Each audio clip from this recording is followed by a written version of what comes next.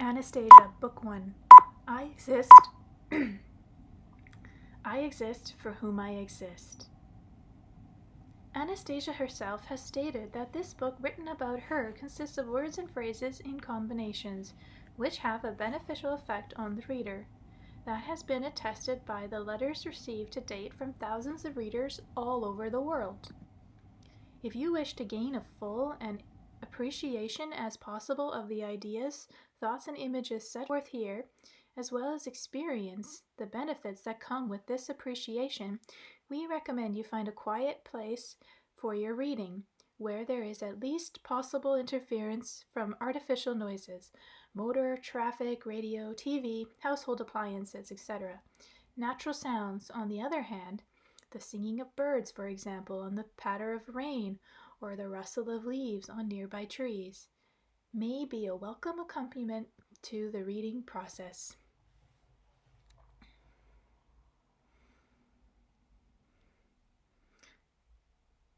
Translator Preface. When I opened my online Slavic language bulletin one day in early September 2004, the first learned about a book in the Ringing Cedars series, and that was seeking a translator into English. Little did I realize the kind of literary adventure that was awaiting me.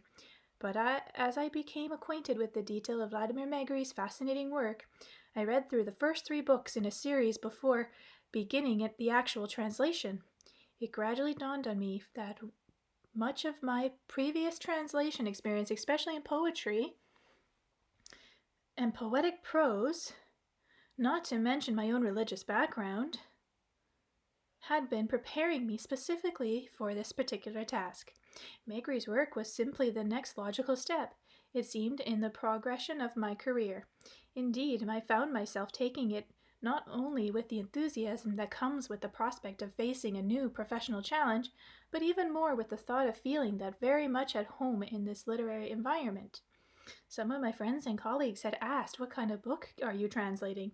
No doubt wondering whether they could look forward to reading a novel, a documentary account, an inspirational exegesis in the meaning of life, or even a volume of poetry. But even after completing the translation of Anastasia, I still do not have a definitive answer to give them. In fact, I am still asking myself the same question.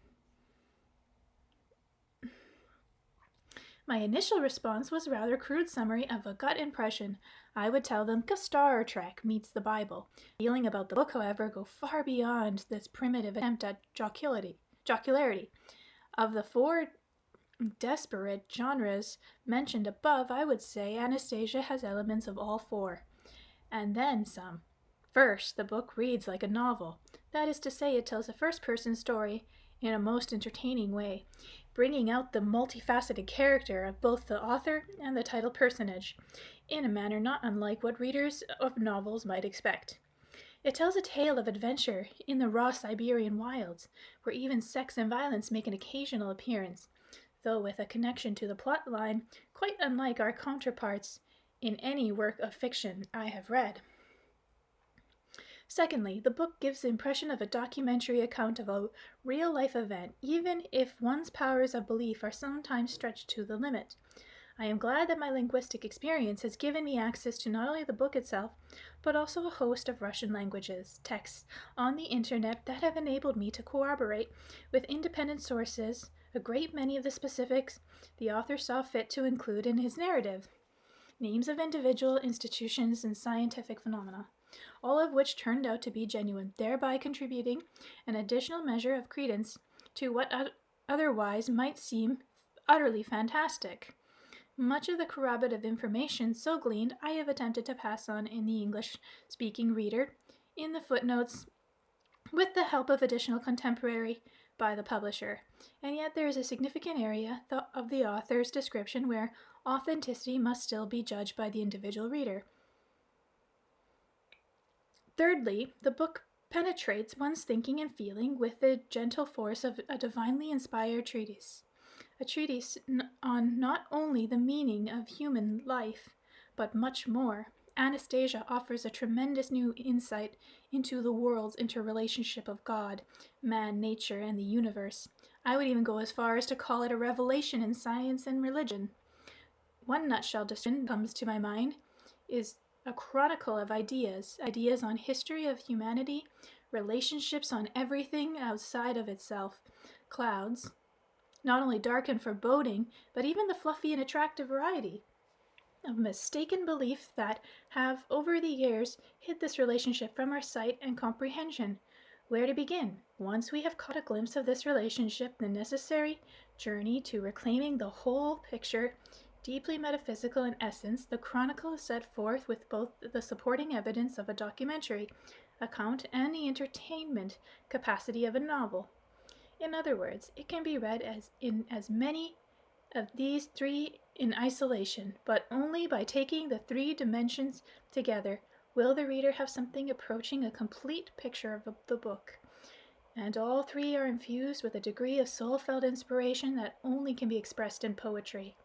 Yes, indeed, one must not overlook the poetry. As a matter of fact, I had learned right at the start that experience in poetic translation was one of the qualifications required of a Ringing Cedars series translator, and not just on account of the 7 samples poems by readers at the end of chapter 30. Much of the book prose, especially when Anastasia is speaking, exudes a poetic feel, with rhyme and meter running the background course through the whole paragraph at times. Hence, a particular challenge lay in the reproducing this poetic quality along with the somatic meaning in English translation. Such poetic prose is even more evident in subsequent books in the series. Another challenge has been to match as closely as possible Vladimir Megry's progressive development as a writer. According to his own admission, Megry began his whole literary project not as a professional writer, but as a hardened entrepreneur for whom the writing was the farthest activity from his mind. I smiled when one of the test readers of the translation, after finishing the first few chapters, described the author's style as choppy. Megry himself talks about the initial rejection notice he received from publishers after publisher telling him his language was too stilted. And yet, his rendering of some of Anastasia's pronunciations towards the end of the book was quite lyrical indeed, especially in the poetic passages referred to above. The author's development in literary style, which he attributes to Anastasia's direct and indirect guidance, became even more pronounced as the series progresses. It'll be up to the English reader to judge whether this transformation is also conveyed in the translation. There were 2 Russian words of frequent occurrence throughout the book that presented a particular translation challenge. One of them was dashnick, referring to people who own a dasha or a country cottage, situated on just 600 square meters of land obtainable free of charge from a Russian government. But there is little comparison here to most Western concepts of cottage. While Russia dashas are to be found in forest areas or simply on open farmland, one almost invariably features is a plot on which are grown fruits and vegetables to supply the family not only for their dacha stays, but right through the years. Given that the word dasha is already known to many English speakers and is included in the popular edition of both Oxford and Webster, it was decided to use the Russian word designating its occupants as well, with the English plural ending dashnicks. The question that entailed the most serious difficulty, however, one that formed a subject of several dozen emails between publisher and translator before it was finally resolved, was a rendering into English of the Russian word shevlach. It was a common term used to denote a person or human being, the equivalent of German, as well as of English man, in the familiar Bible verse, God created man in his own image. The problem with the term human, as in human being, is that it not only suggests a formation of the species from matter or earth, but it is associated with lowly concepts, where shavak is derived from the old Russian word indicating thinking, an expression of a man's domain over time by virtue of his own God bestowed capacity by thinking and reason, not unlike the significance of man in the Bible verse. The problem with the word man is that especially In our age, it has become so closely associated with only one half of the total number of sentient thinking beings on the planet that the other half quite understandably feels collectively excluded by the term. Russian, by contrast, does not have this problem. Shevuk can designate either a man or woman. In the end, partly through reason and partly through revelation, it was decided to translate Shevuk, whenever appropriate to the context, by the term man, with a capital M, in an effort to retain the association of the term with a divine as opposed to a material earthly origin, as well as to show the link between Anastasia's view of man and the concept of man in the first chapter of Genesis, which she freely quotes herself. So let all readers of this book put on notice whenever you see man, capital M, this includes you. There are other discrepancies between Russian and English concepts behind respective translation equivalents, but their explanation is best left to individual footnotes. In conclusion, I must express my gratitude to my editor, Leonid Sharskin of Ringing Cedars Press, for entrusting me with the privileged task of translating such a monumental work as the Ringing Cedar series, and secondly, for the tremendous support he has given me throughout this initial project, namely in illuminating aspects of Vladimir Megri and Anastasia's concept of God, man, nature, and the universe, that my previous experience with Russian literature could not possibly have prepared me for. These insights have made a significant difference in how particular nuances of the original are rendered in the translation, and especially in making allowance for the considerable geographical, social, and philosophical distances that all too often separate English-speaking readers with the vast cultural treasure accessible for those with a knowledge of Russian. I now invite you all to take your seats in the familiar exploration vehicle known as the English language, as we journey together to examine a previously inaccessible Russian treasure of momentous significance for all humanity, including the planet we collectively inhabit, and experience up in one beautiful word: Anastasia. Ottawa, Canada, 2005, John Wordsworth. Chapter 1. The Ringing Cedar. In the spring of 1994, I chartered 3 riverboats on which I carried out a 3-month expedition on the River Ob in Siberia, from Novosibirsk and Sailkard and back. The aim of the expedition was to foster economic ties with the regions of the Russian far north. The expedition of the 3 riverboats was a passage ship named the Patrice.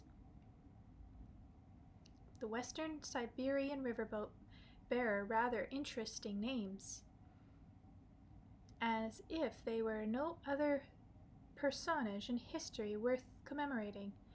The lead ship housed the expedition headquarters along with a store where local Siberian entrepreneurs could exhibit their wares. The plan was for the convoy to travel north 3,500 kilometers, visiting not only major port of calls, but smaller places as well, where goods could be unloaded only during a brief summer navigation season. The convoy would dock at a populated settlement during the daytime. We would offer the wares we had brought for sale and hold talks about setting up regular economic link. Our traveling was usually done at night. If weather conditions were unfavorable for navigation, the lead ship would put into the nearest port, and we would organize an onboard party for our local young people. Most places offered little in the way of their own entertainment. Clubs and community centers had been going downhill ever since the collapse of the USSR, and there were almost no cultural activities available. Sometimes we might go for 24 hours or more without seeing a single populated face. Even the tiniest village from the river, the only transportation artery for many kilometers around, the only thing visible to the eye was the Taiga itself.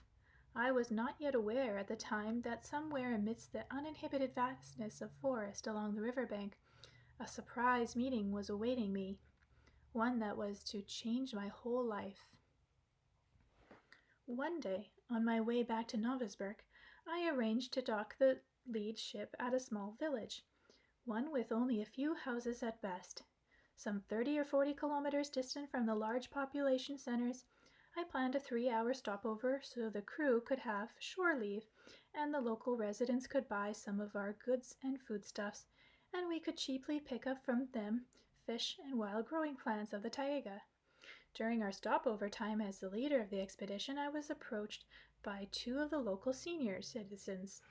As I judged at the time, one of them appeared to be somewhat older than the other.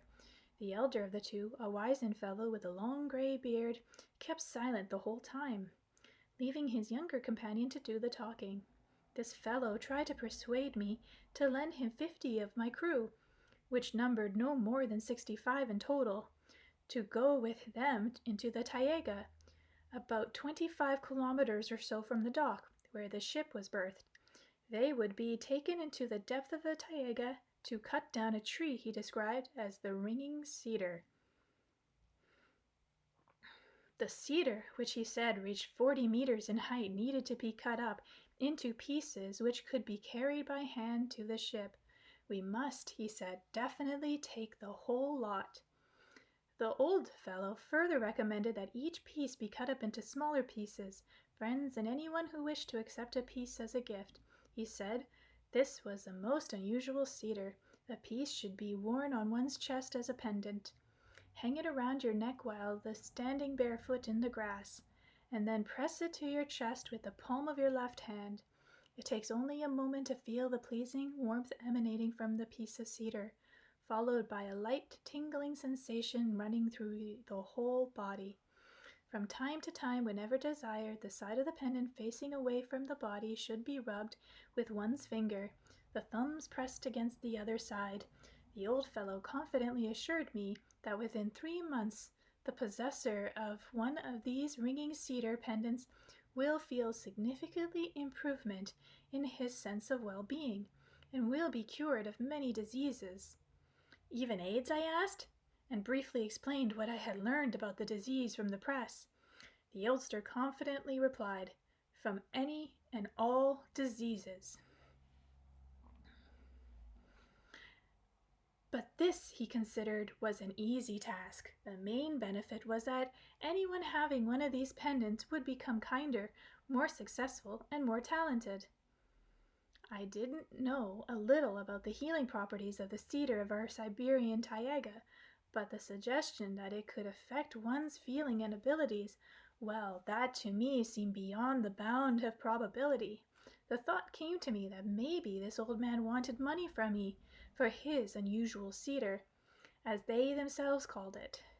And I began explaining that out in the big wide world, women were used to wearing jewelry made of gold and silver, and wouldn't pay a dime for some scrap of wood, and so I wasn't going to lay out any money for anything like that. They don't know what they're wearing, came the reply. Gold, well, that's dust in comparison with one piece of cedar. But we don't need any money for it. We can give you some dried mushroom in addition, but there's nothing we need from you. Not wanting to start an argument out of respect for their age, I said, well, maybe someone will wear some of your cedar pendants. He certainly would, if a top woodcarver craftsman agreed to put his hand to it and create something of amazing beauty. To which the old fellow replied, yes, we could carve it, but it would be better to polish it by rubbing. It will be a lot better if you do this yourself with your fingers whenever your heart desires. Then the cedar will have beautiful look to it. Then the younger of the 2 quickly unbuttoned first his old worn jacket, then his shirt, and revealed that he was wearing on his chest. I looked and saw a puffed out circle or oval. It was multicolored purple, raspberry, auburn, forming like some kind of a puzzling design. The vein lines on the wood looked like little streams. I am not a connoisseur of art, although from time to time I have had occasion to visit galleries. The world's great masters had not called forth any particular emotion in me, but the object hanging around this man's neck aroused significant greater feelings and emotions than any of my visits to these museums. "How many years have you been rubbing this piece of cedar?" I asked. 93, the old fellow responded. "And how old are you?" 119. At the time, I didn't believe him. He looked like a man of 75. Either he hadn't noticed my doubts, or he had paid no attention to them. In somewhat exciting tones, he started in trying to persuade me that any piece of cedar polished by human fingers alone would also look beautiful in just 3 years. Then it would start looking even better and better, especially when worn by a woman. The body of its wearer would give off a pleasant and beneficial aroma, quite unlike anything artificially produced by man. Indeed, a very pleasant fragrance was emanating from both of these old men. I could feel it, even though I'm a smoker, and like all smokers have dulled sense of smell. And there was one other peculiarity. I suddenly became aware of phrases in the speech of these strangers that were not common to the residents of this isolated part of the north. Some of them I remember to this day, even the intonations associated with them. Here is what the old fellow told me. God created the cedar to store cosmic energy. When someone is in a state of love, they emit a radiant energy. It takes but a second for it to reflect off the celestial bodies floating overhead and come back to earth, and give life to everything that breathes. The sun is one of those celestial bodies, and it reflects but a tiny fraction of such radiance. Only bright rays can travel into space from man to the earth, and only beneficial rays can be reflected from space back to earth. Under the influence of malicious feelings, man can emit only dark rays. These dark rays cannot rise, but must fall into the depth of the earth. Bounce off its core, they return to the surface in the form of volcanic eruption, earthquakes, wars, etc. The accumulating achievement of these dark rays is the direct effect on man, originating them, invariably exacerbating this man's own malicious feelings. Cedars live to be 550 years old. Day and night there's millions of needles catch and store the whole spectrum of bright energy. During the period of cedar life, all the celestial bodies pass above them, reflecting this bright energy. Even in one tiny piece of cedar, there is more energy beneficial to man than all the man-made energy installations taken together. Cedars receive the energy emanating from man through space, store it up at the right moment, give it back. They give it back when there is not enough of it in space. In other words, in man or in everything living and growing on the earth. Occasionally, though, very rarely, one discovers cedars that have been stored up energy, but not giving back what they have stored. After 500 years of their life, they start to ring. This is how they talk to us, through their quiet ringing sound. This is how they signal people to take them and saw them up to make use of their stored up energy on the earth. This is what the cedars are asking with their ringing sound. They keep on asking for 3 whole years. If they don't have contact with living human beings, then in 3 years, deprived of the opportunity to give back what they have received and stored it from space, they lose their ability to give it back directly to man. Then they will start burning up the energy intentionally. This torturous process of burning and dying lasts 27 years. Not long ago, we discovered a cedar like this. We determined that it had been ringing for 2 years already. It was ringing very softly. Perhaps it was trying to draw out its request over a longer period of time. But still, it was only 1 year left. It had only 1 year left. It must be sawed up and given away to people. The old man spoke at length, and for some reason I heard him out. The voice of this strange old Siberian sounded at first quite confident, then very excited, and when he got excited he would rub the piece of cedar with his fingertips as though he were lightly tripping over some kind of musical instrument. It was cold on the river bank. An autumn wind was blowing across the river. Gusts of wind ruffled the hair on the old man's capless heads. On the old man's capless heads. But the spokesman jacket and the shirt remained unbuttoned. His fingertips kept rubbing the cedar pendant on his chest, still exposed to the wind. He was still trying to explain its significance to me. Lydia, an employee of my firm, came down the gangplank to tell me that everyone else was already on board and waiting for me to finish my conversation. I bade farewell to the oldsters and quickly climbed aboard. I couldn't act on their request for 2 reasons. Delayed departure, especially for 3 days, would mean significant financial loss, and besides, everything these old fellows said seemed to me at the time to be in the realm of pure superstition. The next morning, during our usual company meeting, I suddenly noticed that Lydia was fingering a cedar pendant of her own. Later she would tell me that after I had gone aboard, she stayed behind for a while. She noticed that when I started hurrying away from them, the oldsters that had been talking with me stared at me with a perplexed look, and then said excitedly to his older companion, "Now how can that be? Why didn't they get it? I really don't know how to speak their language." I couldn't make them believe. I simply couldn't. Why? Tell me, father. The elder man put his hand on his son's shoulder and replied, "You weren't convincing enough, son. They didn't grasp it." As I was going up the gangplank, Lydia went on, "the old man that was talking with you suddenly rushed up to me, grabbed me by the arm, and led me back down to the grass below. He hurriedly pulled out of his pocket a string, and attached to it was the piece of cedar wood. He put it around my neck and pressed it against my chest with the palm of both his hands and mine. I even felt a shivering go through my whole body. Somehow he managed to do this, all very quickly, and I didn't even get a chance to say anything to him. As I was walking away, he called after me, 'Have a safe journey. Be happy. Please come again next year. All the best, people. We'll be waiting for you. Have a safe journey.'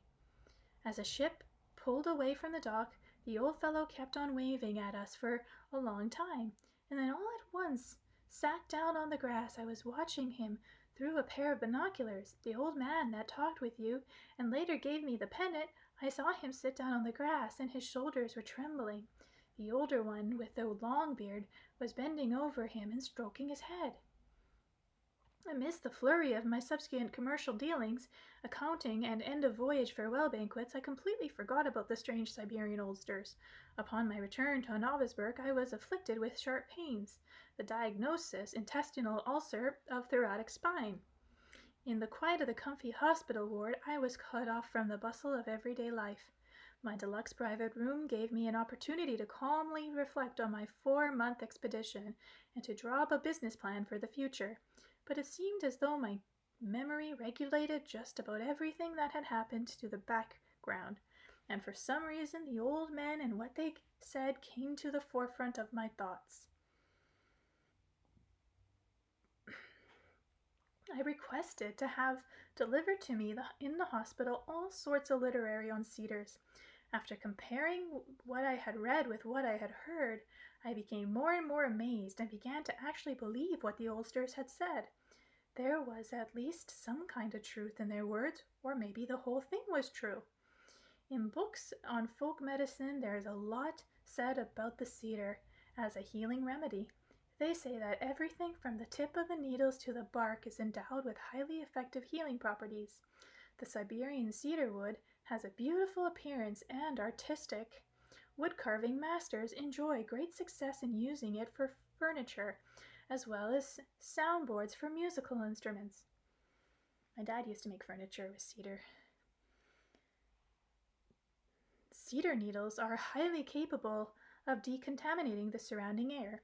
Cedar wood has a distinctive pleasant fragrance. A small cedar chip placed inside a house will keep moths away.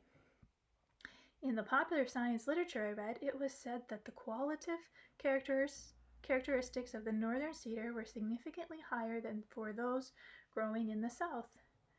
Back in 1792, the academic P.S. Pallas wrote that the fruits of the Siberian cedar were effective in restoring youth and virility and significantly increasing the body's ability to withstand a number of diseases. There is a whole host of historic phenomena directly or indirectly linked to the Siberian cedar. Here is one of them.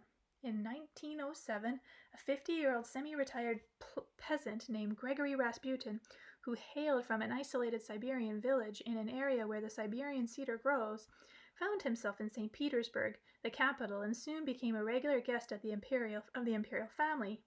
Not only did he amaze them with his predictions, but he possessed incredible sexual stamina. At the time of his assassination, onlookers were struck by the fact that despite his bullet-ridden body, he continued to live, perhaps because he had been raised on cedar nuts in a part of the country where cedars abound. This is how a contemporary journalist described his staying power. At age 50, he could begin an orgy at noon and go on carousing until 4 o'clock in the morning. From his fornication and drunkenness, he would go directly to the church for morning prayers and stand praying until 8 before heading home for a cup of tea. Then, as if nothing had happened, he would carry on receiving visitors until 2 in the afternoon. Next, he would collect a group of ladies and accompany them to the bath. From the bath, he would be off to the restaurant in the country where he would begin repeating the previous night's activities. No normal person could ever keep up a regime like that. The many-time world champion and Olympic champion wrestler Alexander Krelin, who has never been defeated so far, is also a Siberian. Also from the area where the Siberian cedars grow, this strongman also eats cedar nuts. A coincidence? I mentioned only these facts which can be easily verified in popular science literature, or which can be confirmed by witnesses. Lydia, who was given the ringing cedar pendant by the Siberian oldsters, is now one of those witnesses. She is 36 years old, married with 2 children. Her co-workers have noticed changes in her behavior. She has become kinder and smiles more often. Her husband, whom I had known, told me that her husband, whom I happen to know, told me that their family has now been experiencing a greater degree of mutual understanding.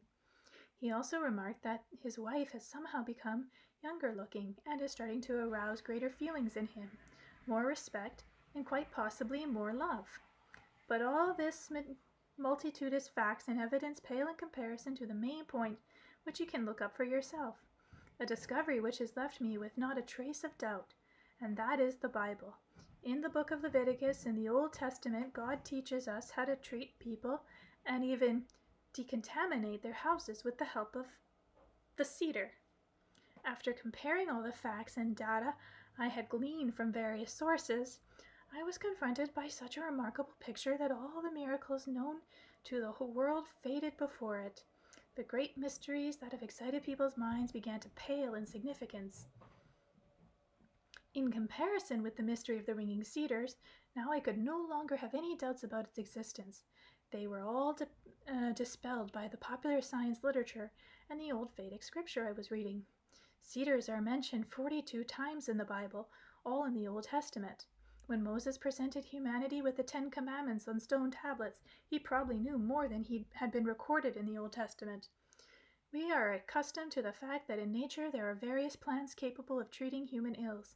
The healing properties of the cedar have been attested in popular science literature by such serious and authoritative researchers in academia, Pallas, and this is consistent in the Old Testament scriptures. Academian. And now we pay careful attention. When the Old Testament talked about the cedar, it is just the cedar alone. Nothing is said about the tree. And doesn't the Old Testament say that the cedar is the most potent medicine of any existing in nature? What is this anyway? A medicine kit? And how is it to be used? And why out of all the Siberian cedars did these strange old fellows point to a single ringing cedar? But that's not all. Something immeasurably more mysterious lies behind the story from the Old Testament. King Solomon built a temple out of cedar wood. In return for the cedar from Lebanon, he gave another king Hiram 20 cities of his kingdom. Incredible, giving away 20 cities just for some kind of building material? True, he got something else in return. At King Solomon's request, he was given servants that were skilled in felling timber. What kind of people were these? What knowledge did they possess? I have heard that even now, in the far-flung reaches of the Taiga, there are old people whose job it is to choose cedars for construction. But back then, over 2,000 years ago, everybody might have known this. Nevertheless, specialists of some sort were required. The temple was built. Service began to be held there, and the priests could not stand to minister because of the cloud. What kind of cloud was that? How and from what did it enter the temple? And what could it have been? Energy? A spirit? What kind of phenomena and what connection did it have with the cedar? The old fellow talked about the ringing cedars as a storing up some kind of energy. Which cedars are stronger, the ones in Lebanon or Siberia? Academian Pallas said that the healing properties of the cedars increased in the proportion of their proximity to the furthest tundra. In this case, then the Siberian cedar could be stronger. It says in the Bible, "By their fruits ye shall know them." In other words, again, the Siberian cedar. Could it be that no one has paid attention to all this? Has no one put two and two together? The Old Testament, the science of the past century, and the current one are all the same opening regarding the cedar. And Elena Ivana Rorich notes in her book Living Ethics, a chalice of cedar resin figured in the ritual of the consecration of the kings of ancient Croatian. Druids also called the chalice of cedar resin the chalice of life, and only later, with the loss of the realization of the spirit, was it replaced by blood. The fire of Zoroaster was the result of burning the cedar resin in the chalice. So then, how much of our forebears' knowledge of the cedars, its properties and uses, has been passed down to the present day? Is it possible that nothing has been preserved? What do Siberian oldsters know about it? And all at once my memory harked back to an experience of my years ago which caused a shiver up my spine. I didn't pay attention to it back then, but now, during the early years, I was president of the Association of Siberian Entrepreneurs. One day I got a call from Novosibirsk, a district executive council. Back then it was still a Communist Party committee, asking me to come to a meeting with a prominent Western businessman. He had a letter of recommendation from the government of the day. Several entrepreneurs were present, along the workers from the Executive Council Secretariat. The Western businessman was of rather imposing external appearance, an unusual person with Oriental features. He was wearing a turban and his fingers were adorned with precious rings. The discussion, as usual, centered around the possibilities of cooperation in various fields. The visitor said, among other things, "We would like to buy cedar nuts from you." As he spoke these words, his face and body tightened, and his sharp eyes moved from side to side, no doubt studying the reaction of the entrepreneurs present. I remember the incident very well, as even then I wondered why his appearance had changed like that. After the official meeting, a Moscow interpreter accompanying him came up to me. She said he would like to speak with me. The businessman made me a confidential proposal. If I could arrange delivery of cedar nuts for him, and they had to be fresh, then I would receive a handsome personal percentage over and above the official price. The nuts were to be shipped to Turkey for processing into some kind of oil. I said I would think it over. I decided to find out for myself what kind of oil he was talking about, and I did. Oh, on the London market, one sets the standard for world prices. Cedar nut oil fetches anywhere up to $500 per kilogram. Their proposal deal would have given us approximately $2 to $3 for 1 kilogram of cedar nuts. I rang up an entrepreneur I happened to know in Warsaw and asked him whether it might be possible to market such a product directly to the consumer and whether we could learn the technology involved in its extraction. A month later, he sent me a reply. "No way.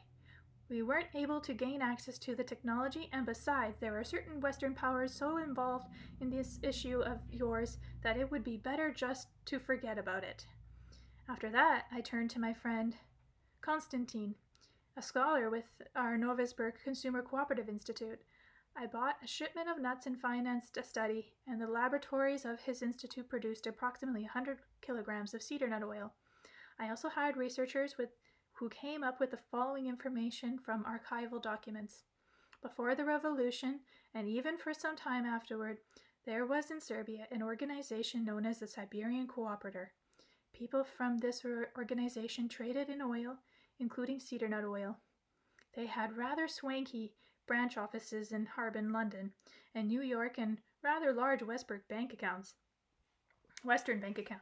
After the revolution, the organization eventually collapsed and many of its members went abroad. A member of the Bolshevik government, Leonard Krassin, met with the head of this organization and asked him to return to Russia. But the head of the Siberian Cooperator replied that he would be of more help to Russia if he remained outside its borders.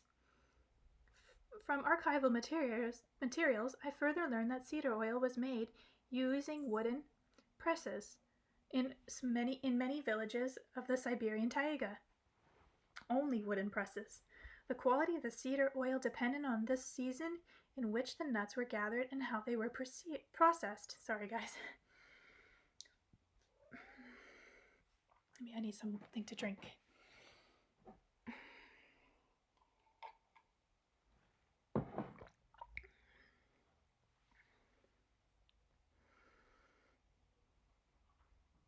But I was unable to determine, either from the archives of the Institute, exactly which season was being indicated. The secret had been lost. There are no healing remedies with properties analogous to those of cedar oil, but perhaps the secret of making this oil had been passed along by one of the Measures or someone in the West.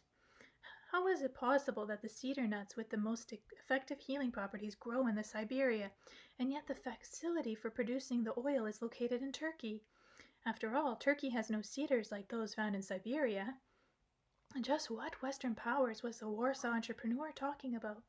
Why did he say it would be better just to forget about this issue? Might not these powers be smuggling this product with its extraordinary healing properties out of our Russian Siberian taiga? And why was such a treasure here at home with such effective properties a treasure known for centuries, for millennia?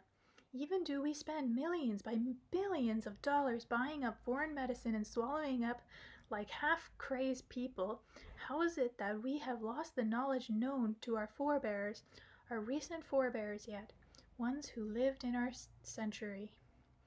And what about the Bible's description of the extraordinary happening of over 2,000 years ago? What kind of unknown powers are trying so earnestly to erase our forebears' knowledge from our own memories? Oh, and you better stick to minding your own business, we're told. Yes, they are trying to wipe it out, and indeed they are succeeding. I was seized by a fit of anger. I checked, and yes, cedar oils is sold in our pharmacies, but it's sold in foreign packaging. I bought a single 30-gram vial and tried it. The actual oil content, I think, was no more than a couple of drops. The rest was some kind of diluted agent. Compared to what was produced in the Consumer Cooperative Institute, well, there was simply no comparison. And this diluted couple of drops cost 50,000 rubles. So what if we didn't buy it abroad, but sold it ourselves? Just the sale of this oil would be enough to raise the whole of Siberia above the poverty level. But how did we ever manage to get out of the technology of our forebears? How do we ever manage to let go of the technology of our forebears? And here we are sniveling that we are like paupers. Well, okay, I think I'll come up with something all the same. I'll produce the oil myself, and my firm will only get wealthier. I decided I would try a second expedition along the Ob, back up north using only my headquarters ship. I loaded a variety of goods for sale into the hold and turned the film viewing room into a store. I decided to hire a new crew and not invite anyone from my firm. As things stood, my firm finance situation had worsened while I was distracted with my new interest. 2 weeks after leaving Novosburg, my security guards reported that they had overheard conversation about the ringing cedars. Sorry, I'm distracted. There's a noise. And in their opinion, the newly hired workers included some pretty strange people. To put it mildly, I began summoning individual crew members to my quarters to talk about the forthcoming trek into the Taiga. Some of them even agreed to go on a volunteer basis. Others asked for extra pay for this operation, since it was not something they had agreed to when signing up for work. It was one thing to stay in the comfortable conditions aboard ship, quite another to trek 25 kilometers into the Taiga and back, carrying loads of wood. My finances at the time were already pretty light. I had not planned on selling the cedar. After all, the Ulsters had said it would be given away. After all, the Ulsters had said it should be given away. Besides, my main interest was not the cedar tree itself, but the secret of how to extract the oil. And of course, it would be fascinating to find out all the details connected with it. Little by little, with the help of my security guards, I realized that there would be attempts made to spy on my movements, especially after I left the ship. But for what purpose was unclear, and who was behind the would-be spies. I thought about it and decided that it would be absolutely certain I would somehow have to outsmart everyone at once. End of Chapter 1. Chapter 2. The Encounter. Without a word to anyone, I arranged to have the ship stop not far from the place where I met the old men the previous year. Then I took a small motorboat and reached the village. I gave orders to a captain to continue along the trade route. I hoped I would be able to get the local residents to look up the two old fellows, see the ringing cedar with my own eyes, and determine the cheapest way of getting it back to the ship. Tying the motorboat to a rock on the shore, I was about to head for one of the little houses close by, but spotted a woman standing alone on the riverbank. I decided to approach her. The woman had on an old quilted jacket, long skirt, and high rubber galoshes, of the kind worn by many residents of the northern backwoods during the spring and fall. On her head was a kerchief, tied so that the forehead and neck were fully covered. It was hard to tell just how old this woman was. I said hello, and told her about the two old men I had met here the previous year. It was my grandfather and great-grandfather who talked with you here last year, Vladimir, the woman replied. I was amazed. Her voice sounded very young. Her dictation was crystal clear. She called me by my first name, and right off used the informal form of address. I couldn't remember the names of the Ulsters, or whether we had even introduced ourselves at all. I thought now we must have done so, since this woman knew my name. I asked her, deciding to continue in the same formal tone, "And how do you call yourself?" "Anastasia," the woman answered, stretching out her hand towards my palm down as though expecting me to kiss it. This gesture of a countrywoman in a quilted jacket and galoshes standing on a deserted shore and trying to act like a lady of the world amused me to no end.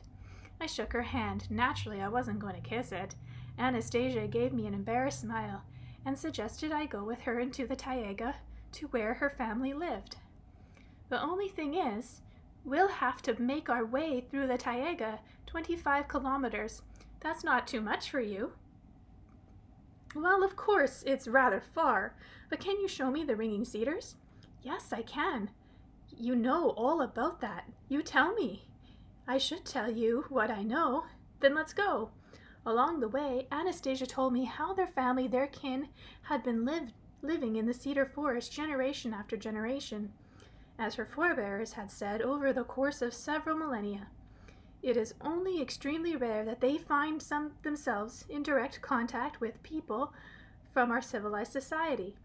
These contacts do not occur in their places of permanent residence, but only when they come into the villages under the guise of hunters or travelers for some other settlement.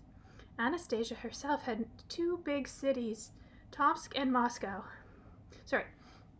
Anastasia herself had been to two big cities, Tomsk and Moscow, but only for one day each, not even to stay the night.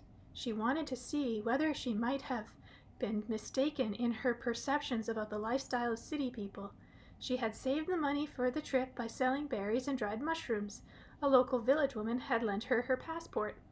Anastasia did not approve of her grandfather and great-grandfather's idea of giving away the ringing cedars with its healing properties to a whole lot of people.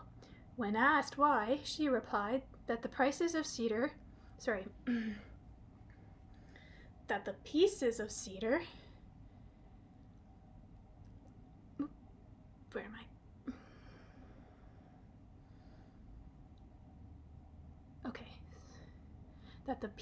cedar would be scattered among evildoers as well as good people.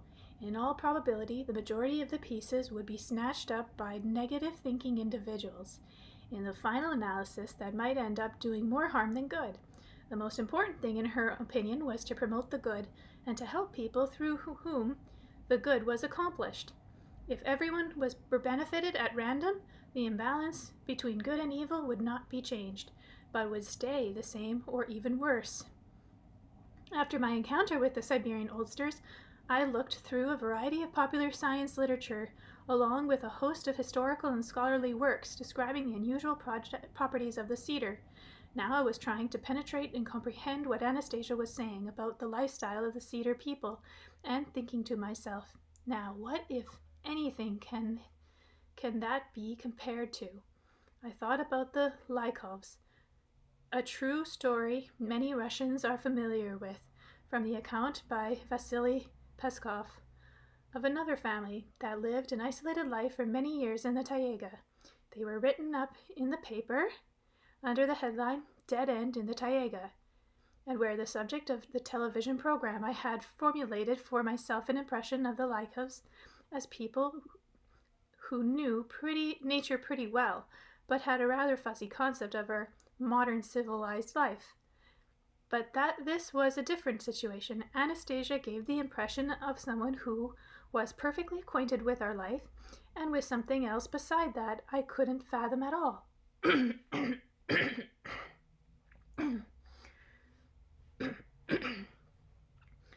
She was quite at ease discussing her city life.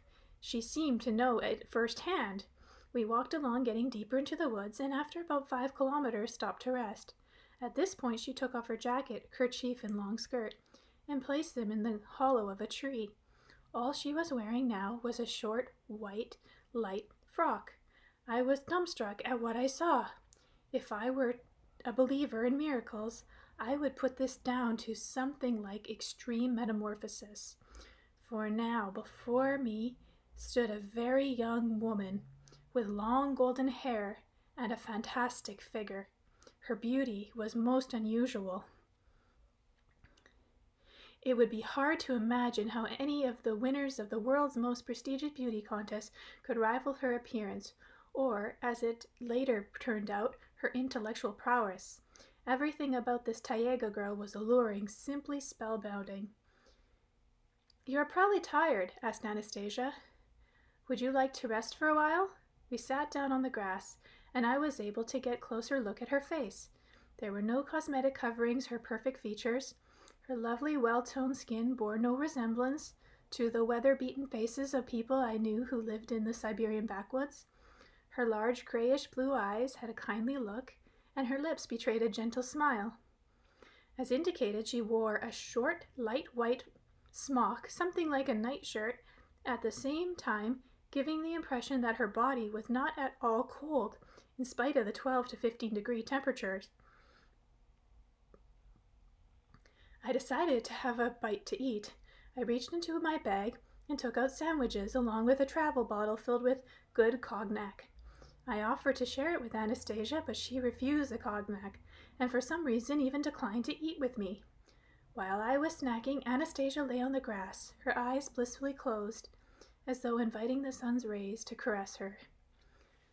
The rays reflected off of her upturned palms in the golden glow. Lying there, half exposed, she appeared absolutely gorgeous.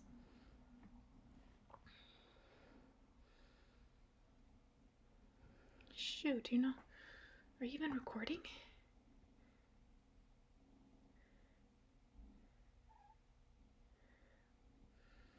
I looked at her and thought to myself, now, why do women always bear to the limit either their legs or their breasts or everything at once with their miniskirts and, I can't read that, décolletés? Is it not to appeal to the men around them, as if to say, look how charming I am, how open and accessible, and what are men obliged to do? Fight against their fleshy passions and thereby denigrate women with their lack of attention? Or make advances towards them, and thereby break a God-given law? When I had finished eating, I asked, Anastasia, you're not afraid of walking through the Taiga alone? There is nothing I have to fear here, replied Anastasia. Interesting, but how would you defend yourself if you happened to encounter 2 or 3 burly men, geologists or hunters, let's say? She didn't answer, only smiled.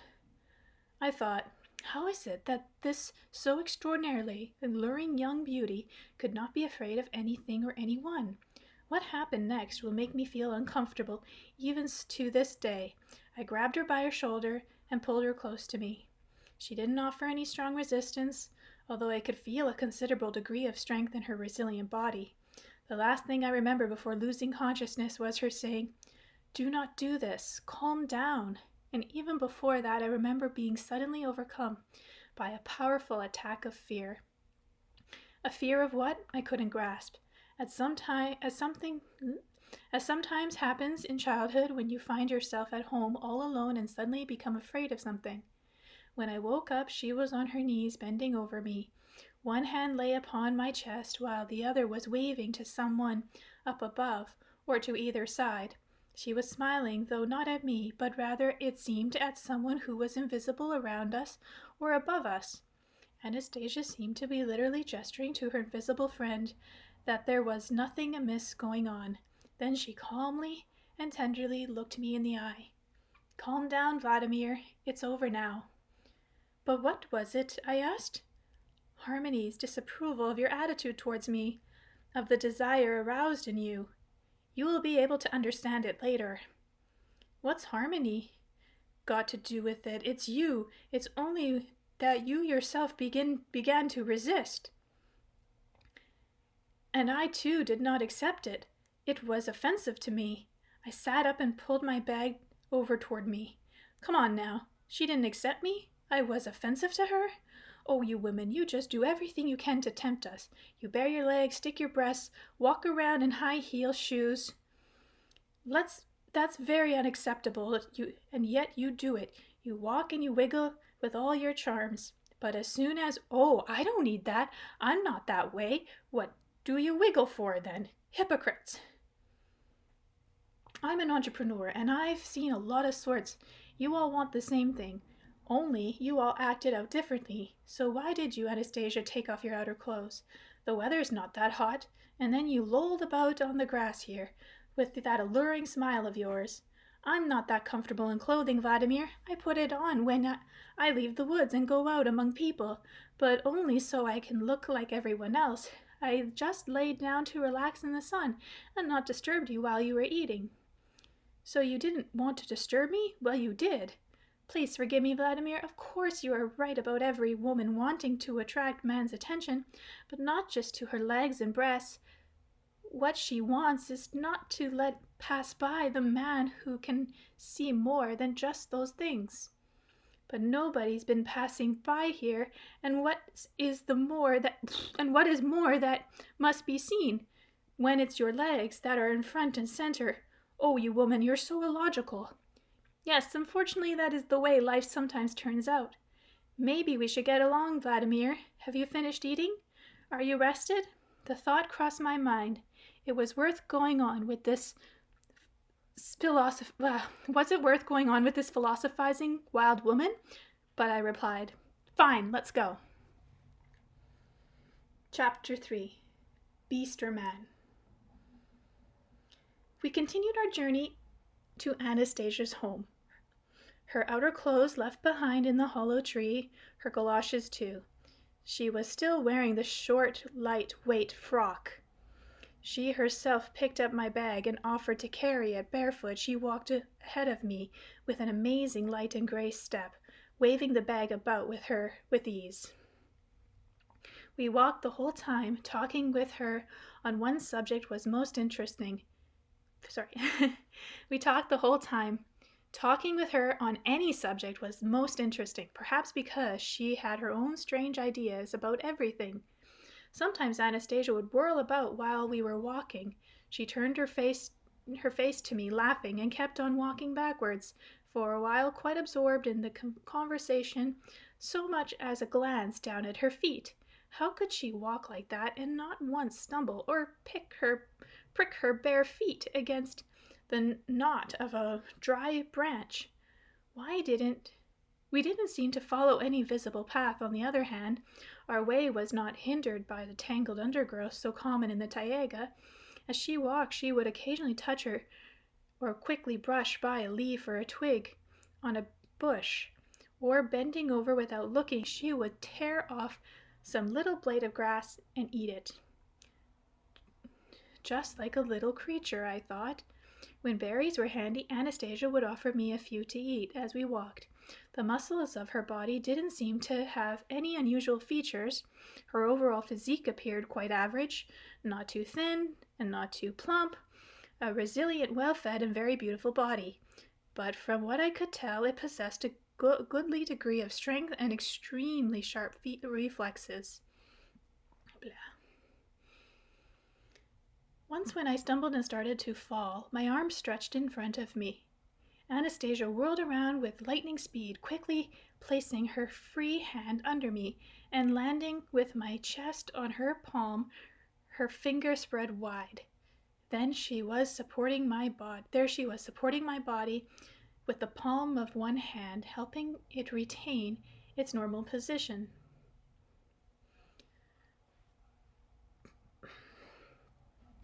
During all this time she went on talking, with not the slightest sign of strain. After I had straightened up with the help of her hand, we continued on our way, as though nothing whatever had happened. For some reason, my mind momentarily rested on the gas pistol I had in my bag. With all the interesting conversation, I hadn't realized how much ground we actually had covered. All at once, Anastasia stopped, put my bag down under a tree, and joyfully exclaimed, "Here we are! At home!"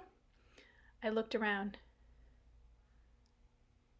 A neat little glade, dotted with flowers, amidst a host of majestic cedars, but not one single structure to be seen. Not even a hut. In a word, nothing. Not even a primitive lean-to, but Anastasia was beside herself with joy, as though she had arrived at the most comfortable dwelling. "And where is your house? Where do you eat, sleep, keep shelter from the rain?" "This is my house, Vladimir. I have everything here." A dark sense of disquiet began to come over me. Where is everything? Let's have a tea kettle, so we can at least heat up some water on the fire. Let's have an axe. "I do not have a kettle or an axe, Vladimir, and it would be best not to light a fire." "What are you talking about? She doesn't even have a kettle. The water in my bottle is all gone. You saw what I ate. I even threw the bottle away. Now there's only a couple of swallows of cognac left. To get to the river or to the village, it's a good day's walk, and I'm so tired and thirsty. Where do you get water from? What do you drink?" Seeing my agitation, Anastasia herself showed signs of concern. "What do you drink out of?"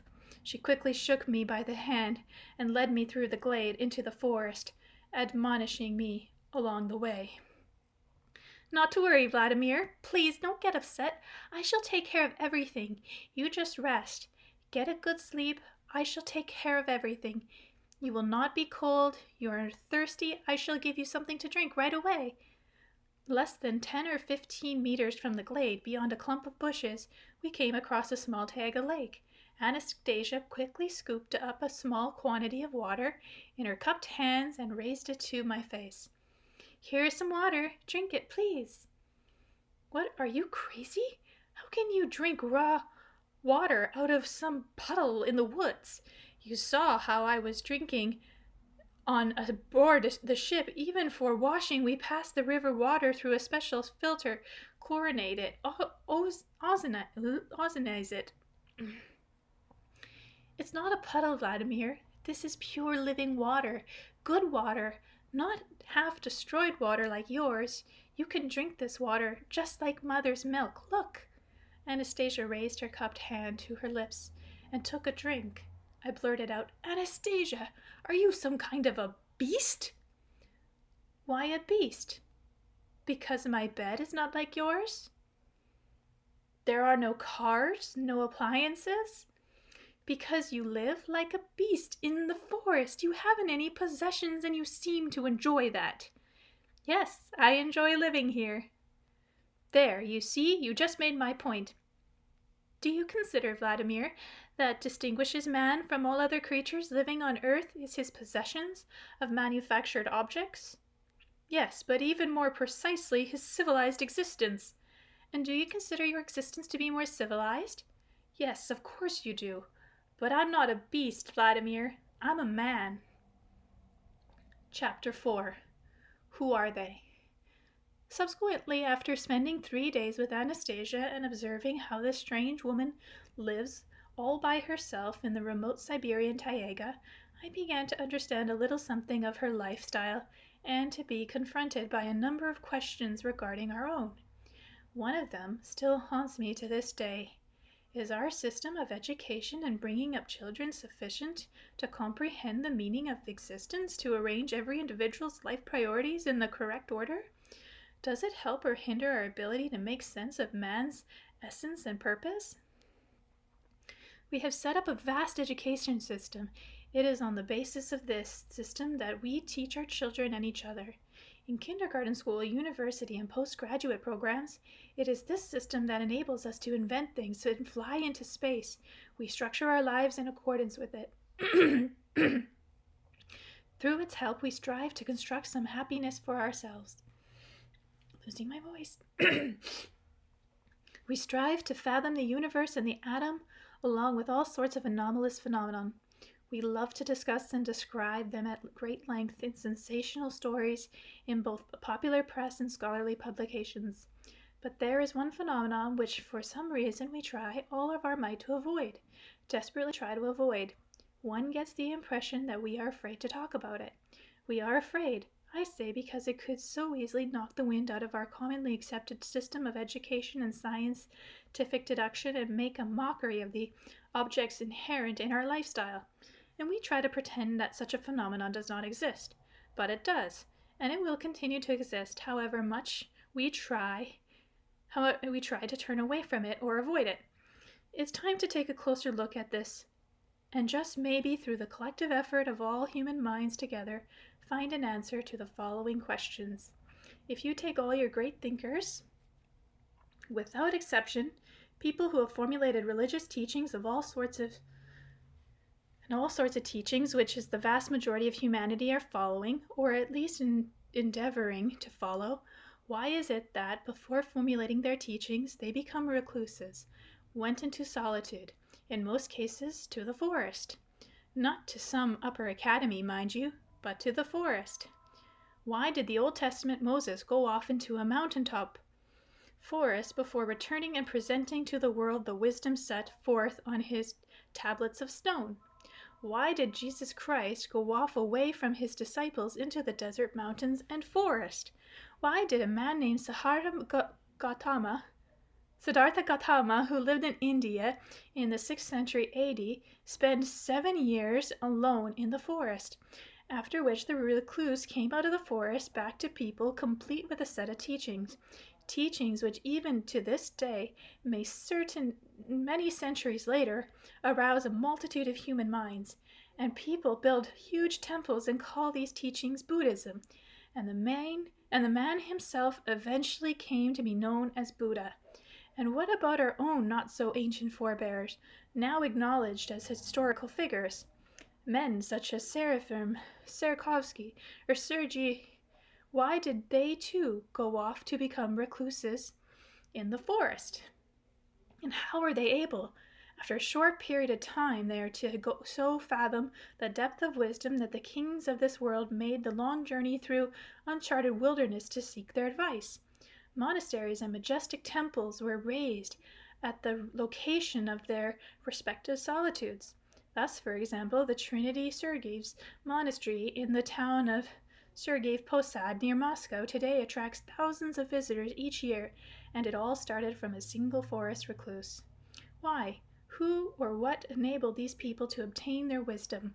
Who gave them knowledge? Who brought them closer to understanding the essence of life?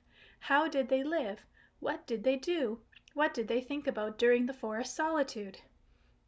These questions confronted me sometime after my conversations with Anastasia. After I started reading everything that I could lay my hands on regarding recluses, but even today I haven't found answers. Why has nothing been written about their solitude experience? The answers, I think, must be sought through a collective effort. I shall try to describe the events of my 3-day stay in the Siberian Taiga forest and my impression from my conversation with Anastasia, in the hopes that someone will be able to fathom the essence of this phenomenon and put together a clear picture of her way of life. Of our way of life. And hers. For now, on the basis of all that I had seen and heard, only one thing is crystal clear to me. People who live in solitude in the forest, including Anastasia, see what is going on in our lives from a point of view completely different from ours. Some of Anastasia's ideas are the exact opposite of what is commonly accepted. Who is closer to the truth? Who can judge? My task is to simply record what I have seen and heard, and therefore give others an opportunity to come up with answers. Need water.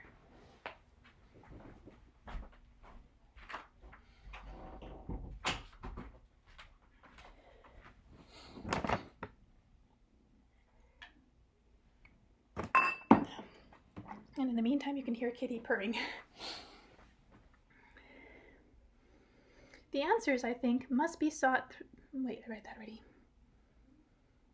For now, on the basis of all that I have seen and heard, only one thing is crystal clear. Okay, I read that too, sorry. Okay, there it is. Anastasia lives in the forest altogether alone. She has no house to call her own, she hardly wears any clothes, and does not store any provisions. She is the descendant of people who have been living here for thousands of years and represents what is literally a whole different civilization. She and those like her have survived to the present day through that I can only term the wisest possible decisions. Very likely the only correct decisions. When they are amongst us, they blend in with us, trying to appear no different from ordinary people. But in their places of habitual residency, they merge with nature. It is not easy to find their habitual dwelling places. Indeed, man's presence in such places is betrayal only by the fact that they are more beautiful and better taken care of, like Anastasia's forest glade, for example. Anastasia was born here and is an integral part of the natural surroundings. In contrast to her celebrated recluses, she did not go off into the forest simply for a time as they did. In contrast to our celebrated recluses. She did not go off into the forest simply for a time as they did. She was born in the Taiga and visits our world only for brief periods. And on the face of it, there seems to be quite a simple explanation for the strong fear that overwhelmed me and made me lose consciousness when I attempted to possess Anastasia. Just as we tame a cat, a dog, an elephant, a tiger, an eagle, and so on, here everything around has been tamed. And this everything is incapable of permitting anything bad to happen to her. Anastasia told me that when she was born and while she was still under a year old, her mother could leave her alone on the grass. And you didn't die from hunger, I asked? The Taiga recluse first looked at me in a surprise, but then explained, There should be no problems of finding food for man. One should just as one breathes, and one should eat just as one breathes, not paying attention to the food, not distracting one's thoughts from more important things. The Creator has left this task up to others so that man can live as man, fulfilling his own destiny. She snapped her fingers, and right away a little squirrel popped up beside her, hopping on her hand. Anastasia lifted the creature's muzzle up to her mouth, and the squirrel passed from its mouth into hers a cedar nut seed, its shell already removed.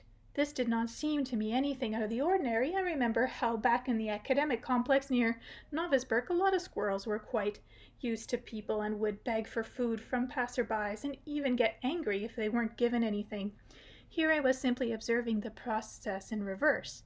But this here was the Taiga, and I said, in the normal world, our world, everything's arranged differently. If you, Anastasia, tried snapping your fingers at a privately run kiosk, or even beat on the drum, nobody would give you anything. And here you say the Creator has decided everything. Who is to blame if man has decided to change the Creator's creative design? Whether it is for the better or for the worse, that is up to you to divine. This is the kind of dialogue I had with Anastasia on the question of human sustenance. Her position is simple. It is sinful to waste thought on things like food, and she does not think about it. But for us in our civilized world, as it happens, we are obliged to give it thought. We know from our books, reports in the press of TV programs, or of a multitude of examples of infants who have found themselves out in the world and ended up being fed by wolves. Here in the Taiga, generations of people have made their permanent residence, and their relationship to the animal kingdom is different from yours. I asked Anastasia, Why aren't you cold when here? Why aren't you cold when here I am in a warm jacket? Because, she replied, the bodies of people who wrap themselves in clothes to hide from the cold and heat gradually lose their ability to adapt to changes in their environment. In my case, this capacity of a human body has not been lost, and so I have no need of any special clothing. Okay. Chapter 5, The Forest Bedroom. Gonna have a bit more drink.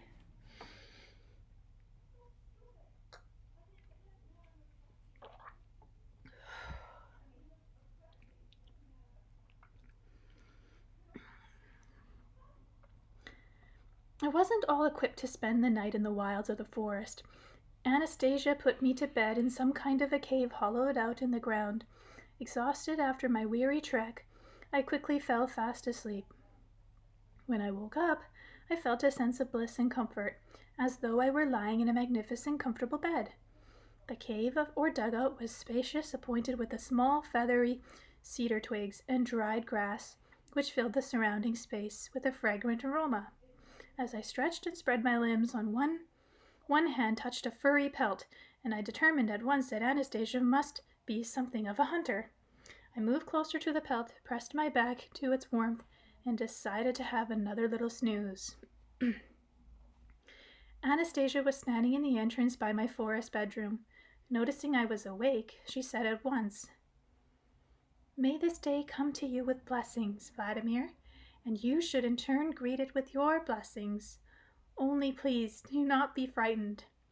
Then she clapped her hands, and the pelt, I was horror-struck at realization that this was no pelt. Out of the cave a huge bear began to gingerly growl. Receiving a pat of approval from Anastasia, the bear licked her hand and began lumbering off into the forest. It turned out that she had placed some belladonna herbs under my bed for a pillow and made the bear lie down beside me so I wouldn't get cold. She herself had curled up outdoors in front of the entranceway. "Now how could you do such a thing to me, Anastasia? He could have torn me to shreds or crushed me to death." "First of all, it is not a he, but a she bear. She could not possibly have done anything to harm you," Anastasia responded. "She is very obedient. She really enjoys it when I give her tasks to carry out. She never She will never budge the whole night. She just nuzzled her nose up to your leg and just kept blissfully still. She was so happy, only she did give a little shudder when you waved your arms about in your sleep and slapped her back. Chapter 6. Anastasia's Morning. Chapter 6. Anastasia's Morning. Anastasia goes to bed at nightfall, in one of the shelters hollowed out by the creatures of the forest, most often in the bear's dugout. When it is warm, she can sleep right on the grass. The first thing she does upon waking is offer an exuberant outburst of joy to the rising sun, to the new sprouts on all the twigs, to the new shoots of growth popping up from the earth. She touches them with her hands, strokes them occasionally, adjusts something into place. Then she runs over to the little trees and gives them a thump on their trunks. The tree's top shakes and shower down on her, something resembling pollen or dew. Then she lies down on the grass and blissfully stretches and squirms. Her whole body becomes covered with what appears to be a moist cream. Then she runs off and jumps into her little lake, splashes about, and dives to the bottom. She's a terrific diver. Her relationship with the animal world around her is very much like people's relationship with their household pets. Many of them watch Anastasia as she does her morning routine. They don't approach her, but all she has to do is look in the direction of one of them and make the tiniest beckoning gesture, and the lucky one jumps up on the spot and rushes to her feet. I saw how one morning she clowned around playing with a she-wolf just as one might play with a family dog. Anastasia clapped the wolf on the shoulder and dashed off at full tilt. The wolf gave chase, and just as she was about to catch up with her, Anastasia, still on the run, suddenly jumped in the air, repelled herself with both feet off the trunk of a tree, and dashed off in another direction. The wolf couldn't stop, but kept on running past the tree, finally making an about turn and chasing after the laughing Anastasia. Anastasia gives absolutely no thought to feeding or clothing herself. She most often walks about nude or semi-nude. She sustains herself with cedar nuts, along the varieties of herbs, berries, and mushrooms she eats, only dried mushrooms. She never goes hunting for nuts. She never goes hunting for nuts or mushrooms herself. Never stores up any kind of provision, even for the winter. Everything is prepared for her by the multitude of squirrels dwelling in these parts. Squirrels storing up nuts for the winter is nothing out of the ordinary. That's what they do everywhere, following their natural instinct. I was struck by something else. Though at the snap of Anastasia's fingers, any squirrel nearby would compete to be the first to jump into her outstretched hand and give her the kernel of already shelled cedar nut. And whenever Anastasia slaps her legs bent at the knee, the squirrels make some sort of a sound, as if signaling the others, and they all start bringing dried mushrooms and other supplies, and laying them out before her on the grass. And this they do, it seems to them, with a good deal of pleasure. I thought she had trained them herself, but Anastasia told me that their reactions were instinctive, and the mother squirrel herself teaches this to her little ones by example. Perhaps one of my early forebears once trained them, but most likely this... I'm pretty sure I read this.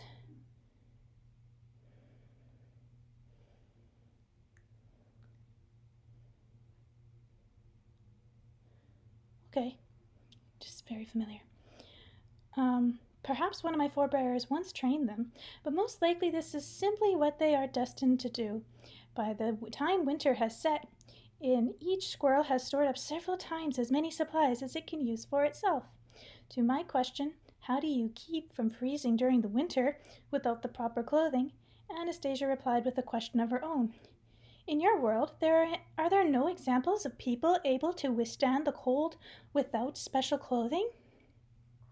And I remembered the book by Purifying, who went around barefoot and wearing only shorts no matter how cold the weather. It tells in the book how the fastest wanted to test the endurance ability of this extraordinary Russian, poured cold water over him in a minus 20-degree frost, and then made him ride naked on a motorcycle. In her early childhood, in addition to her mother's milk, Anastasia was able to draw upon the milk of many different animals. They freely allowed her access to their nipples. She makes absolutely no ritual of mealtime, never sits down just to eat, but picks berries and sprouts of plants as she walks and continues on with other activities. By the end of my 3-day stay with her, I could no longer relate to her as I had done at our first encounter. After all, I had seen and heard Anastasia had been transformed. Anastasia had been transformed for me in some kind of a being, but not a beast, since she has such a high degree of intelligence. And then there's her memory. Oh, her memory is such that she, of course, forgets nothing of what she has seen or heard at any moment in time. At times it seems that her abilities are well beyond her comprehension of the average person. But this very attitude toward her is something that greatly distresses and upsets her. In contrast to certain people we all know with unusual abilities, people who wrap themselves in an aura of mystery and exclusivity, she constantly tries to explain and reveal the mechanism underlying her abilities, to prove that there was nothing supernatural to man in them or in her. That she was man, a woman, and she repeatedly asked me to bear that in mind. I did attempt to keep it in mind after that, and tried to find an explanation for this extraordinary phenomenon. In our civilization, one brain works to develop a life for oneself, obtain food to eat, and satisfy one's sexual instincts. In Anastasia's world, no time is spent on these things whatsoever. Even people who find themselves in a situation like the Lycals are obliged to constantly give thought to how to feed and shelter themselves. They don't get help from nature to the same extent as she does, Anastasia. There are all sorts of tribes living far from civilization that are not blessed with this kind of contact. According to Anastasia, it is because their thoughts are not pure enough. Nature and the animal world feels this. Chapter 7. Anastasia's Ray.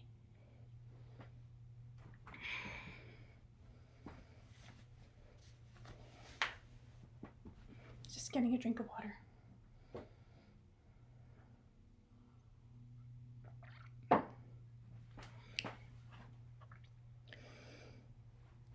I think the most unusual mystical phenomenon I witnessed during my time in the forest was Anastasia's ability to see not only individuals at great distance, but also what was going on in their lives. Possibly other recluses have had a similar ability. She did this with the help of an invisible ray. She maintained this was something everybody has, but people don't know about it and are unable to make use of it.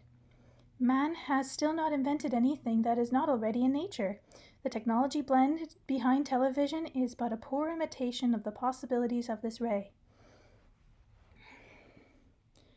The ray being invisible, I don't believe in it in spite of her perpetuating attempts to demonstrate and explain how it worked, to find some proof or plausible explanation. And then one day, "Tell me, Vladimir, what do you think daydreams are? And do many people dream of the future?" Daydreaming. I think a lot of people are able to do that. It's when you imagine yourself in the future of your own desire. Fine, so you do not deny that man has the capacity to visualize his own future, to visualize various specific situations? That I don't deny. And what about intuition? Intuition is probably the feeling one has when, instead of analyzing what or why something might happen, some sort of feeling suggests that right thing to do. So you do not deny that in man there exists something beside ordinary analytical reasoning that helps him determine his own and others' behavior. Well, let's say that's true. Wonderful, good exclaimed Anastasia. Now, the night dream. The night dream, what is that? The dream almost all people have when they sleep. The night dream, I really don't know what that is. When you're asleep, a dream is simply a dream. All right, let us call it just a dream. But you do not deny it exists. You and other people are aware that someone in a dream state, when his body is almost beyond the control of A part of his consciousness can see people and all sorts of things going on. Well, that, I think, is something nobody will deny. But still, in dreams, people can communicate, hold conversation, emphasize. Yes, they can. And what do you think? Can a person control his dream? Call up in the dream images and events he would like to see, just like in ordinary television, for example. I don't think that would work out for anyone. The dream somehow comes all by itself. You are wrong. Man can control everything. Man is designed to control everything. The ray I'm telling you about consists of information one possesses, concepts, intuitions, emotional feelings as a result of dream-like visions, consciously controlled by man's will. How can a dream be controlled by a dream? Say it right? No. How can a dream be controlled in a dream?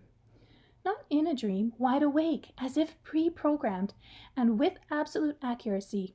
You only experience this in a dream, and it is chaotic. Man has lost most of his ability to control nature, phenomena, and himself. So he has decided that a night dream is simply an incidental byproduct of his tired brain. In fact, almost everybody on Earth, well, maybe I should try helping you see something at a distance right here and now. Go ahead. Lie down on the grass and relax. Let go so that your body draws less energy. It is important that you are comfortable. Nothing in the way. Now think about the person you know best, your wife, for example. Recollect her habits, how she walks, her clothing, where you think she might be right now, and turn the whole thing over to your imagination. I remembered my wife, knowing that at that moment she might be at our country home. I imagined the house and some of the furnishings and things.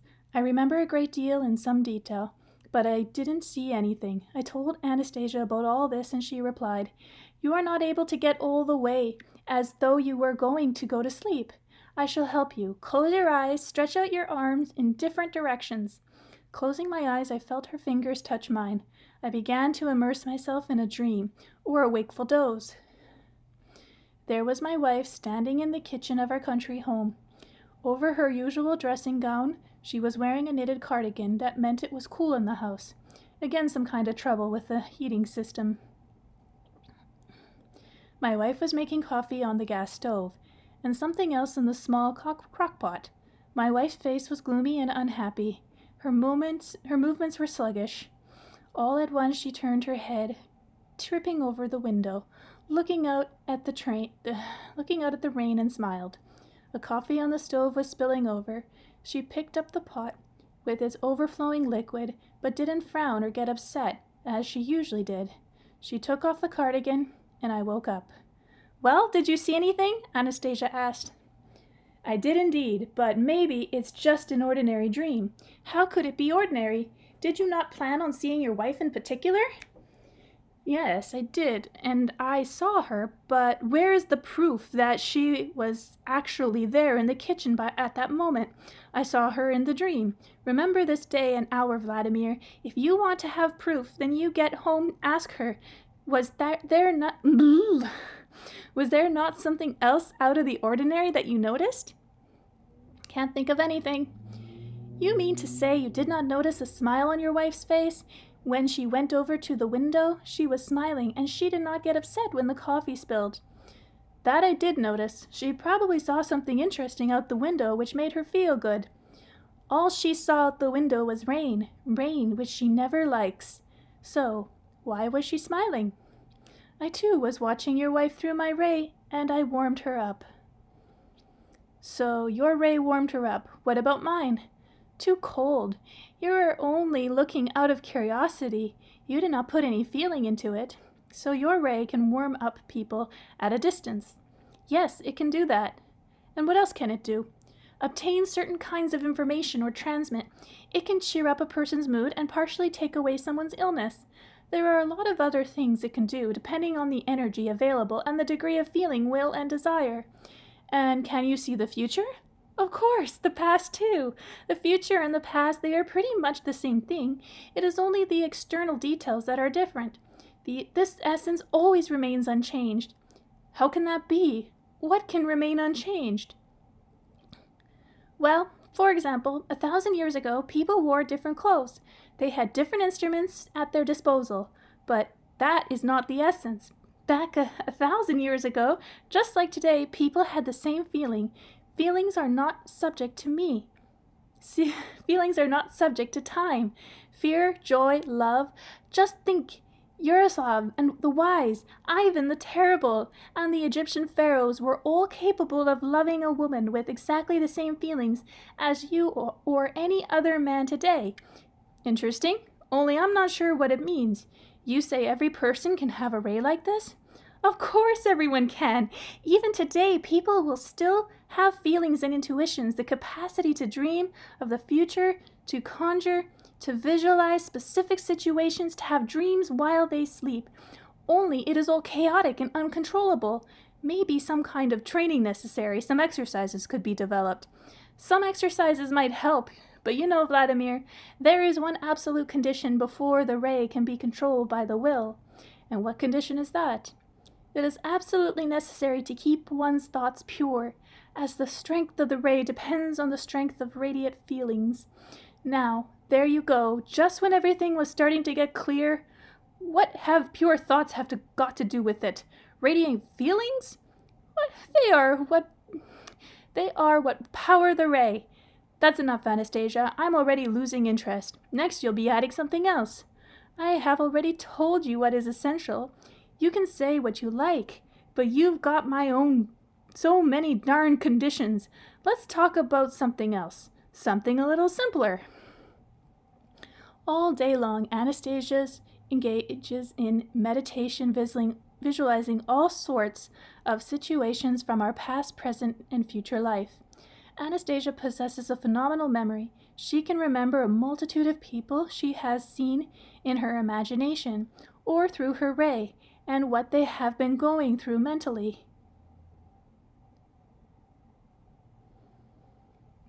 She's a consummate actress. She can imitate the way they walk and talk, and even think the way they do. She concentrates her thoughts on the entire experience of millions of people in the past and present. She uses the knowledge she gains from this to visualize the future and to help others. She does at a great distance by means of her invisible ray, and the ones she helps through suggestion or decision, or the ones she heals, haven't the slightest idea that she is helping them. It was only later that I found out the similar rays, invisible to the eye, only of different degrees of strength, emanate from every individual. Anastasia's worldview is unusual and interesting. What is God, Anastasia? Does he exist? If so, why hasn't anyone seen him? God is the interplanetary mind or intelligence. He is not to be found in a single mass. Half of him is in the non-material realm of the universe. This is the sum total of all energies. The other half of him is dispersed across the earth. In every individual, in every man, the dark forces strive to block these particles. What do you think awaits our civilization? In the long term, a realization of the futility of the technocratic path of development and a movement back to our primal origins. You mean to say that all our scholars are immature beings who are leading us into dead end? I mean to say that they are accelerating the process. They are bringing you closer to the realization that you are on the wrong path. And so, all the cars and houses we build are pointless? Yes. You're not bored living here alone, Anastasia, alone without television or telephone? These primitive things you mentioned, man has possessed them right from the very beginning, only in a more perfect form. I have them both, television and telephone. Well, what is television? A device through which certain information is served up to an almost atrophied human imagination, and scenes and stories, plots are acted out. I can, through my own imagination, outline the plot of any story and act out the most improbable situations, even take part in them myself, just like having an influence on the outcome. Oh dear, I suppose I have not been making myself too clear, eh? And the telephone? Every man can talk with any individual without the aid of the telephone.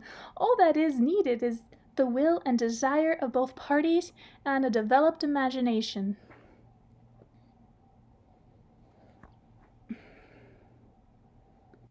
Chapter 8. Concert in the Taiga.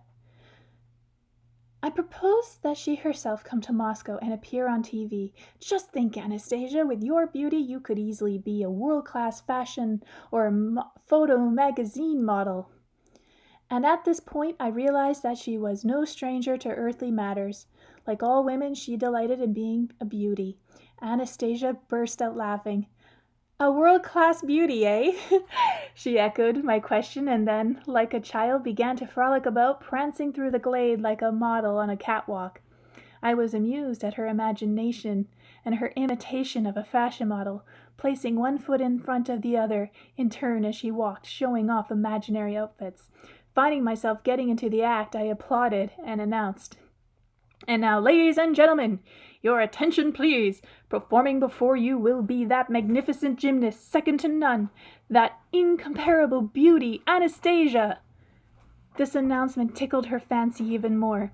She ran out into the middle of the glade and executed an incredible flying somersault, first forward, then backward, then to the side, both left and right, then an amazing high leap into the air.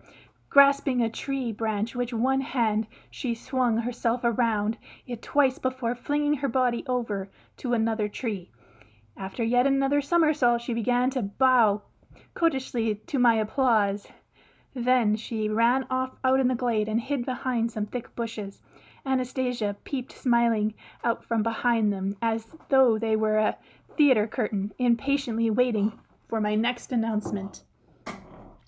I remembered a videotape I had of some of my favorite songs being performed by popular artists. I would watch it occasionally in the evening in my cabin aboard ship. I had this tape in mind, but not with the thought that Anastasia would actually be able to reproduce anything from it, as I announced, "Ladies and gentlemen, I now present to you the star singer of our current stage in a performance of their top hits. Your attention, please." Oh, how wrong I had been in my estimation of her abilities. What happened next I could not possibly have predicted. No sooner had Anastasia made her entrance from behind her improvised curtain than she launched into the authentic voice of Alla Pugacheva. No, it wasn't just a parody or an imitation, but Alla herself, effortlessly conveying not only her voice, but her intonations and emotions as well. But even more amazing feature was to come. Anastasia accentuated particular words, adding something of her own, infusing the song with her own supplemental attuations, so that Alla's own performance, which before it seemed nobody else could even begin to surpass, now called forth a whole new range of additional feelings, illuminating the images even more clearly in a magnificently executed overall performance of the song. Once lived an artist alone, canvas all through his home. He loved an actress, he thought, flowers were her love fresh grown. He went and sold his big home, sold every canvas he owned, and with the money he bought whole fields of flowers fresh grown. Anastasia put particular emphasis on the word canvas. She screamed out the word in fright and surprise. A canvas is an artist's most prized possession. Without it, he can no longer create. And here he is, giving up the most precious thing he owns for the sake of his loved one. Later, as she sang the words, then she went off on the train. I guess that's part of the words. Anastasia tenderly portrayed the artist in love, looking longingly after the departed train, which was carrying off his loved one forever. She portrayed his pain, his despair, his perplexed state of mind. I was, too, shaken by everything I had seen and heard to applaud at the end of the song. Anastasia bowed, anticipating the applause, and hearing none, launched into a new song with even more enthusiasm. She performed all of my favorite songs in the same order they had been recorded on the videotape, and every single song which I had heard so many times before was now even clearer and more meaningful in her rendition. Upon completing the last song on the tape, still hearing no applause, Anastasia retreated backstage, too dumbfounded to speak. I remained silent, seated in silence, still feeling an extraordinary impression from what I had just witnessed. Then I jumped up, began applauding, and cried, "Terrific, Anastasia! Encore! Bravo! All performers on stage!" Anastasia gingerly stepped forth and gave a bow. I kept on shouting, "Encore! Bravo!" clapping my hands and stamping my feet. She too livened up. She clapped her hands and cried, "Encore! Does that mean again?" "Yes, again and again and again. You did it so marvelously, Anastasia, better than the singers themselves, even better than our top stars." I fell silent and began attentively studying Anastasia. I thought how multifaceted her soul must be if she could infuse her singing performance with so many new, splendid, clear features. She too stood motionlessly, silent and inquiringly looking at me. "Anastasia, do you have any song of your own? Couldn't you sing something of your own, something I haven't heard before?" "I could, but my song does not have any words." "Would you still like to hear it?" "Please, sing your song." "Fine." And she started in singing her most unusual song. Anastasia first screamed like a newborn baby. Then her voice started sounding quiet, tender, and caressing. She stood beneath a tree, her hands clasped to her breast, her head bowed. It was like a lullaby, gently caressing a little one. With her voice spoke to him of something very tender. Her soft voice, amazingly pure, caused everything around to grow silent. The birds singing, the chirping of the crickets in the grass. At that point, Anastasia seemed to take absolute delight in the little one waking from sleep. The sound of rejoicing could be heard in her voice. The incredible high-pitched sounds soared above the earth before taking flight into the heights of infinity. Anastasia's voice first pleaded, then went into battle, and then once again caressed the little one and bestowed joy upon all around. I too felt this all-pervading sense of joy, and when she finished her song, I joyfully exclaimed, "And now, my dear ladies and gentlemen, a unique and never before repeated number by a top animal trainer in the world, the most agile, brave, charming trainer capable of taming any beast of prey on earth. Behold and tremble!" Anastasia positively squealed with delight, leapt into the air, clapped her hands in rhythm, shouted something started in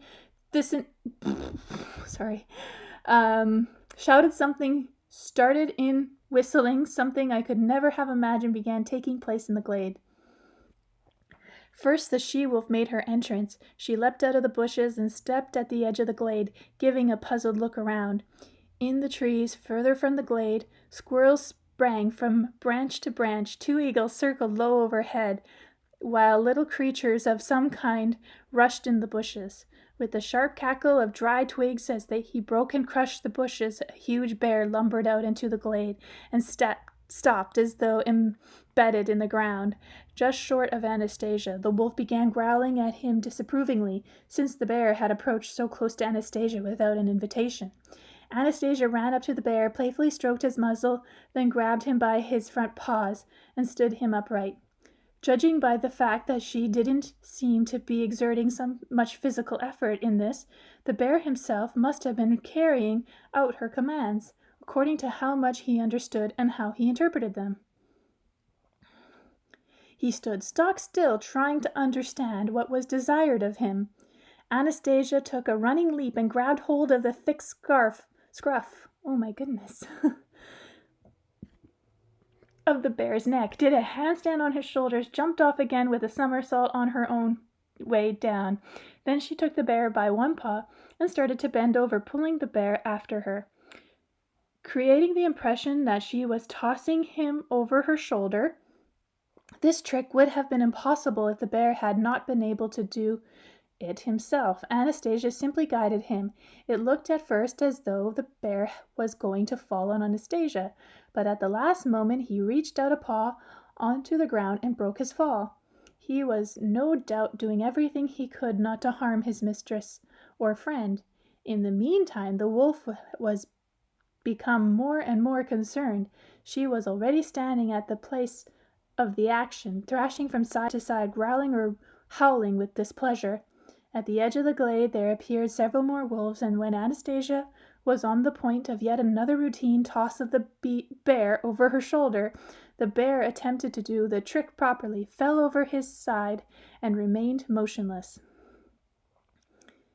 At last the wolf, now at her wits' end, and with malicious grin, made a leap in the bear's direction. With lightning speed, Anastasia placed herself in the wolf's path. The wolf barked with all fours, somersaulted over her back, bumped into Anastasia's leg. Immediately Anastasia put one hand on the back of the wolf, who obediently crouched to the ground. With her other hand she began waving, as she had done the first time with me, when I had tried to embrace her without her consent. The forest around us began to make rustling sounds, not threatening, but with some agitation. The agitation was felt as well in all the big and little creatures jumping and running and hiding. Anastasia began taking away the agitation. First she stroked the wolf, slapped her on the back, and sent her off out in the glade as though she were a pet dog. The bear was still laying on his side in an uncomfortable pose, like a fallen scarecrow. He was probably waiting to see what else was required of him. Anastasia went over to him, made him stand up, stroked his muzzle, and sent him out of the glade like the wolf. Anastasia, blushing and cheerfully, ran over and sat down beside me. Breathing in deeply and slowly, I exhaled. I noticed that her breathing all at once became even as though she hadn't been carrying out any extraordinary exercises at all. "You're terrific, Anastasia, but we already have all that, and our circus trainers show us a lot of interesting tricks with animals, but you don't have a hope of breaking through all the red tape to even get started. There are so many formalities and machinations to deal with. You don't have any experience in that." The remainder of our play consisted in going over possible alternatives. Where could Anastasia get a job in our world, and how would she overcome the formalities in the way? But no easy alternative presented itself, since Anastasia had neither a resident permit nor proof of education, and nobody would believe the stories about her origins on the basis of her abilities, no matter how extraordinary they might be. Suddenly turning serious, Anastasia said, "Of course, I would like to visit one of the big cities again, maybe Moscow, to see how accurate I was in visualizing certain situations from your life. For one thing, I am at a complete loss to understand how the dark forces manage to fool women to such a degree that they unwittingly attract men with the charms of their bodies, and thereby deprive them of the opportunity of making a real choice, to choose someone close to their heart, and they themselves suffer for not being able to create a real family, and once again she launched into a deep and poignant discussion about sex, family, and the upbringing of children, and I could only think, the most incredible thing in all I have seen and heard is her ability to talk about our lifestyle and understand it in such a specific detail. Chapter 9. Who Lights a New Star? On the second night, fearing that Anastasia would once again assign me her she-bear or concoct up some new device to keep me warm, I categorically refused to go to sleep at all, unless she herself lay down beside me. I thought that as long as she was beside me, she wouldn't be up to any tricks, and I told her, "You're inviting me as a guest, I take it, in your home. I imagine there would be at least a few buildings here, but you won't even let me light a fire, and you offer me a beastie to keep me company at night. If you don't have a normal home, what's the point of inviting a guest?" "All right, Vladimir. Do not worry, please. Do not be afraid. Nothing bad is going to happen to you. If you want, I shall lie down beside you and keep you warm." This time in the dugout caves there were even more cedar branches strewn around, along with neatly arranged dry grasses. and there were also branches struck on the wall. Branches. I got undressed. I put my sweater and trousers under my head for a pillow. I lay down and covered myself with my jacket. The cedar twigs gave off that same bacteria-killing aroma described in the popular literature as capable of purifying the air, though here in the Taiga the air is already so pure. The air in the cave was particularly easy to breathe. The dried grasses and flowers contributed to still more unusual delicate fragrance. Anastasia kept her word and lay down beside me. I sensed the fragrance of her body, which surpassed all other odors. It was more pleasant than the most delicate perfume I had ever sensed from a woman's body. But now I had no thought of wanting to possess her. After my attempt to do so on the way to the glade, which had resulted at the time in an attack of fear and loss of consciousness, I no longer felt aroused by fleshy desires, even when I saw her naked. I lay down and dreamt of my son my wife never bore to me, and I thought, wouldn't it be wonderful if my son could be born by Anastasia? She is so healthy, sturdy, and beautiful. The child then, too, would be healthy. He would look like me, like her, too, but more like me. He would be a strong and clever individual. He would know a lot. He would become talented and prosper.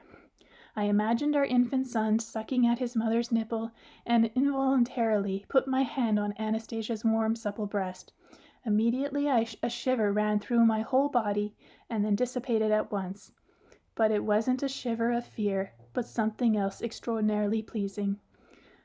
I didn't take my hand away, but only held my breath and waited for what might happen. Next thing I noticed was a feeling of the soft palm of her hand on mine. She did not push me away. I raised my head and began looking into Anastasia's marvelous face. The white twilight of the northern night made it seem even more attractive. I couldn't take my gaze off her. Her grayish blue eyes looked at me tenderly. I didn't restrain myself, but bent closer and quickly and carefully, with just the slightest touch, planted a kiss on her half-open lips. Once more a pleasing shiver ran through my body. My face was enshrouded with fragrance of her breath. Her lips didn't utter, as the last time, "Do not do this, calm down," and I had no fear at all. I was still haunted by the prospect of a son, and when Anastasia tenderly embraced me, stroked my hair, and gave me my whole body to me, I felt something indescribable, and gave her whole body to me. My goodness, am I reading? Only upon awakening in the morning was I able to realize that this kind of magnificent feeling, blissful excitement, and satisfaction was something I had never once experienced in my entire life. Another peculiar thing, after the night spent with a woman, I had always felt a sense of physical fatigue, but here everything was different. In addition, I had the feeling of some kind of great co-creation. My satisfaction just wasn't something physical, but had another dimension. I couldn't quite comprehend one, and I had never experienced before extraordinary, loving, and joyful. The thought that even flashed through my mind that life was worth living just for this feeling alone, and why had I never experienced anything that even came close to this before, even though there had been all sorts of women, beautiful women, beloved women, women experienced in love. Anastasia was a girl, a tender, quivering girl, but beyond that there was something in her that belonged not to a single woman I had known. What was it? And where had she gone now? I made my way over to the entrance of the cozy dugout cave, put my head out, and looked out into the glade. The glade was situated slightly than my nighttime resting place. Sorry guys, I need to move.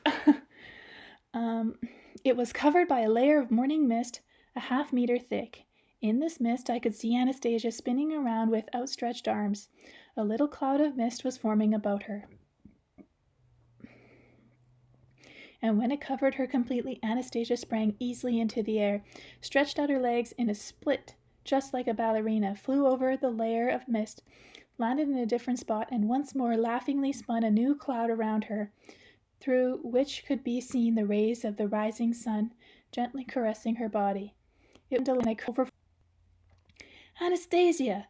Good morning, my splendid forest fairy. Anastasia, yeah.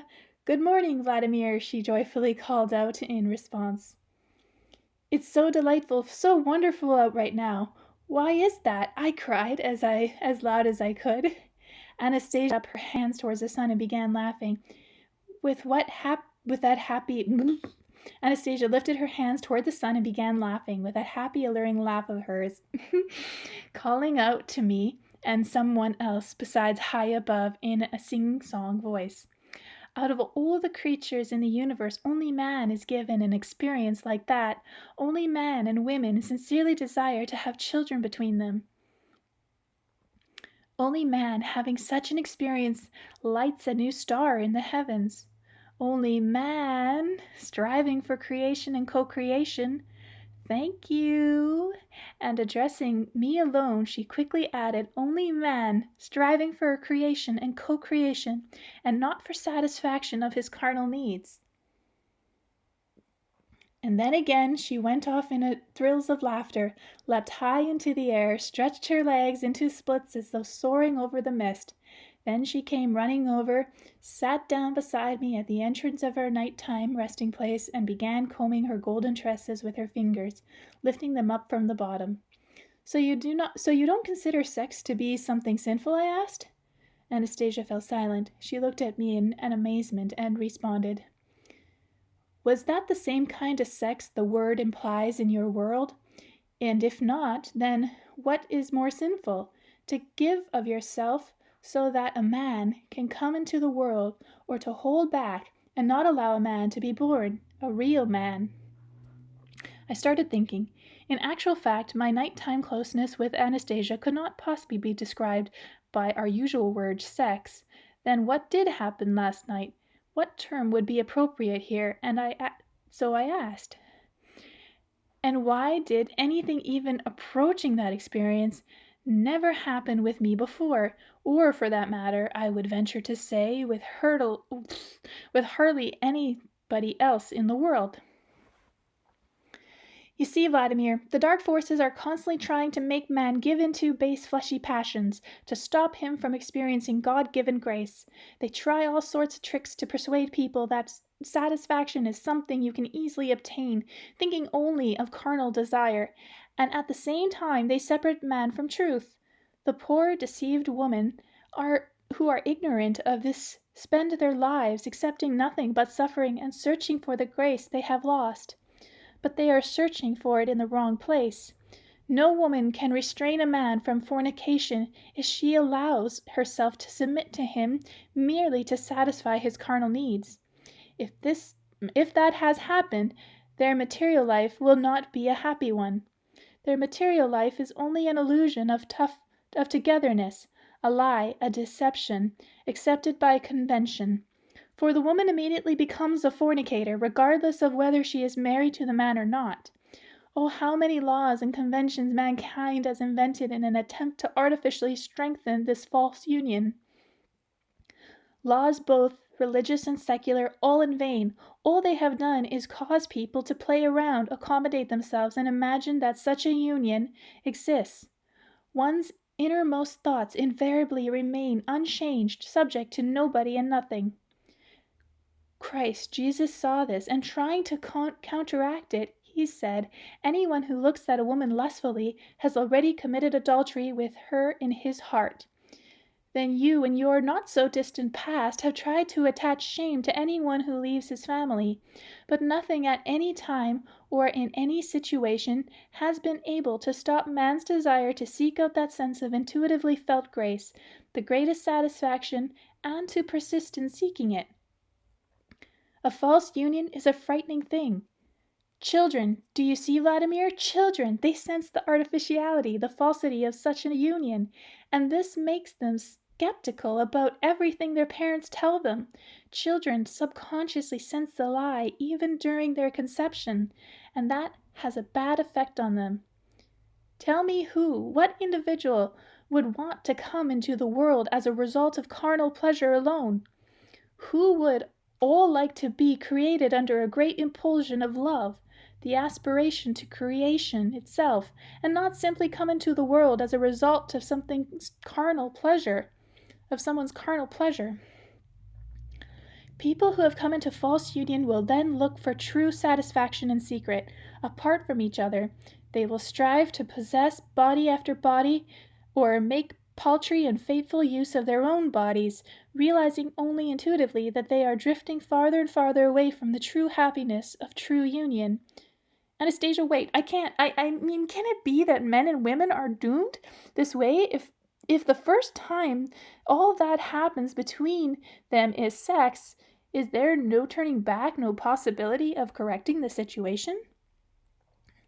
There is. I know now what to do, but where do I find the right words to express it? I'm always looking for them, the right words. I have been looking for them in the past and in the future, but I have not found them. Perhaps they are right in front of me after all, and then they will appear. New words will be born, words capable of reaching people's hearts and minds, new worlds of the ancient truth about their primal origins.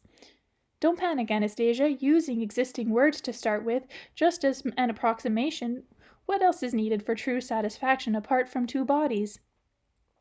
Complete awareness, a mutual striving to create, sincerity and purity of motive. How do you know all this, Anastasia? I am not the only one who knows about it. A number of enlightened people have tried to explain it to the world. Vels, Krishna, Rama, Shiva, Christ, Mohammed, Buddha. You've what? Read about all these people? Where? When? I have not read about them. I simply know that what they said, what they thought about, and what they wanted to accomplish. So sex by itself, according to you, is bad? Very bad. It leads man away from truth, destroys families, and an enormous amount of energy is wasted. Then why do so many different magazines publish pictures of naked women in erotic poses? Why are there so many films with erotica and sex? And all of this is extremely popular. Demand generates supply. So, you're trying to say that our humanity is completely bad? Humanity is not bad, but the device of the dark forces obscuring spirituality by provoking base carnal desires. These are very powerful devices. They bring people a lot of grief and suffering. They act through women, exploiting their beauty, a beauty whose real purpose is to engender and support in men the spirit of the poet, the artist, the creator. But do that woman themselves? They must be pure. If there is not sufficient purity, they start trying to attract men by fleshy charms. The outward beauty of empty vessels. In the upshot, the men are deceived, and the women must suffer their whole lives on account of this deception. So what then is the result, I queried? Through all the millennia of their existence, mankind has not been able to overcome these devices of the dark forces. That would mean they are stronger than man. Man hasn't been able to overcome them in spite of the appeals by spirituality, enlightened people, as you put it. So, is it downright impossible to overcome them? Or maybe it's not necessary. Is it necessary? Absolutely necessary? It is necessary. Who then can do it? Women who have been able to grasp the truth in their own appointed purpose. Then the men will change too. Oh no, Anastasia, I doubt it. A normal man will always be aroused by a pretty woman's legs, her breasts, especially when you're on the business trip or on holiday far away from your partner. That's the way things are, and nobody here will change anything they don't do it any other way. But I did it with you. What did you do? Now you are no longer able to indulge in that harmful sex. All at once a terrible thought hit me like a flood and started chasing away the magnificent feeling that had been born in me during the night. What have you done, Anastasia? I'm now impotent? On the contrary, you have now become a real man. Only the usual sex will be repugnant to you.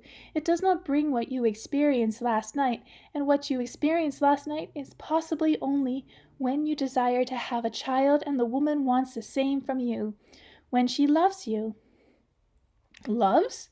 But under those conditions, that can happen only a few times during one's whole life. I assure you, Vladimir, that is enough for your whole life to be happy. You will feel the same way eventually.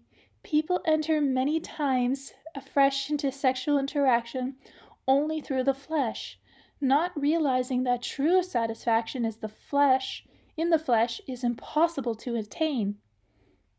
A man and a woman who unite on every plane of existence, impelled by radiant inspiration, earnestly inspired to the act of creation, experience tremendous satisfaction. The Creator gave this experience to man alone. No transitory thing, this satisfaction, no. It never can compare with fleeting fleshy gratification. As you cherish the feelings from it over time, all planes of being will with influence sublime happify your life and the woman too. A woman who can give birth to a creation in the Creator's own image and likeness, his design. Anastasia held out her hand toward me, trying to move closer. I quickly darted away from her into a corner of the cave and cried, "Out of my way!" She got up. I crawled outside and backed off from her a few steps. "You have deprived me, quite possibly, of my chief pleasure in life. Everybody strives for it. Everybody thinks about it, only they don't talk about it out loud." "They are illusions, Vladimir, these pleasures of yours. I have helped you save you from a terrible, harmful, sinful appetite. Illusions or not, doesn't make any difference. It's a pleasure recognized by everyone. Don't even think of trying to save me from any harmful appetites you see of them. Or by the time I get out of here, I'll be no relations with women, no drinks or appetizers, no smoking. That's not something most people are used to in normal life." "Well, what good is there in drinking, smoking, senseless and harmless digestion of such huge quantity of animal meat, when there are so many splendid plants created especially for man's nourishment? You go and feed yourself with plants if you like, but don't come near me. A lot of us get pleasure out of smoking, drinking, sitting down to a good meal. That's how we do things. Do you understand? That's how." "But everything you name is bad and harmful." "Bad? Harmful? If guests come to celebrate at my place and they sit down at the table and I tell them, 'Here are some nuts to gnaw and have an apple, drink water and don't smoke,' now that would be bad. Is that the most important thing when you get together with friends, to sit right down at the table and drink, eat, and smoke?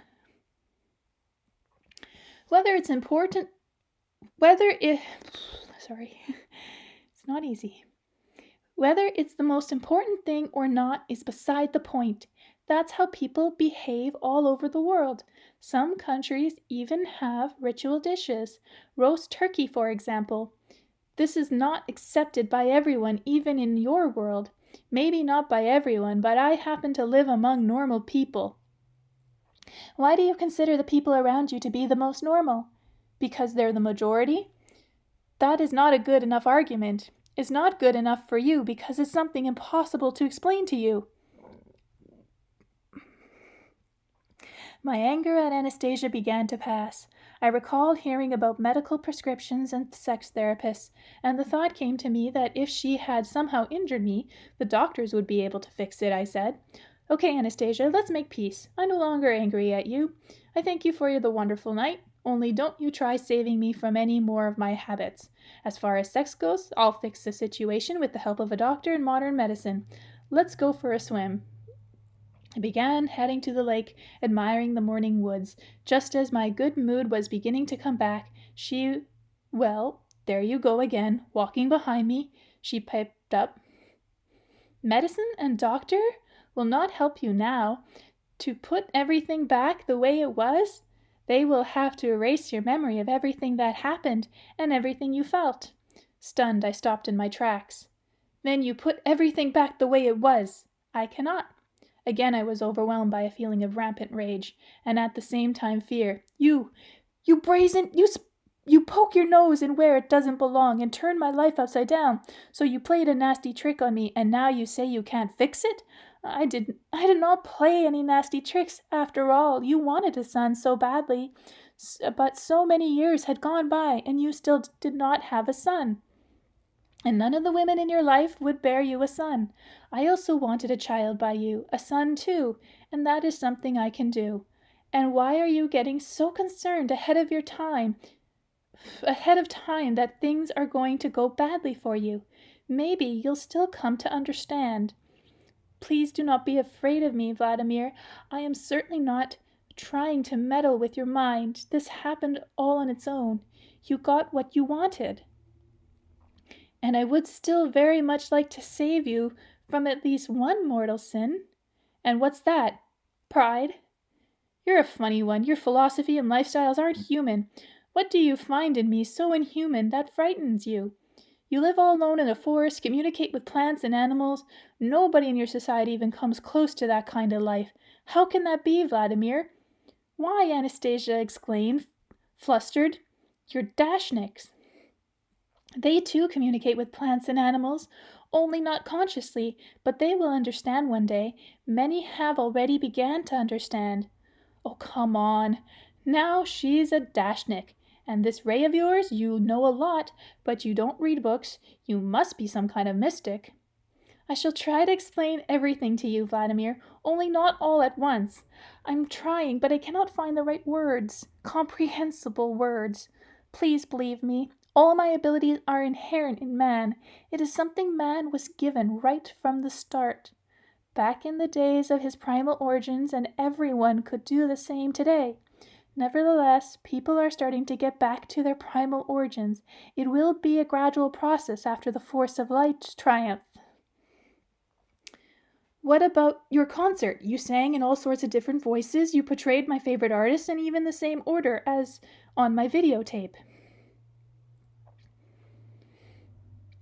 That is right, Vladimir. You know I once saw that tape of yours. I shall tell you later how it happened. And what, you right off memorized the words and tunes of all the songs? Yes, I memorized them. What is so complex or mystical about that? Oh dear, what have I gone and done? I have talked too much. I've shown too much. I am muddle-headed and tactless. My grandfather once called me that. I thought he was just being affectionate, but in fact, I probably am tactless. Please, Vladimir. Anastasia's voice betrayed a human concern, and this was probably the reason that almost all my fears of her had now left me. My whole feelings were preoccupied with the prospect of my son. Okay, I'm no longer afraid. Only please try to be a bit more restrained. Remember your grandfather told you that. Yes, grandfather, but here I am talking and talking. I have such a strong desire to tell you everything. I am a chatterbox, yes, but I shall try. I shall try very hard to restrain myself. I shall try to speak only in the terms you will understand. So, you'll soon be giving birth, Anastasia? I said. Of course, only it will not be on time.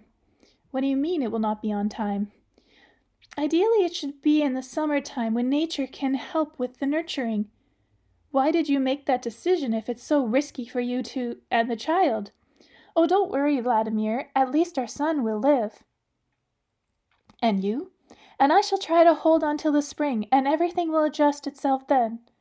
Anastasia said this without a tinge of sorrow or fear for her life. Then she ran off and jumped into the little lake. The spray of the water in the sunlight took flight just like fireworks and landed on the smooth mirror-like surface of the water. Some 30 seconds later, her body slowly began to break the surface. She lay as it were on the water, her arms widespread, her arms and palms upturned and smiling. I stood on the shore, looked at her, and thought to myself, will the squirrel hear the snap of her fingers when she lies with her baby?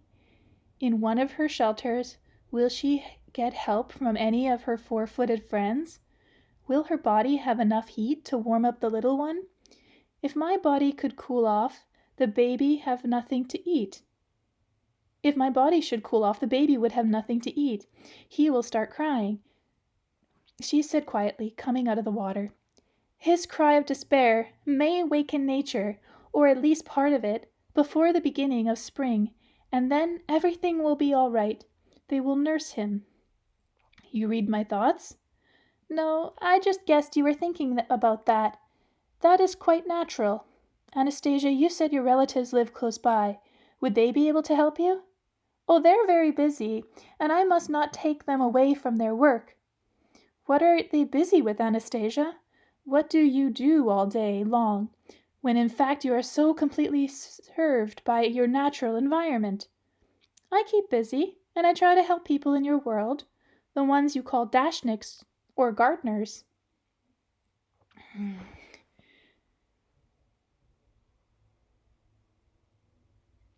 Can I do one more? We'll stop for now. Chapter 10. Her Beloved Dashnicks. Anastasia enthusiastically explained to me how many new opportunities could open up for people who communicate with plants. There were two major subjects she talked about, not only their particular excitement in animation, but, I would have to admit, with a kind of love. Namely bringing up children on the one hand and dashnicks on the other. According to everything she said about these people and the importance she attached to them, we would all need to literally bow on our knees before them. Just think, according to her, the dashnicks have not only managed to save the whole nation from famine, but also sown seeds of good in people's hearts, and are educating the society of the future. There are far too many points to emulate here. One would need a whole book, and Anastasia kept on arguing, trying to demonstrate this.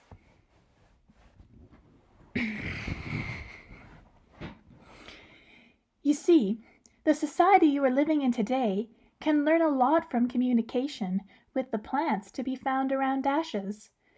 Yes, I am talking about the dashes where you personally know every individual plant in your garden plot, and not those huge impersonal field cultivated by monstrous senseless machines. People felt better when they are working on their dasha plots. Many of them end up living longer. They become kinder, and it is this very dashnicks that can pave the way for society to become aware of how destructive the technocratic path can be. Anastasia, whether that's true or not for a time being, beside the point. What's your role in all this? What kind of help can you offer? Taking me by the arm, she led me over to the grass. We lay on our backs, the palms of our hands turned up.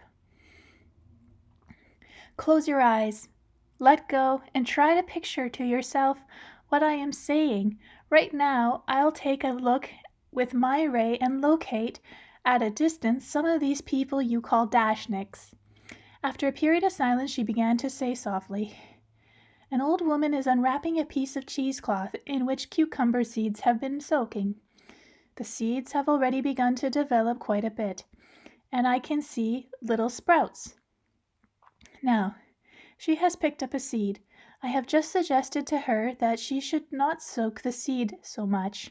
They will become deformed when they are planted, and this kind of water is not good for them. The seed will go bad. She thinks she herself must have guessed that, and that is particularly true. I just helped her guess a bit. Now she just will share her idea and tell other people about it. This little deed is done.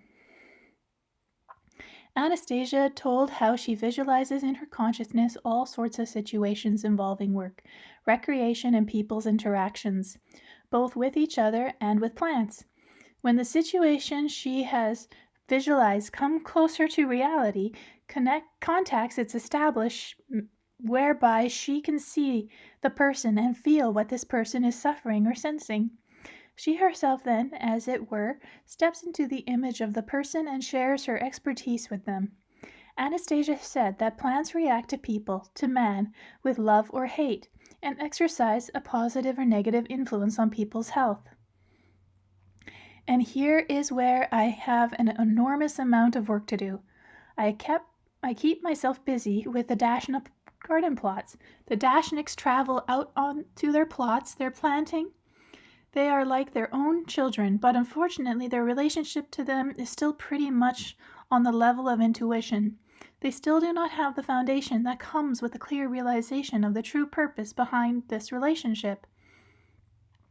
Everything but everything on earth, every blade of grass, every insect has been created for man, and everything has its individual appointed task to perform in the service of man. The multitude of medicine plants are a confirmation of this.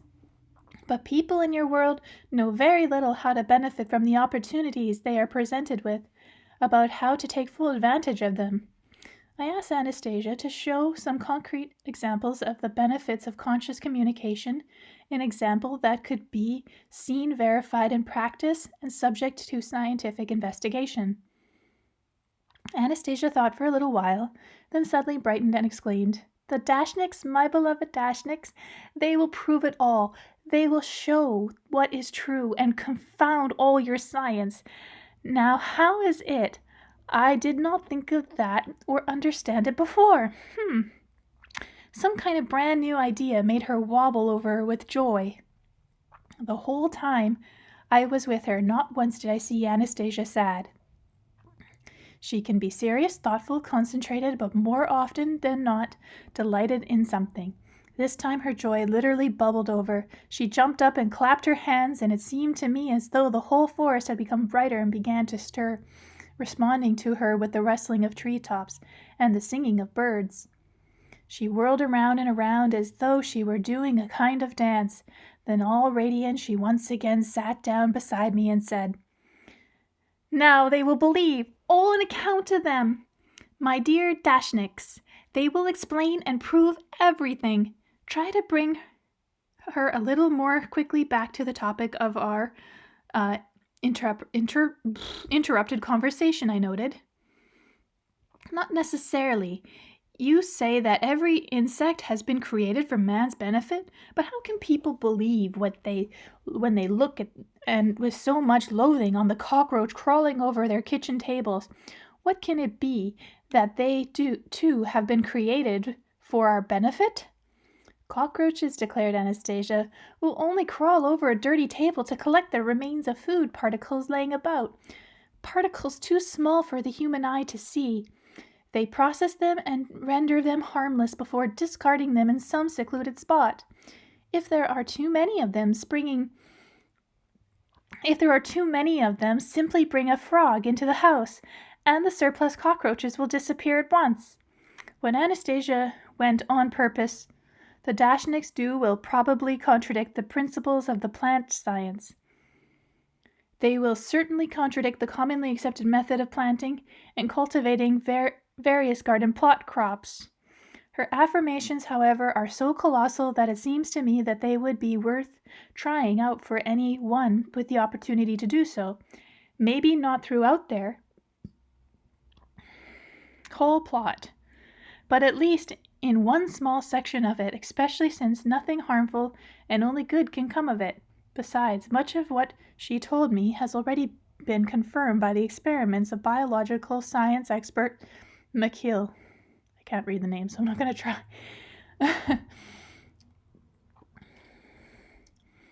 Part 2 of the book, Advice from Anastasia. The Seed as Physician.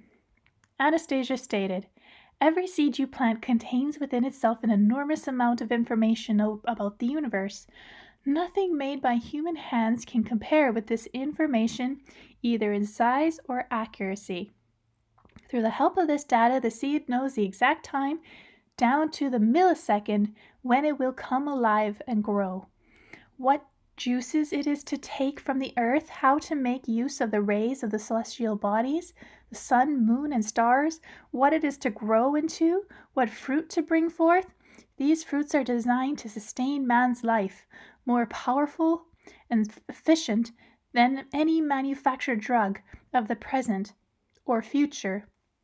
These fruits are capable of counteracting and withstanding any disease of the human body. But to this end, the seed must now know about the human condition, so that during the maturation process, it can saturate its fruits with the right correlation of substance to heal a specific individual of his disease, if indeed he has it or is prone to it.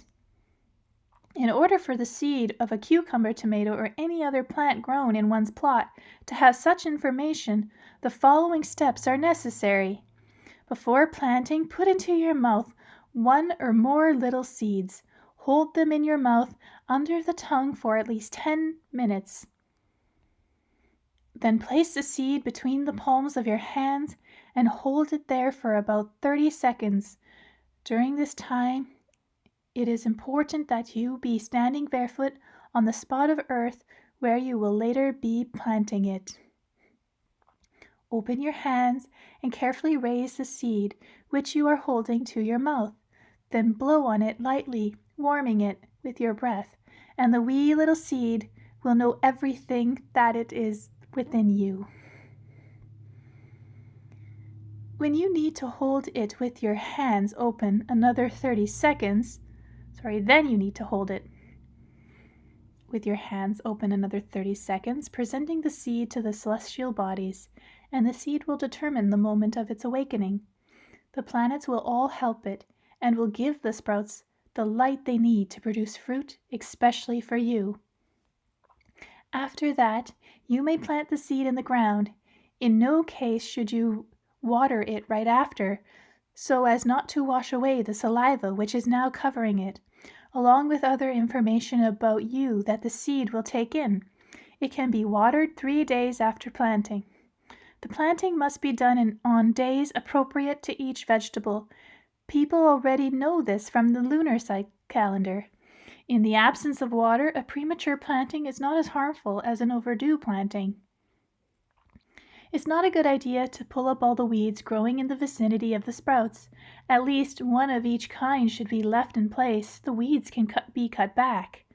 According to Anastasia, the seed is thus able to take in information about the person who plants it, and then during the cultivation of its fruit, it will pick up from the universe and the earth the optimum blend of energies needed for a given man. The weeds should not be disposed of completely, as they have their own appointed function. Some weeds serve to protect the plant from disease, while others give supplemental information.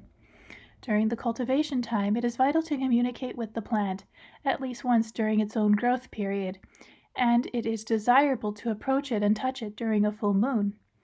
Anastasia maintained that the fruit cultivated from the seed in this manner and consumed by individuals who cultivate it is capable not only of curing him of any disease of the flesh whatsoever, but also of significantly retarding the aging process, rescuing him from harmful habits, tremendously increasing his mental abilities, and giving him a sense of inner peace.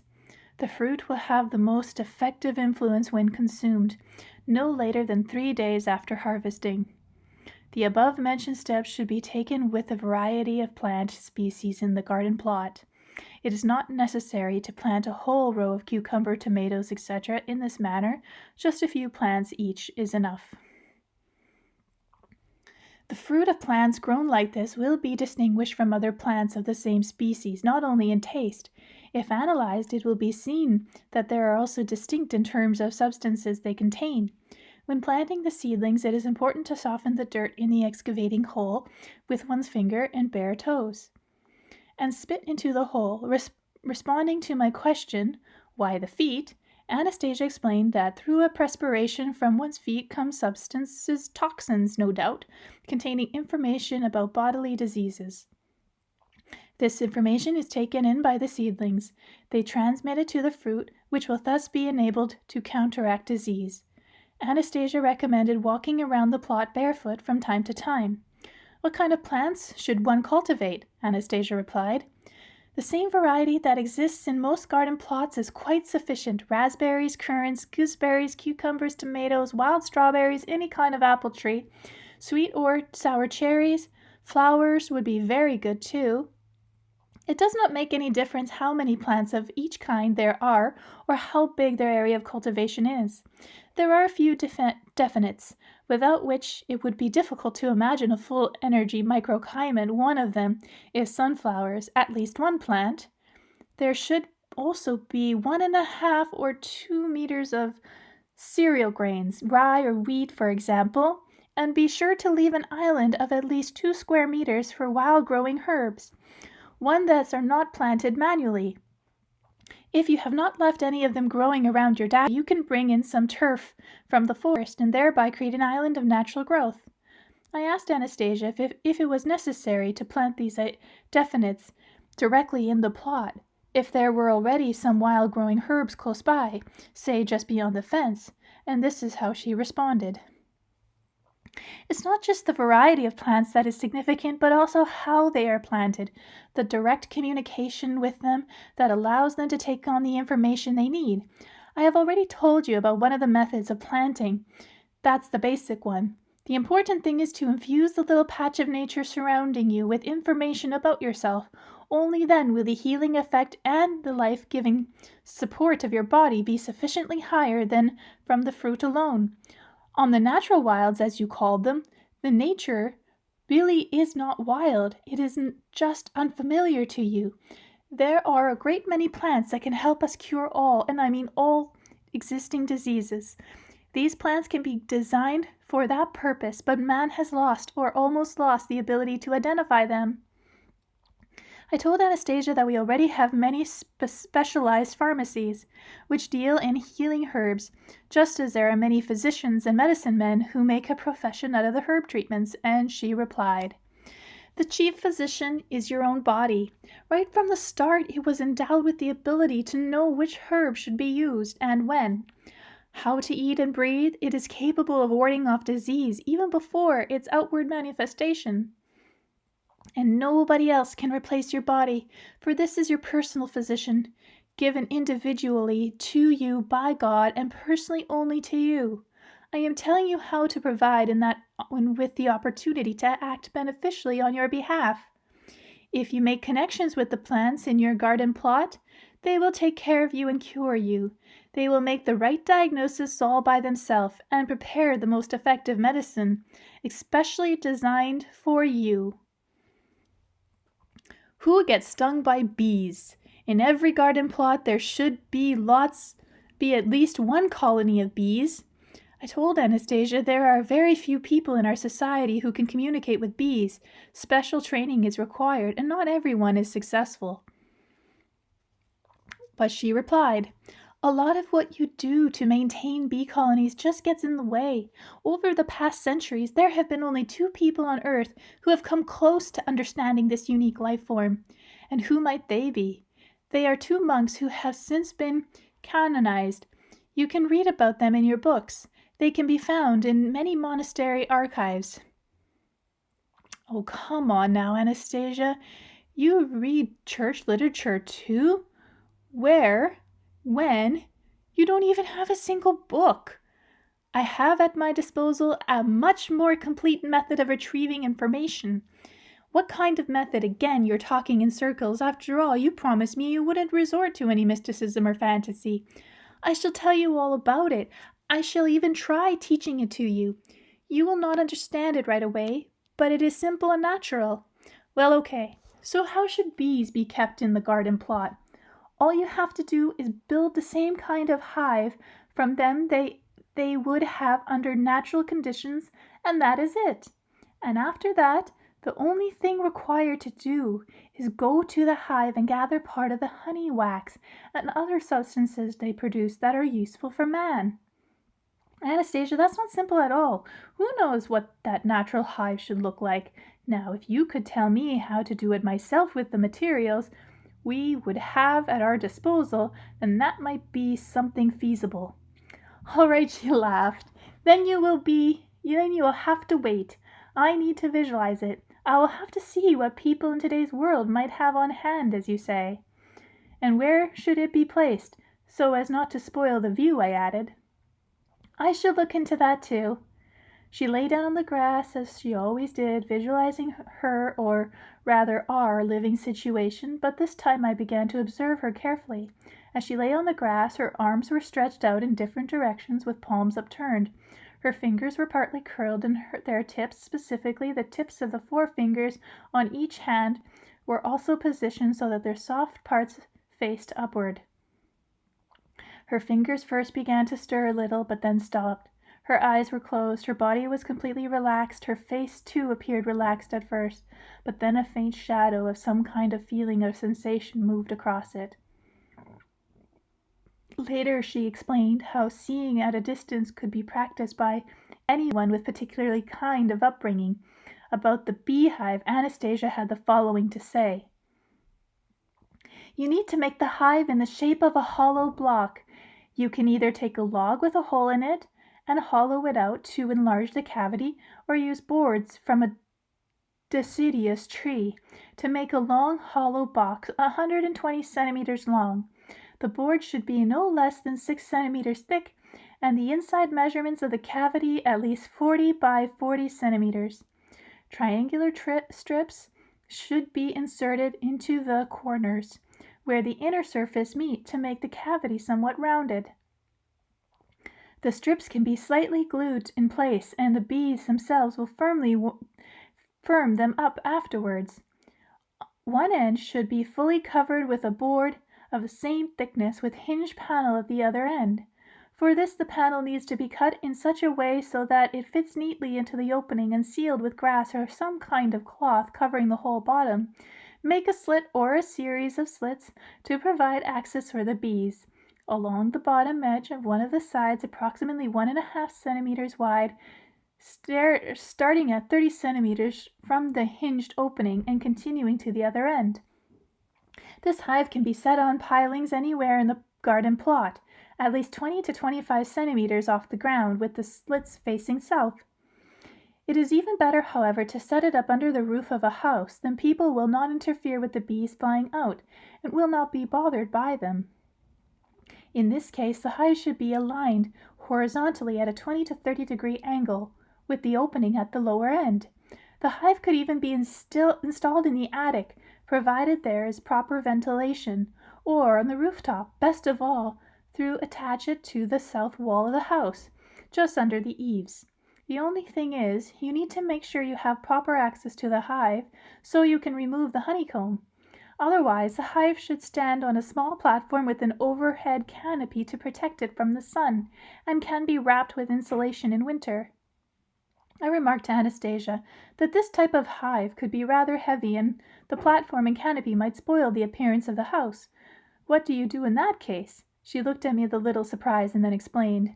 The thing is that your beekeepers do not really go about it the right way. My grandfather told me about this. Beekeepers today have concocted a lot of different ways of constructing a hive, but all of them involve constant human intervention in its operation. They move the honeycomb frames around the hive, or move both the hive and bees to a different spot in the winter. And that is something they should not do.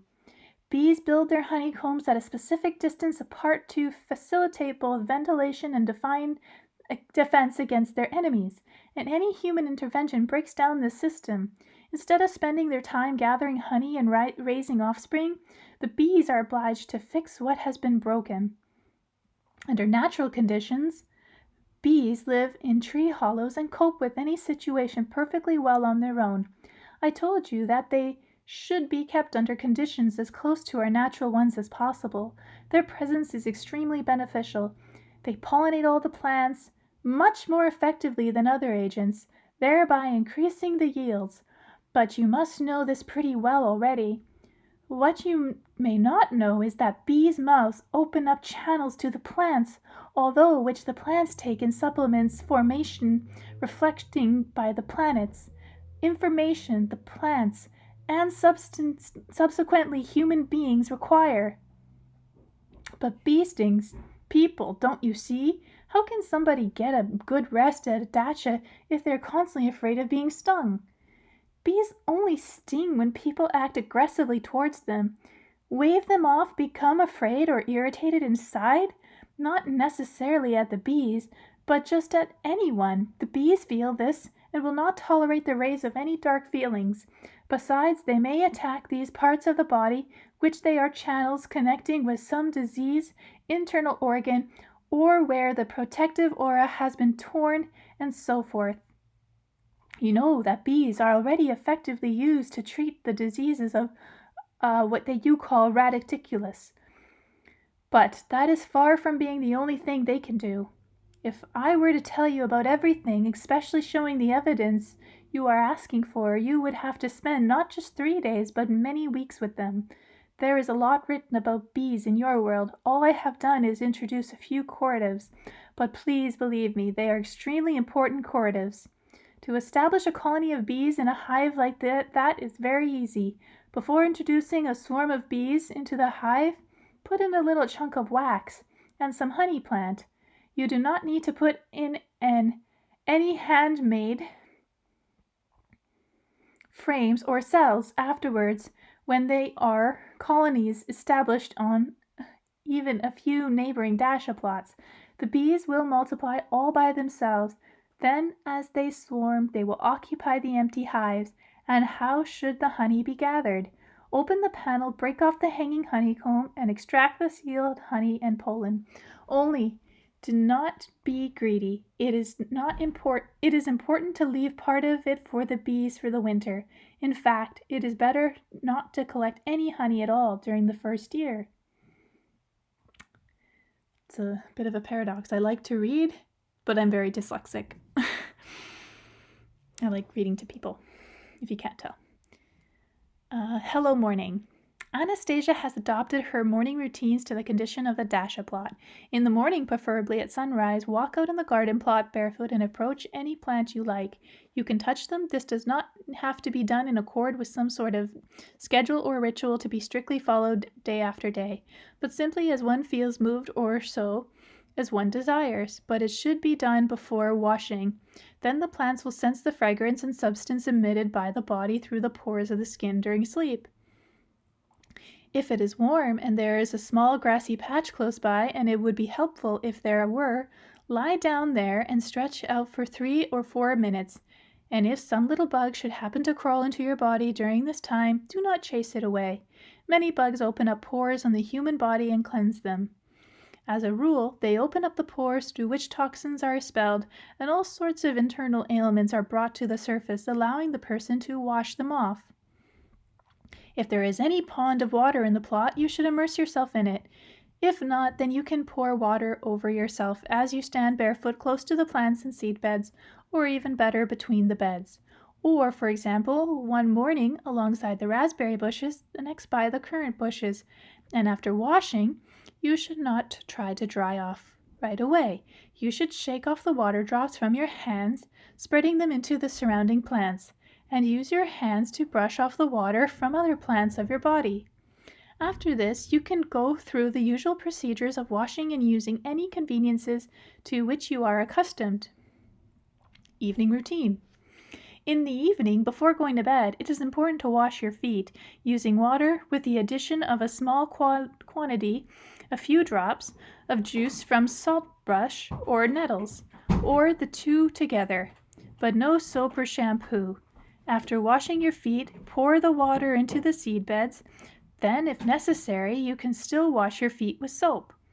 This evening routine is important for 2 reasons.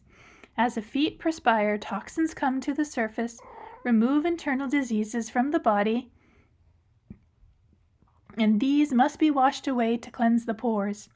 Juices from saltbush or nettles are good at facilitating this process. In pouring the remaining water into the seed beds, you are giving supplemental information to the plants and microorganisms about your current state of well-being. This is very important too. Only after receiving this information can our visible and invisible environment work out and pick up from the universe and the earth everything it needs for the normal function of our body. It will prepare everything by itself. I was still interested in what in knowing what Anastasia had to say about food. After all, she has a rather unique dietary regime, and so I asked, Anastasia, tell me what you think a person should feed himself. What should he eat? How often during the day? And in what amounts? Our world pays a great deal of attention to this question. There is a huge quantity of all sorts of literature on this subject, health food recipes, advice on losing weight. It is difficult to picture human beings' lifestyle any other way, under the circumstances currently imposed by the technocratic world. The dark forces are constantly trying to take the natural operating system of this world, the one given to humanity right from the start, and substitute their own cumbersome artificial system which goes against human nature. I asked Anastasia to put it in more concrete terms without her philosophical musings, and she continued. You know, these questions of yours as to what, when, and how much a person should eat, they are best answered by an individual's own body. The sensation of hunger and thirst are designed to send a signal to each particular individual indicating that he should take in food. This precise moment is the right one for each person. The world of technocracy, being incapable of affording each individual the opportunity of satisfying his hunger and thirst at the moment desired by his body, has tried to force him into his own schedule based on nothing but his world's own helplessness, and then attempts to justify this compulsion in the name of some sort of efficiency. Just think, one person spends half the day sitting down, expending hardly any energy, while another exerts himself with some kind of physical labor, or simply runs and perspires all over, thereby using up many times more energy, and yet both are expected to eat at exactly the same time. A person should take in food at the moment advised by his body, and there can be no other adviser. I realize that under your world's conditions this is particularly impossible, but the opportunity does exist for people at their dashes where there are attached garden plots, and they should take advantage of it and forget about their unnatural artificial regime. The same applies to your second question, what should one eat? The answer is whatever is available at the moment, whatever is on hand, so to speak. The body itself will select what it needs. I could offer you a bit of non-traditional advice if you have a household pet, like a cat or a dog. I have both. Keep track of its movements carefully. Occasionally it will find something in the way of grasses or herbs and eat it. You should tear off a few samples of whatever it selects and add it to your diet. This is not something you have to do every day. Once or twice a week is sufficient. You should take also upon yourself to gather some cereal grain, thresh it, grind it into flour, and then use the flour to bake bread. This is extremely important. Anyone consuming this bread even once or twice a year will build up a store of energy capable of awakening an inner spiritual powers, not only calming his soul, but also exerting a beneficial influence on his physical condition. This bread can be shared with relatives and close friends. If shared with sincerity and love, it will have quite a beneficial influence on them as well. It is very helpful to every individual's health to spend 3 days, at least one each summer, eating only what is grown in his garden plot, along with bread, sunflower oil, and just a pinch of salt. I have already described Anastasia's own eating habits. While she was telling me all this, she would unwittingly tear off a blade of grass or two, put it in her mouth and chew it, and offer me some too. I decided to give it a try. I can't say the taste was anything to write home about, but neither did it provoke any sense of distaste. It seemed as though Anastasia has left the whole task of nourishment and life support up to nature. She never allows it to interrupt her train of thought, which is always busy with some more important issues. Even so, her health is as remarkable as her outward beauty, of which it is an inseparable part. According to Anastasia, anyone who has established such a relationship with the earth and the planet and the plants on his own plot of land has the opportunity of ridding his body of absolutely every kind of disease. Disease per se is a result of man's distancing himself from the natural system designed to take care of his health and life support. For such systems, the task of counteracting any disease presents no problem whatsoever, since there is their whole There is their whole reason for being. However, the benefit experienced by people who have set up such informational exchange contact with a little patch of natural world go far beyond dealing with diseases. Chapter 12, Sleeping Under the Stars. I have already mentioned how animated Anastasia became when talking about plants and people who communicate with them. I thought that living in nature as she did, she might have studied nature alone. But she also possesses information about planetary relationships. She literally feels the celestial bodies. See for yourself what she has to say about sleeping under the stars. Once plants have received information about the specific person, they embark upon an information exchange from cosmic forces. But here they are simply intermediaries carrying out a narrowly focused task involving one's fleshy body and certain emotional planes. They never touch the complex process which, out of all animal and plant world in the planet, are inherent only in the human brain and on human planes of existence.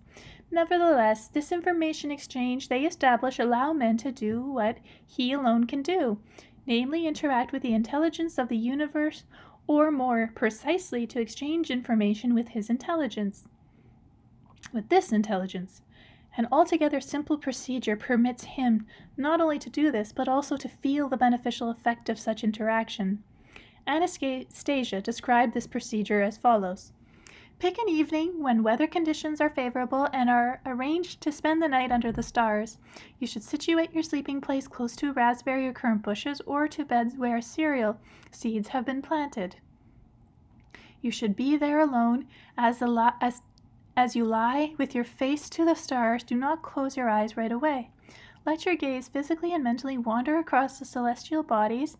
Do not become tense while thinking about them. Your thought must be free and unencumbered. First, try to think about those celestial bodies which are visible to your eye. Then you can dream about what you treasure in life, about the people closest to you, people for whom you wish only good. Do not attempt to even think at this point about seeking revenge or wishing evil upon anyone, for that might have a negative effect on you. This uncomplicated procedure will awaken some of the many little cells dormant in your brain, the vast majority of which never wake even once during a person's whole lifetime. The cosmic forces will be with you and help you attain the realization of your brightest and most unimaginable dreams, will help you find peace in your heart, establish positive relationships with your loved ones, and increase or call into being their love for you. It is useful to try repeating the procedure a number of times. It is effective only when carried out of the location of your constant contact with the plant world, and you will feel it yourself as early as the next morning. It is especially important to go through this procedure in the eve of your birthday. To explain how all this works would take too long right now, and it's not important. Parts of the explanation you would not believe, other parts you would not understand. It can be discussed much more quickly and easily with people who are already trying it and feeling its influence on themselves, since the information once received and verified will facilitate the reception of any information that follows.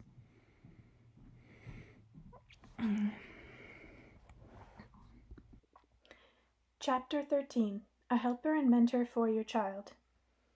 In asking Anastasia how a plot of ground, with seed planting, even planting carried out in a special manner, she described, and maintaining close contact with man could facilitate the right raising of children, I expected to hear an answer something like children need to be imbued with a love of nature. However, I was wrong. What she actually said was amazing, both in its simplicity of argument and in the depth of its philosophical implications. Nature and the mind of the universe have seen to it that every man is born sovereign, a king. He is like an angel, pure and undefiled. Through the still soft upper part of his head, he takes in a huge flood of information from the universe. The abilities inherent in each newborn child are such as to allow him to become the wisest creature in the universe, godlike. It takes him very little time to bestow grace and happiness upon his parents. During this period, amounting to no more than 9 Earth years, he becomes aware of what constitutes creation and the meaning of human existence, and everything that he needs to accomplish this already exists. Only the parent should not distort the genuine natural structure of creation by cutting the child off from most perfect works of the universe. The world of technocracy, however, does not allow parents to do the right thing. What does an infant see with his first conscious glance around? He sees the ceiling, the edge of his crib, some patches of fabric, the walls, all attributes and values of the artificial world created by a technocratic society, and in this world he finds his mother and her breasts. This must be the way things are, he concluded. His smiling parents offer him toys and other objects that rattle and squeak, as though they were priceless treasures. Why? He will spend a long time trying to make sense of this rattling and squeaking. He will try to comprehend them both through his conscious mind and his subconscious. And then the same smiling parents will try wrapping him up in some kind of fabric, which he finds most uncomfortable. He will make attempts to free himself, but in vain. And the only means of protest he has at his disposal is a cry of protest and appeal for help, a cry of rebellion, and from that moment on this angel and sovereign becomes an indulgent slave, begging for handouts. One after another, the child is presented with accoutrements of an artificial world. He is rewarded for his acceptance by some new toy or item of clothing, and along with this, the thought is drumming into him that these are the dominant objects in the world where he has arrived. Still in his infancy, despite his status as the most perfect being in the universe, he is pandered to and treated as an imperfect creature, even in those institutions you consider educational, where again he is constantly reminded of the values of this artificial world. Not until the age of 9 does he hear a passing mention of the existence of a world of nature, and then only as an adjunct to that other, more important world of manufactured objects, that most people are never afforded the opportunity to become aware of the truth, even in the end of their days. And so it seems as though the simple question, what is the meaning of life, goes unanswered. The meaning of life, that is to be found in truth, joy, and love. A 9-year-old child brought up in the natural world has far more accurate perception of creation than all the scientific institutions of your world, or indeed many of your prominent scholars. Stop, Anastasia. You probably have a mind of knowledge of nature, assuming his life proceedings along the same lines as yours. Here I can agree with you, but think, today's man is obliged, rightly or wrongly, that is another question, but he is obliged to live specifically in our technocratic world, as you call it. Someone brought up as you propose will certainly know nature and have a feeling for it, but in everything else he will be an utter ignoramus. Besides, there are some science like mathematics, physics, chemistry, or simply just knowing about life and its social manifestations. For someone who has learnt at the right time about what constitutes creation, those things are mere trifles. If he wants or considers it necessary to prove himself in some scientific field, he will easily surpass all others. How could that happen so quickly? Man in the world of technocracy has never yet invented anything that is not already present in nature. Even the most perfect manufactured devices are but a poor imitation of what exists in nature. Well, they might be, but you promised to explain how a child could be raised and his capabilities developed in our condition. Only talk about this in a way I can understand, using concrete examples. I shall try to be more concrete, replied Anastasia.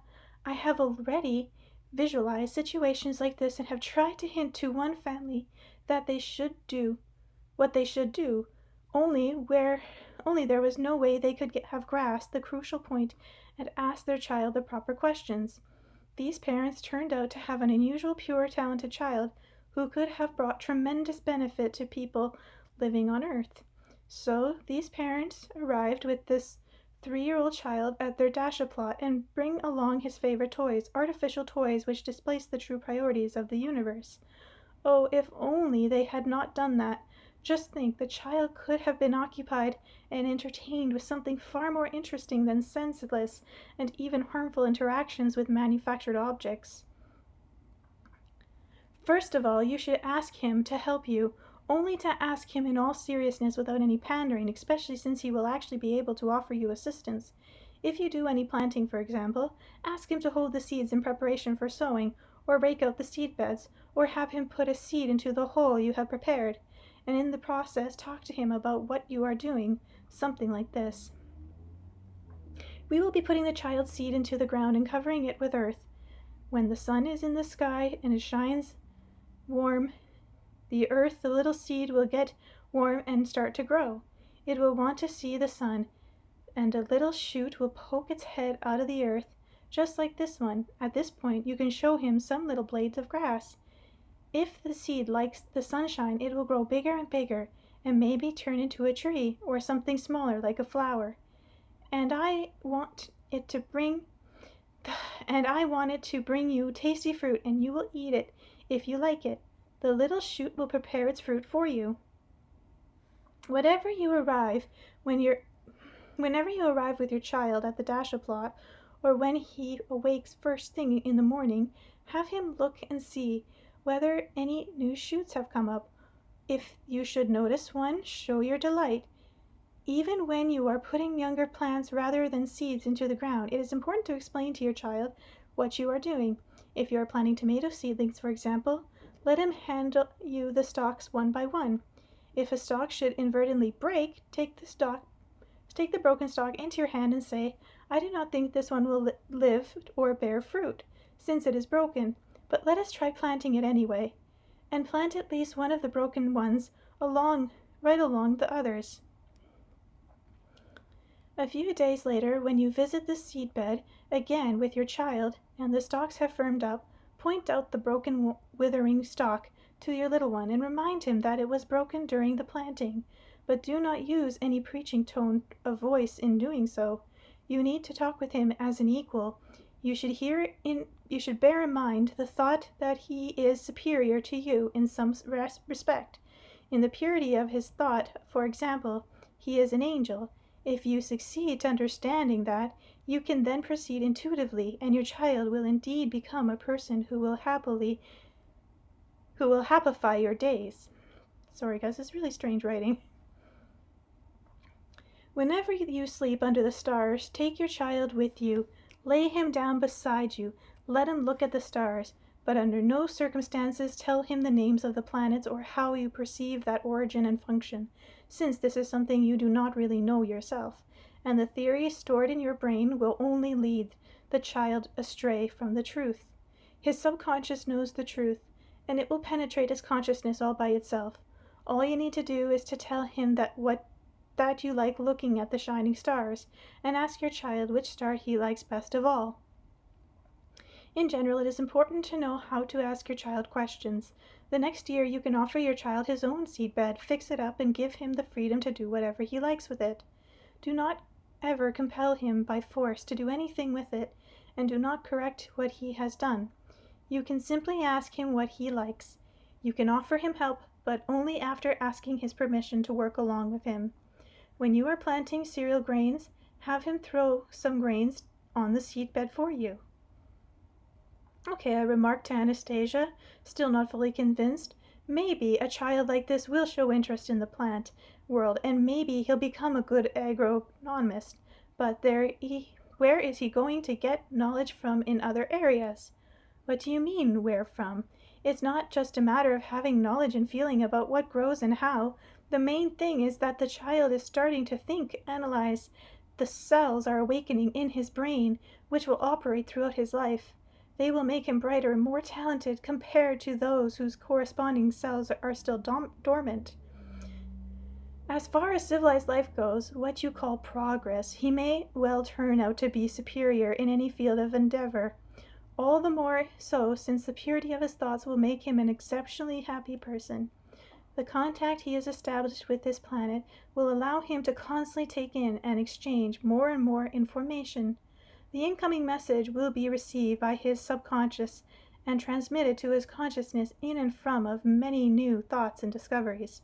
Outwardly, he will look like everyone else, but inwardly, this is the kind of man you call a genius. Chapter 14. Forest School.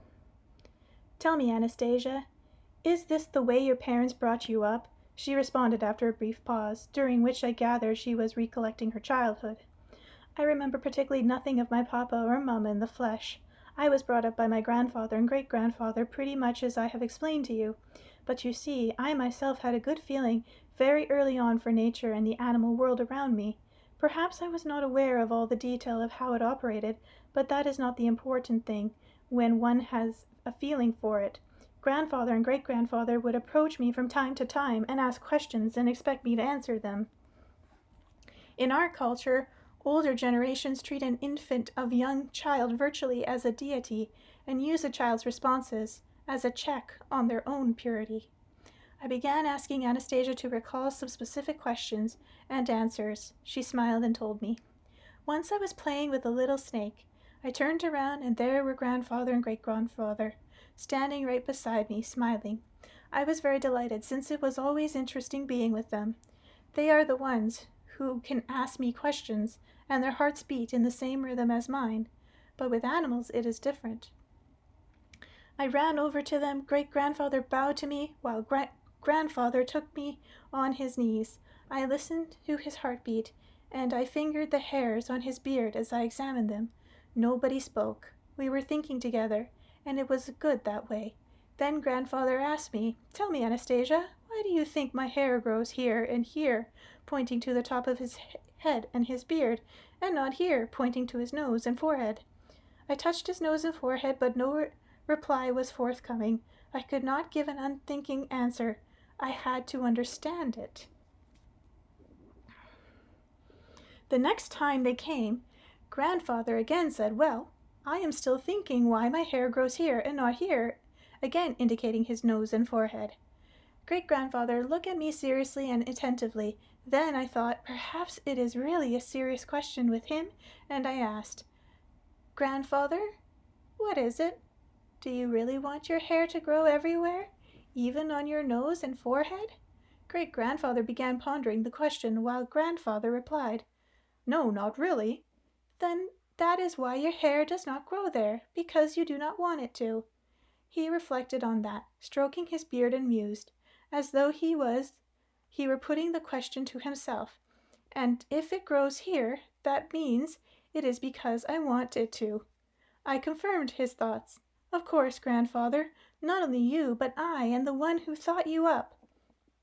At this point, great-grandfather asked me rather excitedly, "And who was it that thought him up?" "The one who thought everything up," I replied. "But where is he? Show me," great-grandfather asked, bowing to me. I could not give him an answer right away, but the question stayed with me, and I started thinking about it often. "And did you eventually give him an answer?" I asked Anastasia. "I gave him an answer about a year later, and then he started asking me more questions, but up until the time I gave the answer neither grandfather nor great-grandfather had asked me any new questions, and I began to get very concerned.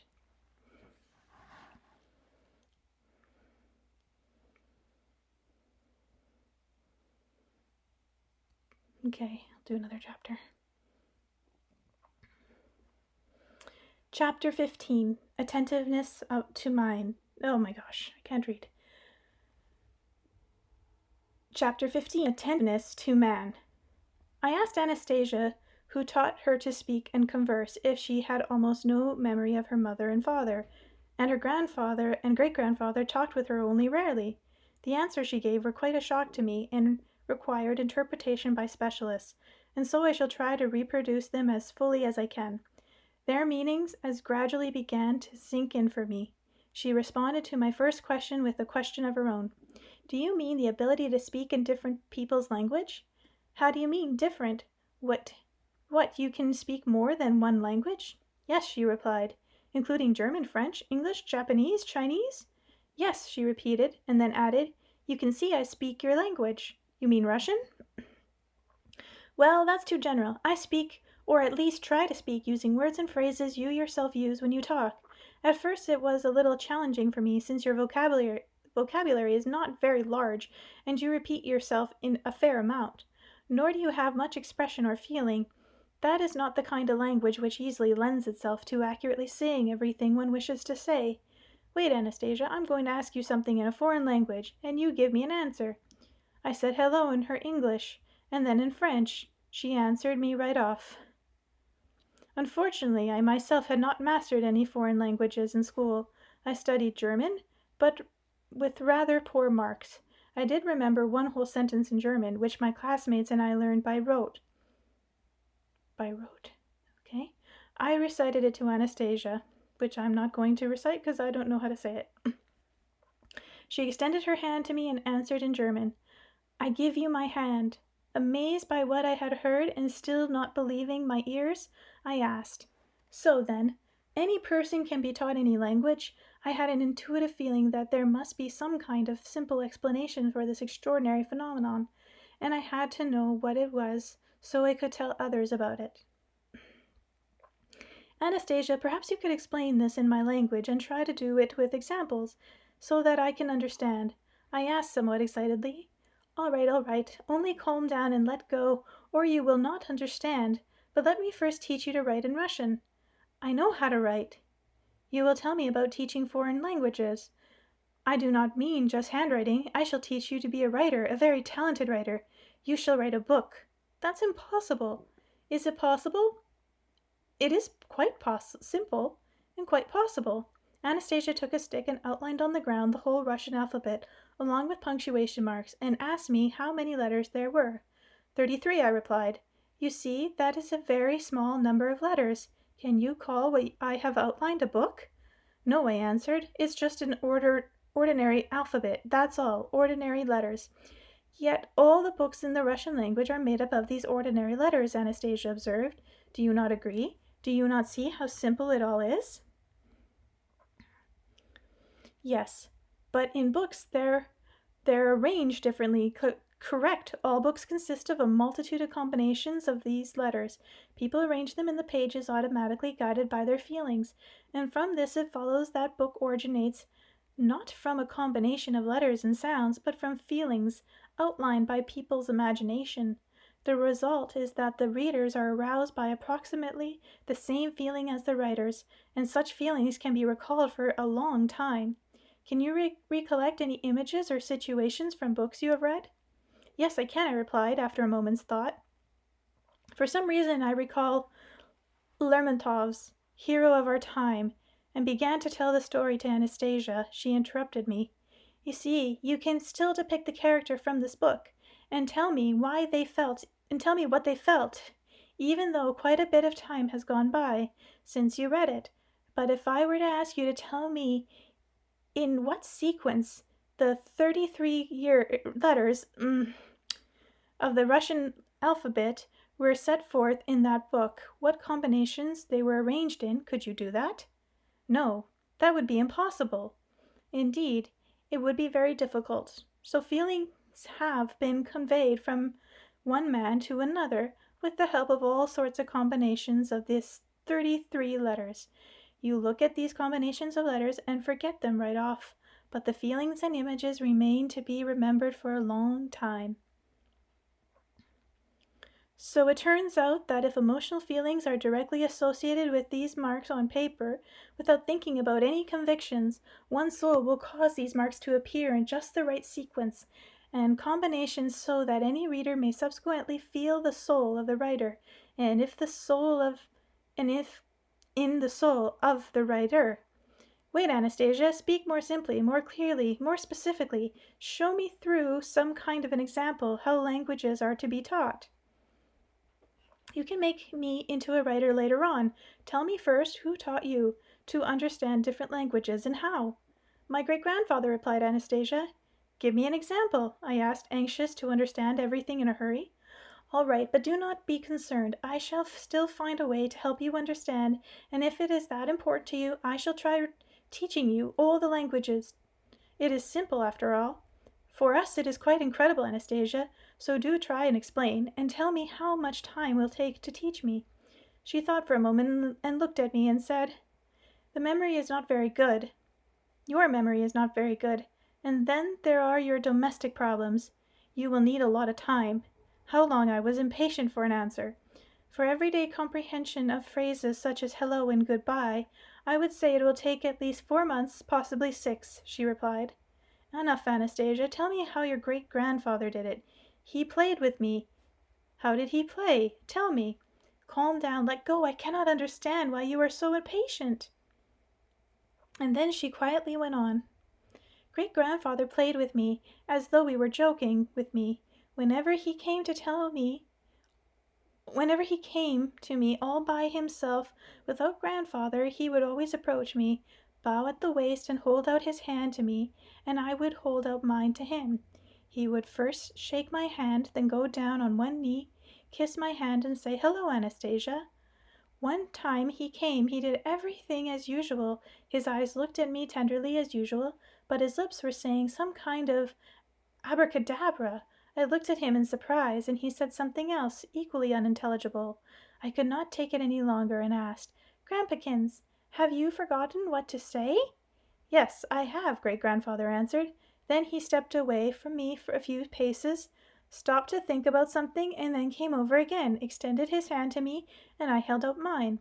To him he dropped on one knee and kissed my hand. His look was gentle, his lips were moving, but no sound was coming out. I was every bit afraid. Then I decided a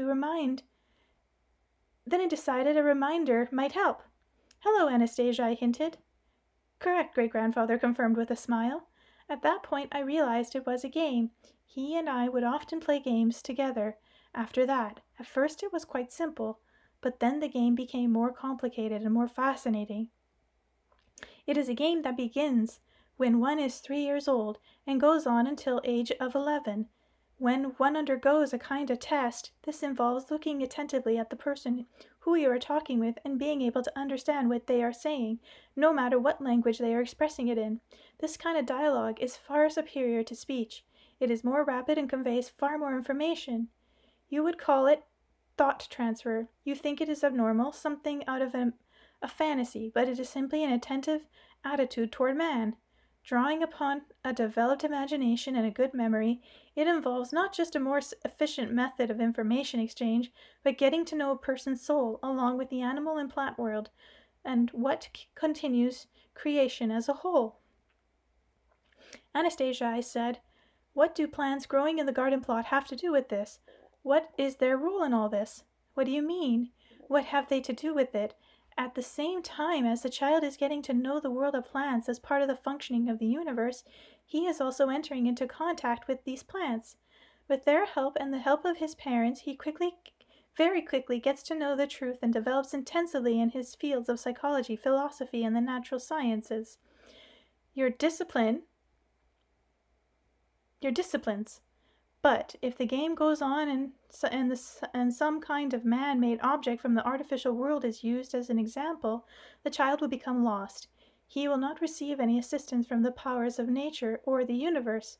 I have already noted, Anastasia, that in the final analysis such as a child could become an agronomist. Now, where would this knowledge come from in other areas?" But Anastasia maintained that a man raised in such a manner would show an aptitude for quick learning in any of our scholarly disciplines.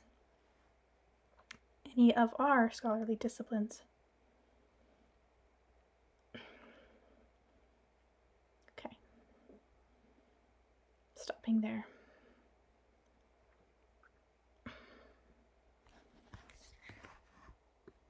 Chapter 16. Flying Saucers, Nothing Extraordinary. Then I asked her to show me examples of her knowledge of some technological subject. "You want me to tell you how old different machines of your world operate? The kind of thing that our prominent scientists are only touching the fringes of? Why don't you make some great scientific discovery, let's say?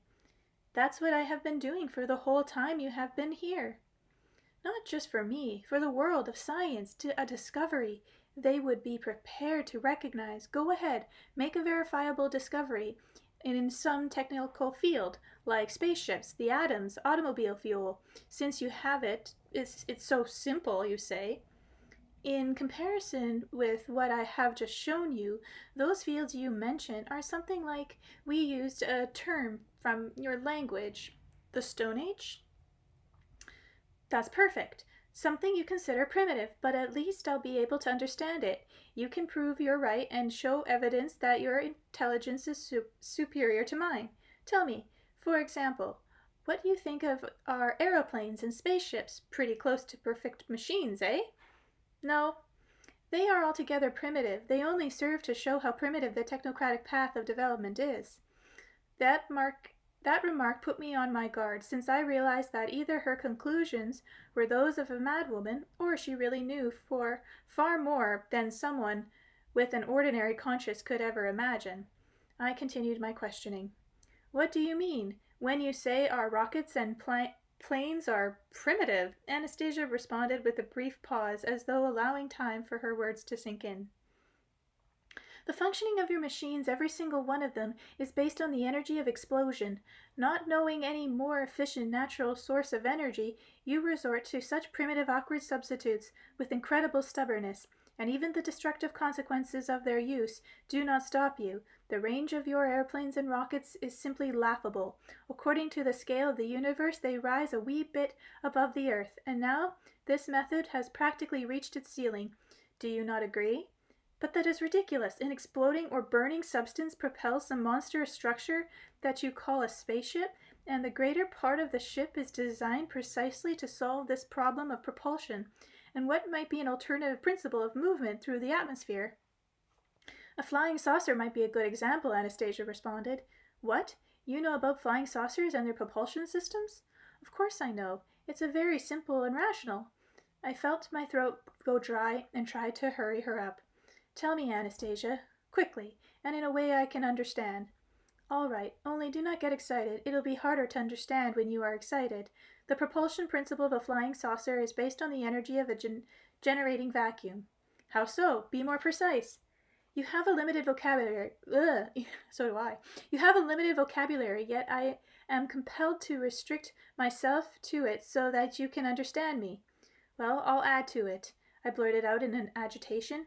I'll add words like, can't read those, and I began to quickly name all the words that just popped into my head, and in that moment, and even let out a few swear words.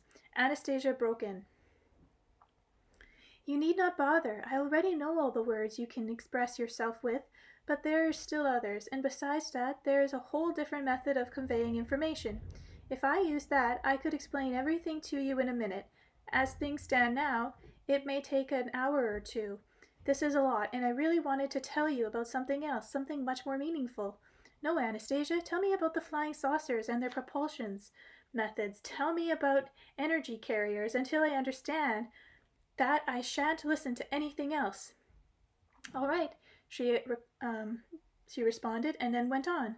An explosion occurs when a solid substance quickly changes under a definable influence into gaseous form, or when the course of a reaction to gaseous substance evolves into something even lighter.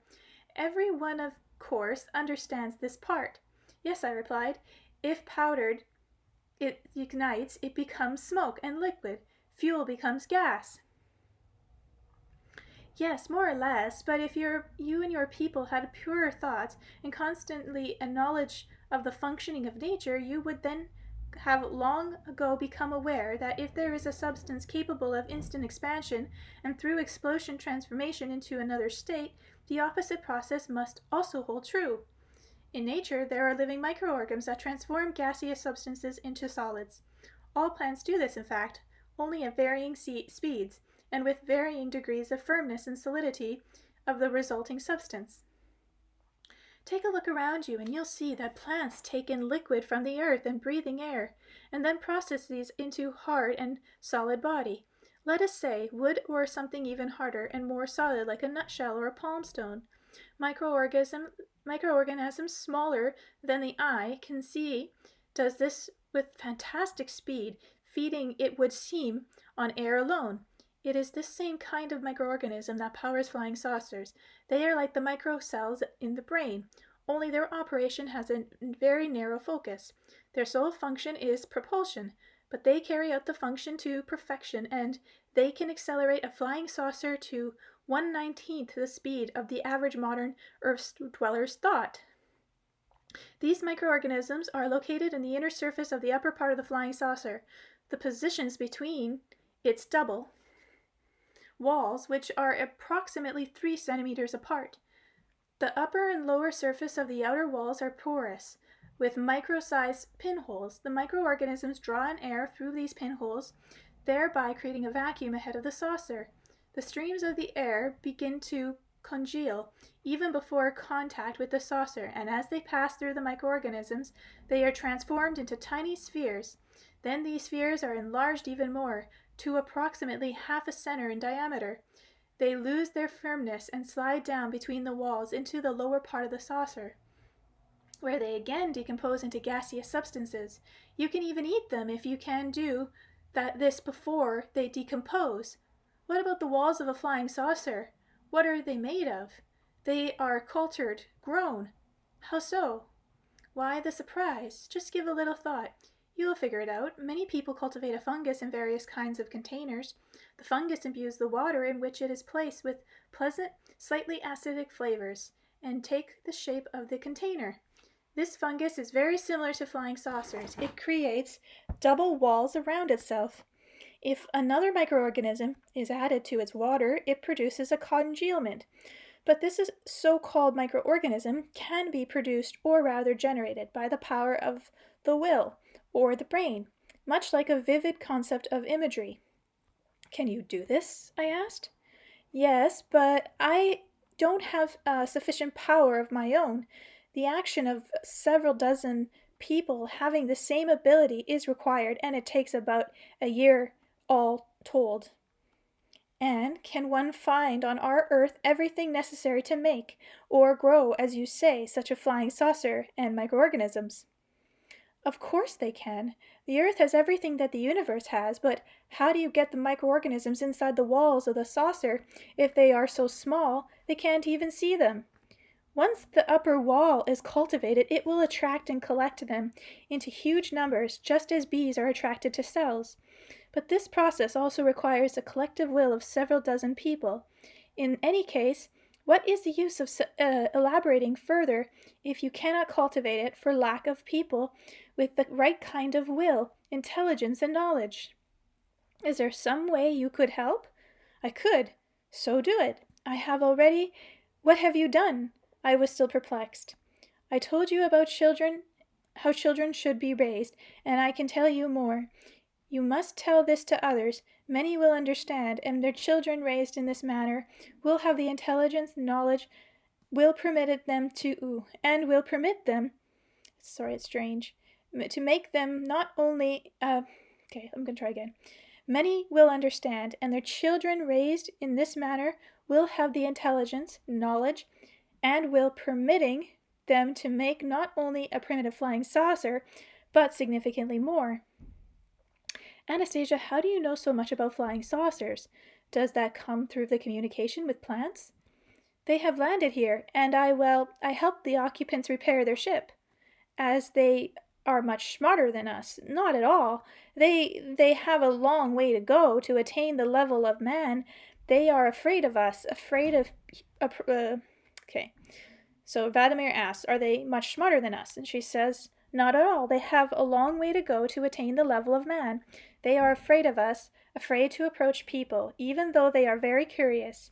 At first they were afraid of me.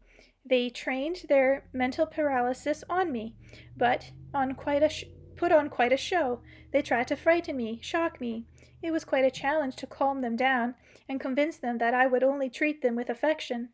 Well, how can they be less smart than us if they can do things like that? Man can't do yet. What is so surprising about that? Bees, too, make incredible structures out of natural materials, including whole ventilations and heating systems. But that does not mean they are superior to man in intelligence. In the universe, there is no one and nothing stronger than man, except God. Chapter 17. The Brain, a Supercomputer. The possibility of building a flying saucer greatly interested me. If one examines the principles of propulsion just as a hypothesis, it is still a new one. Flying saucers, however, is a complex machine and is not a high priority item for us Earthlings. For that reason, I wanted to hear something that would be understandable right away. I wanted something that would not require any investigation of scholarly minds, but could be immediately put into practice in our daily lives and benefit everyone. I began asking Anastasia to come up with a solution to a question that our society was being confronted with today. She agreed, but asked, "Could you at least put it in more specific terms, this question? How can I solve something when I do not know what you have in mind?" I began thinking. What was the number one problem we focused today? The following terms came to mind. You know, Anastasia, our major cities right now are confronted with the most acute problem, environmental pollution. The air in these cities is so bad it's hard to breathe. But you yourself are the ones polluting it. We realize that. Please, hear me out. Don't go philosophizing about how we must be pure ourselves, have more trees around and so forth. Just take things as they are today and think of something, for example, how to reduce the pollution in our major cities by 50% without costing the treasury, the government that is, any extra money, and make it so that your plane will be the most logical of all possible alternatives, and that it will be capable of instant implementation so that I and everyone else cannot fail to understand it. I shall at once, Anastasia replied. Have you specified all the terms? I thought I should try and make it even more complex, just in case her mind and abilities really turned out to be truly superior to what our own powers of reasoning allowed. So I added, and make whenever you think up to be profit-generating. For whom? For me, and for the country, too. You live within the borders of Russia, so make the whole of Russia. Are we talking about money? Yes. An enormous amount of money? Profit, Anastasia, well, money is never an enormous amount, but I had enough money to be able to pay for this expedition, and have enough left over for a new one. And as for Russia? I thought for a moment. What if Anastasia were even a little interested in the material benefits of our civilization? And then asked, You wouldn't want anything for yourself? I have everything, she replied. But all at once an idea came to me, something that might possibly interest her. How about this, Anastasia? Let's have you plan, make enough money to provide free seeds, or at least seeds at a discount to all your beloved dashnicks or governors throughout Russia. Or gardeners, sorry, governors. Terrific, Anastasia exclaimed. What a wonderful idea. If you have finished, I shall now get to work. How delightful that sounds. Seeds. Or is there anything else you wish to add? It's not just seeds at a discount in Russia now. It's also land. 1 hectare of land Putin is given to all their people who want that. And a lot too. Okay. Or is there anything else you wish to add? No, Anastasia, that's enough for now. I felt her inspiration and excitement not only over the task itself, but especially over the free seeds for her dashnicks. Yet I still felt convinced that even with her special abilities, the solution to the problem of air pollution was simply not of the question, else or many scientific institutions would have come up with one long ago. With the bustle of energy this time, not her usual calm and quiet self, Anastasia lay down on the grass, her arms widespread, her curled fingers reached their cushioned tips upward, alternating between motion and stillness, while her eyelids trembled on her closed eyes. She lay there for about 20 minutes, then opened her eyes up and said, I have determined the nature of the problem, but what a nightmare it is. What have you determined, and what is this nightmare about? The greatest harm is coming from your so-called automobiles. There are so many of them in the large cities, and every one of them is emitting both an unpleasant odor and substance harmful to human bodies. The most frightening thing is that these substances are mixing with the earth of dust particles and impregnating the dust. The movement of the automobiles picks up and impregnates the impregnated dust, and people are breathing it in this horrible mess. It gets swept into the air and then settles on the grass and the trees, covering everything around. This is very bad. It is very harmful to the health and body of people and plants. Of course it's bad. Everyone knows it's bad, only nobody can do anything about it. We have street cleaning machines, but they can't keep up.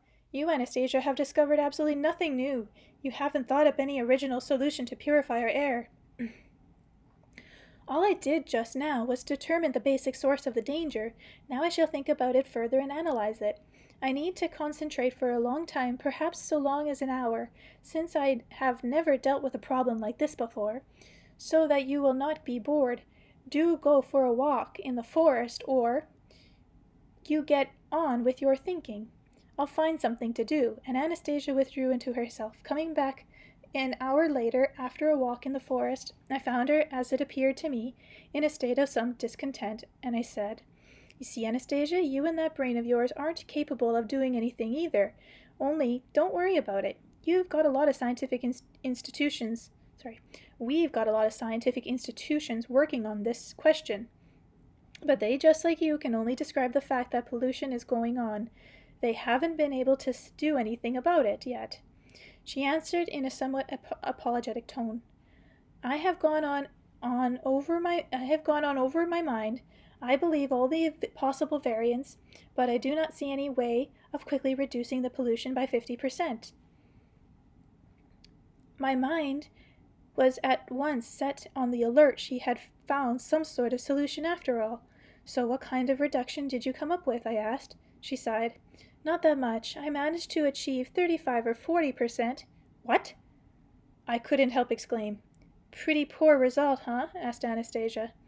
A lump formed in my throat. I realized she was incapable of lying, exaggerated or downplaying anything she said. Trying to restrain my excitement, I said, "Let's change the terms of the project. Let's say 38%. Quick, tell me about what you've come up with." "Your automobiles must be equipped with to not only scatter this foul dust, but to collect it as well." "How can we do that? Talk faster." "Those things sticking out in front of the automobile, what are they called?" "Bumpers," I offered. "All right, bumpers. Inside them or below them should be attached a little box with small holes facing up frontwards. There should also be holes in its backside so that air can escape. While the automobiles are in motion, air laden with its harmful dust will be drawn in through the front holes, purifying, and then escaping through the back holes, and that air will already have to be 20% less polluted." "And what about the remaining 20%? "Right now, virtually none of this dust is removed, but with this method there will be a lot less of it in the air, since it will be collected all over the place every day. I have calculated that in 1 month, with the help of this little box, if they are fitted on all automobiles, the amount of pollution dust will decrease by 40%. Beyond that, there will be no reduction since other factors are at work. What size of boxes, and what should they contain? How many holes, and what distance from each other? Vladimir, perhaps you would like for me personally to attach them to every single automobile." For the first time I perceived that Anastasia had a sense of humor, and I began to laugh at the thought of her attaching their little boxes to all the cars. She laughed, delighted in her cheerful mood, and began whirling her way across the glade. The principle was really very simple. The rest was merely a matter of technology. Already, without Anastasia's help, I was beginning to imagine how it could all be. Orders from administrative heads, motor vehicle inspection control, turning in old filters for new ones at filing stations, a system of vouchers, and so forth. A return regulation just like seatbelts. All that had been taken back then was one stroke of a pen, and presto, seatbelts in every family car. And here, too, one stroke of the pen, and again, presto, cleaner air. And there would be tough competition among entrepreneurs for orders to supply the boxes, a good deal of work for the manufacturers, planting, and the main thing, of course, cleaner air. Wait, I said, turning once more to Anastasia, who was still whirling around in a boisterous dance. What should be put into those boxes? Into those boxes? Into those boxes. You will come up with a little thing. It's very simple, she replied without stopping. And where is my money going to come from? And to supply seeds for the dashnicks, came another question. She stopped. What do you mean, where from? You wanted my idea to be the most rational of all, and that is exactly what I have thought up, the most rational solution there can be. It will spread to large cities throughout the world, and for this idea they will pay Russia enough to supply the free seeds and enough to pay you. Only you will receive your payment under certain conditions. I didn't pay attention immediately to her remark about the certain conditions, but began focusing on something else. So, we should patent it? Otherwise, who would pay for their own free will? Why would they not pay? They will pay, and I can even set the rates right now. From the production of those boxes, Russia will get 2%, and you will get 1/100%. What's the good of you setting the rates? You do have a few strong points, but when it comes to business, you're still a complete ignoramus. Nobody will pay voluntarily, even when they are signed agreements. They don't always pay. If only you knew how many there are in the world that don't. Our arbitration courts are overloaded. By the way, do you know what arbitration court is? I can guess, but in this case they will pay faithfully. Anyone who does not pay will go bankrupt. Only honest people will profit and prosper. What will make them go bankrupt? Don't tell me you're in the racket business. What are you imagining now? Think about it. They themselves, or rather circumstances themselves, will overtake any cheaters and make them go bankrupt. And then the thought dawned on me. Given that Anastasia is incapable of lying, and as she said herself, the system inherent in nature do not allow her to make mistakes, it means that before starting any conclusions, she must have processed in her brain an enormous amount of information, made zillions of mathematical calculations, and taken into account a whole mass of psychological characteristics of the people who would be participating in her project.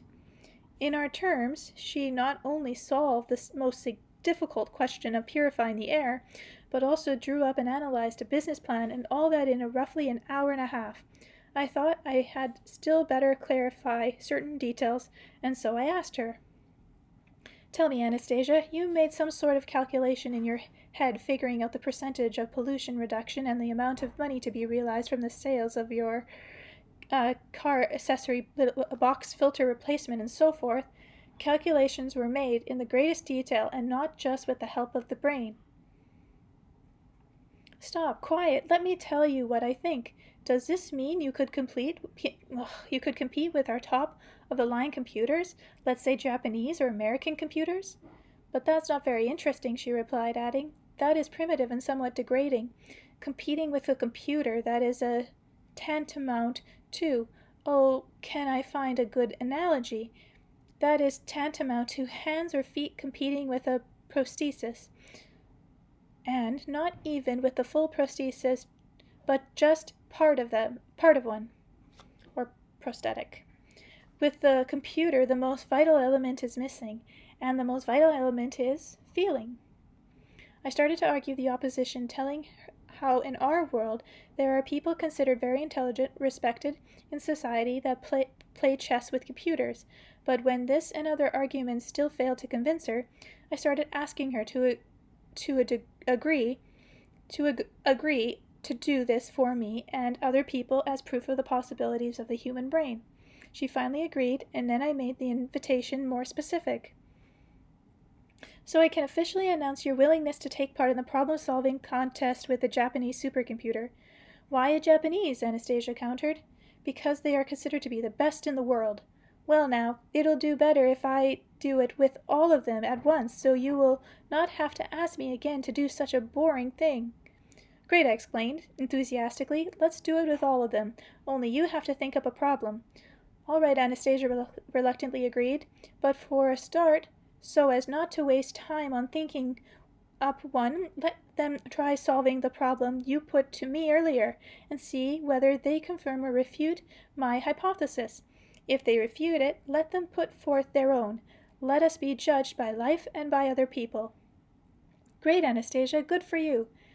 That is most constructive, and how much time do you think should be allowed for them to come up with the solution?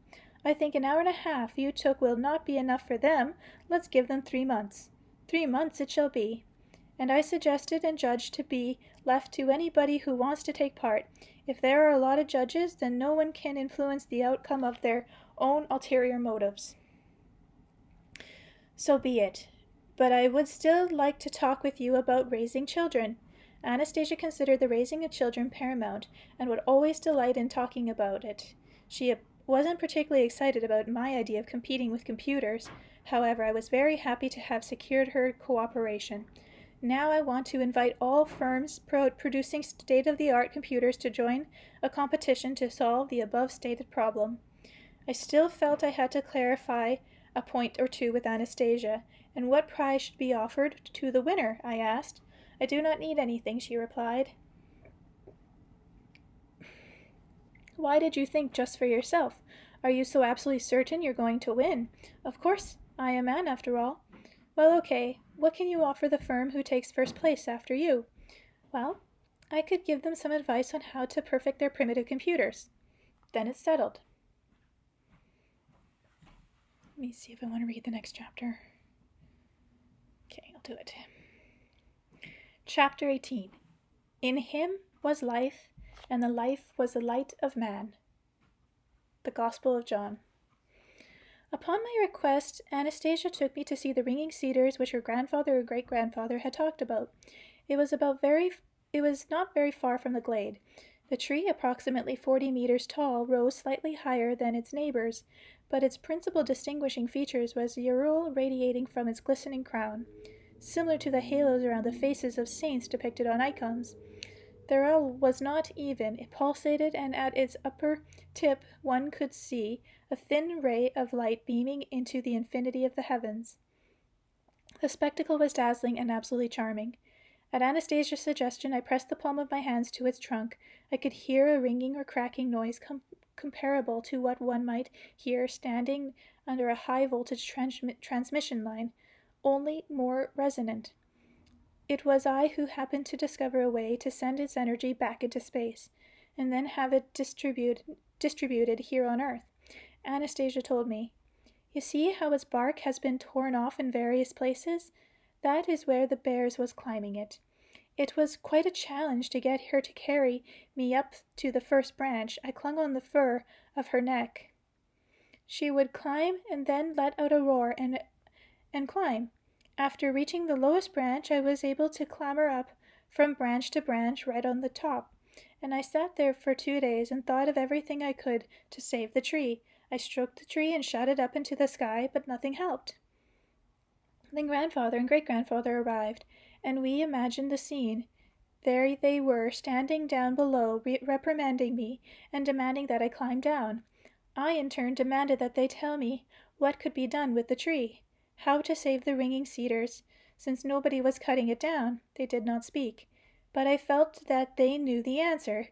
Grandfather's old trickster that he was tried to lure me down, promising to help me establish a connection with a certain woman I had been unable to reach on my own. This was a woman I was very much wanting to help. Earlier, grandfather would only be annoyed by my desire to spend so much time on her instead of doing other things. But I knew that he could not help me, as great-grandfather had twice tried to do this behind grandfather's back, and he failed too. At that point, grandfather really began putting up a fuss. He seized hold of the branch, ran around the cedar tree, and beat the air with the branch, shouting that I was the most harebrained member of the family, that I was acting illogical, and that I refused to accept sound advice, and that he would give my bottom a good whipping. And again he beat the air with the branch. Now, that was a real humdinger of a threat, and even great-grandfather burst out laughing. I, too, gave a hearty laugh. In going so, I invariably broke a branch on the top, and a glow began emanating from it, and I heard great-grandfather's voice seriously commanding and entreating, all that at the same time. Don't touch anything more. Little one, come down very carefully. You have already done enough. I obeyed and climbed down. Great-grandfather silently embraced me, trembling all over. He pointed at the tree on which more and more branches were beginning to glow. Then a ray formed, pointing upward. Now the ringing cedars would not burn up. There, through its little ray, it would give everything it had saved up for the past 500 years on people and to the earth. Great-grandfather explained that the ray had formed in the exact spot where I had shouted upward, and had invariably broken a branch while I was laughing.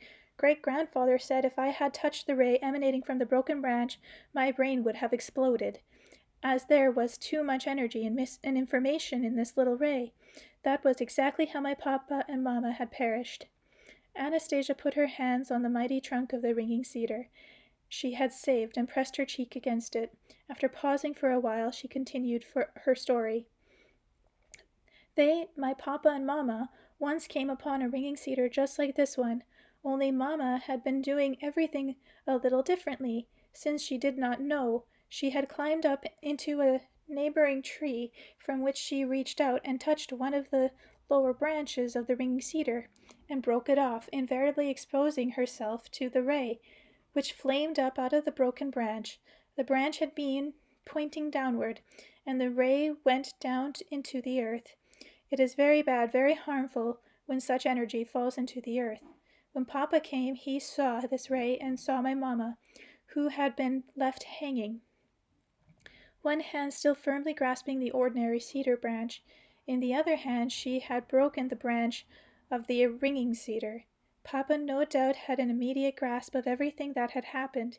He climbed up the ringing cedar right on top. Grandfather and great-grandfather saw him break off the upper branch, but they did not glow. While more and more of the lower ones began glowing, great-grandfather said that Papa realized that it would not be long before he would never be able to climb down. The upward beaming ray, that is pulsating glow, failed to appear. All that was going on was more and more thin rays shining downward. An upward ray did appear when Papa broke off a large branch pointing up, and even though it was not glowing, he bent it and pointed it at himself. When it did flame up, Papa still managed to unclasp his hands, and the branch straightened, and the ray from the branch directed itself towards the sky, and then the pulsating roll formed. Great-grandfather said that at the last moment of his life, Papa's brain was able to take in an enormous flood of energy and information, and that he was able, in some incredible way, to clear his mind of all previous accumulated information, and so was able to gain the times required to unclasp his hands and direct the branch upwards just before his brain exploded.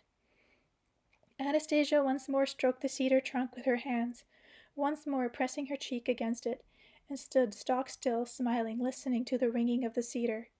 Anastasia, that cedar nut oil, are its healing properties stronger or weaker than the piece of the ringing cedar?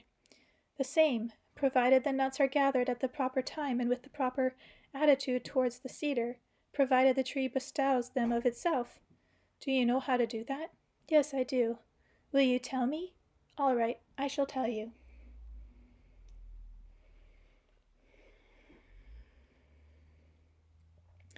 Chapter 19. The Need to Change. Chapter 19. The Need to Change One's Outlook on the World. I asked Anastasia about the woman over whom she had a disagreement with her grandfather. I asked her why she had been unable to establish a connection with her, and why she thought this contact was necessary. You see, Anastasia began her story, it's very important when two people join their lives together that they have a spiritual attraction to each other. Unfortunately, everything basically starts with the carnal. For example, you see a beautiful girl and desire to be close to her. You still have not seen the individual, the man or her soul. Very often, people join their destinies together only on the basis of carnal attraction. Either that quickly passes or it transfers to someone else. What then keeps people together? To find a kindred spirit with whom one can attain true happiness is not all that complicated. Your technocratic world, however, puts up massive interference. The woman I'm trying to reach lives in a large city and regularly travels to the same place each day, probably to her work. Either there or on the way she finds or meets up with a man who is very close to her spirit, one with whom she could be really happy, and most importantly, one with whom she could bear a child capable of bringing so much good into the world. But they would create this child with the same impulsion as we did. Because they would. But there is no way this man can bring himself to tell this woman that he loves her, and she herself is partly to blame for this. Just think, he looks into her face and sees, as it were, his heart's desire, the apple of his eye, while she, as soon as he feels something gaze upon her, perks up right away and unwittingly tries to lift her skirt higher, and so on. This man is at once carnally aroused, but he does not know her well, and so he then goes to someone who is better acquainted with someone he feels more accessible, but still led on by the same carnal desire. I want to suggest to this woman what she should do, but I cannot break through to her. Her brain will not open to the awareness of new information, even for a second. It is constantly preoccupied with issues of day-to-day living. Can you imagine? One time I followed her for a whole 24 hours. What a terrible sight. Grandfather then got upset with me for not working enough with the dashnicks and for spreading myself too thin and sticking my nose in where it does not belong. When this woman takes in the morning, her first thought is not to delight in the coming day, but how to prepare something to eat. She gets herself over some missing food items and then gets upset over something you smear on your face in the morning, like face cream or rouge. She spends the whole time thinking how she is going to get it. She is always late and is constantly on the run, trying not to miss first one form of transport and then the next. At her regular destination, her brain is overloaded with, how shall I put it, all sorts of nonsense, at least from my point of view. On the other hand, it is supposed to give her face a business-like expression and fulfill the job tasks she is assigned. All this while she is thinking about one of her girlfriends or acquaintances and getting angry at them. At the same time, she is listening to everything going on around her, and can you imagine, the same routine is repeated day after day like clockwork.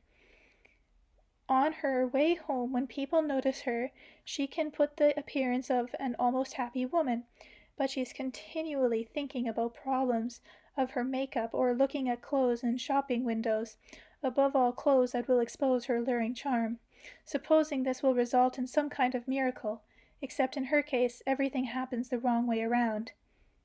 She gets home and starts cleaning the house. She thinks she is relaxing when she watches the television and prepares her meals, but the main thing is she thinks about good things only for a split second. Even when she goes to bed, she is still mulling over her daily cares and stays in the same mental rut. If only she could turn away from her thoughts even just for a moment during the day, and think of, wait, Anastasia, explain specifically how you see her outward appearance and clothing. Tell me what she should be thinking. About the moment when this man is with her, what should she do to make him at least attempt to tell her he loves her? Anastasia explained everything in the minutest detail. I shall only mention here what I consider to be the most important points. Her dress should come to just below the knee. It should be green with a white collar and no cleavage. She should wear hardly any makeup and listen with interest to the person talking to her. And that is, I remarked upon hearing such a simplistic explanation, to which Anastasia remarked, there is so much underlying these simple instructions. In order for her to choose that particular dress, change her makeup, and look at that person with genuine interest, she will have to change her whole outlook on the world.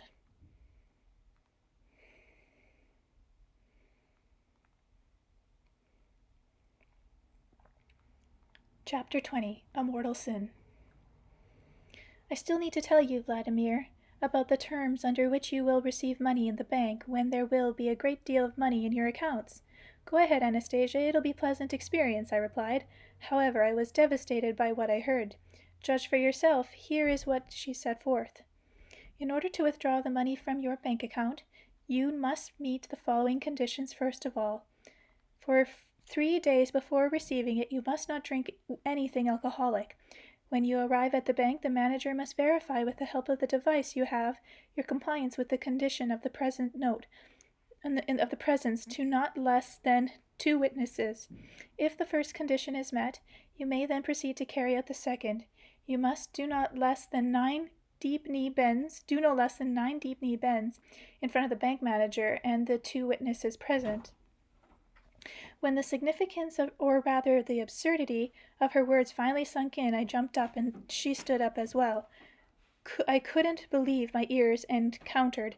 First, they're going to check my alcohol content, and then I am to do at least 9 deep knee bends like this? Is that it? Yes, responded Anastasia, and for each knee bend, they will be able to release from your account no more than 1 million of your rubles at your present worth. I was overwhelmed by a sense of rage, anger, annoyance. What did you say for that? What did you say that for? Well, what for? I was feeling so good. I believed you. I was starting to think that you were right about a lot of things, that there was logic in your argument. But now I am absolutely convinced that you're a schizophrenic, a stupid hick, a madwoman. This latest thing you said has wiped out everything else. It's completely devoid of any sense of logic. That's not just my opinion. Any sane person would agree with me. Ha!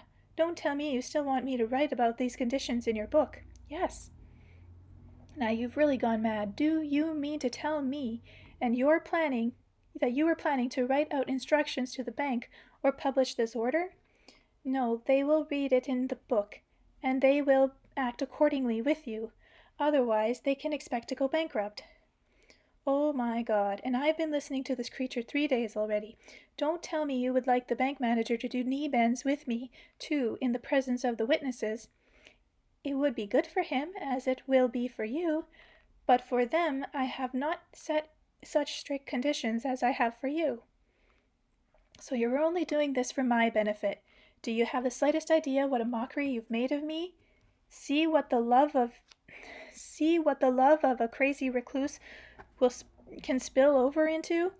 Only it won't work. Not one single bank will ever agree to serve me under these conditions, no matter how much you have visualized such a situation in your dreams. Well, you can stand here and do all the deep knee bends you want, you nincompoop. The banks will agree, and whether you know it or not, we'll open accounts for you. This is weird. Granted, only those banks which are willing to operate ethically, and people will trust them and come to them. Anastasia went on, not budging an inch from her position. I found myself becoming increasingly irritated and angry. Angry with myself or angry at Anastasia. Come on now, think. How long I've listened to her, trying to understand what she is saying, and here she's turned out to be simply half crazed. I started laying into her, using, to put it mildly, some pretty coarse language. She stood there leaning with her back to a tree, her head just slightly bowed. One hand was clasped to her chest, and the other was raising upward, lightly waving.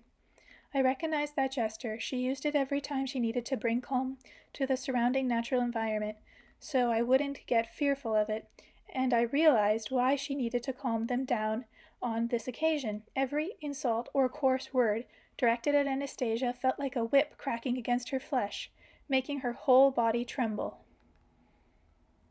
I fell silent.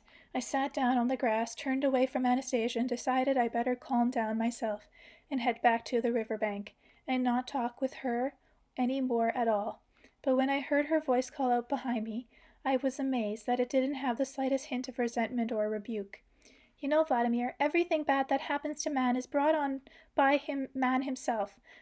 Whenever he disobeys the laws of spiritual beings and breaks his connection with nature, the forces of darkness try to distract their attention with the instant attraction of your technocratic way of life, to make them forget the simple truths and commandments set forth way back in the Bible, and they all too often succeed. One of the mortal sins of man is pride. Most people are subject to it, this sin. I shall not at the moment go into all the terrible disastrous effects it produce. After you return home and try to make sense of it, you will understand either on your own or through the help of enlightened individuals who come to see you. For now I shall just say this. The forces of darkness, which are diametrically opposed to the forces of light, are every moment working to make sure man does not let go of this sin, and money is one of the basic tools in this campaign. They were the ones that thought up this concept of money. Money is like a high-tension zone. The forces of darkness are proud of this invention. They even think themselves stronger than the force of light for having come up with money, and for being able to use money to distract people from their true purpose. The great confrontation has lasted for millennia, and man is at its center.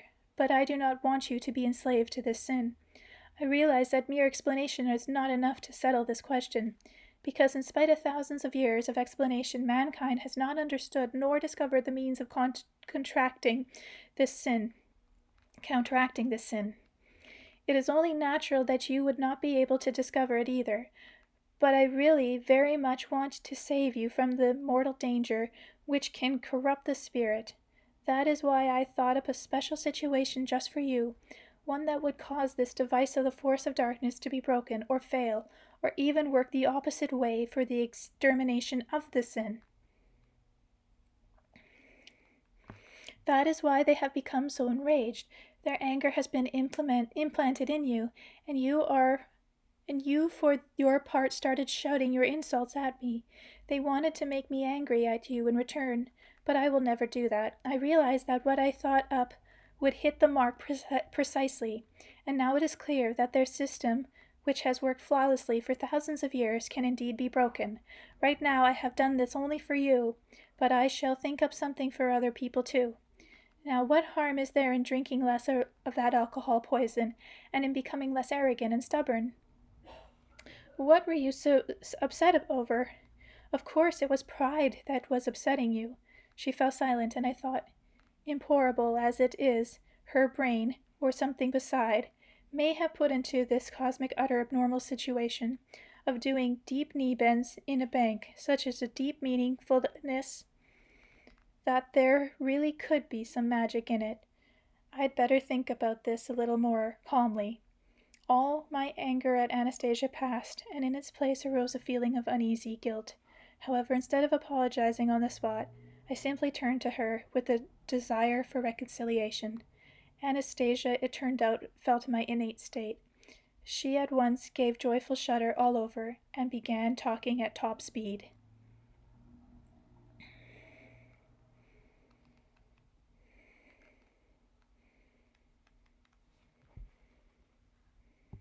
Chapter 21, Touching Paradise. Your brain is tired of listening to me, and yet I still have so much I want to tell you. I do so want to, but you need to rest. Let us sit again for a little while. We sat down on the grass. Anastasia took me by the shoulders and drew me closer to her. The back of my head touched her breast, which gave me pleasant, warm feelings. Do not be afraid of me. Let yourself go, she quietly said, and lay down on the grass so that it would be more comfortable for me to rest. She ran the fingers of one of her hands through my hair, as if combing them, while the fingertips of her other hand quickly touched my forehead and temples.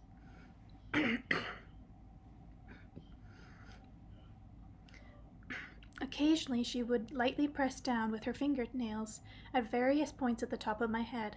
All this gave me a feeling of tranquility and enlightenment. Then, putting her hands on my shoulders, Anastasia said, "Listen now, and please tell me what sounds you hear around you." I listened, and my hearing caught a wide range of sounds, all different in tonality, rhythm, and continuity. I began naming the sounds aloud, the birds singing in the trees and chirping, and the clicking of insects in the grass. Sorry, I have something in my throat. The rustle of the leaves, the fluttering and flapping of birds' wings. I named everything I could hear, then fell silent and went on listening. This was pleasant and very interesting for me. You have not named anything, Anastasia observed. Everything, I replied. Well, maybe I left out something.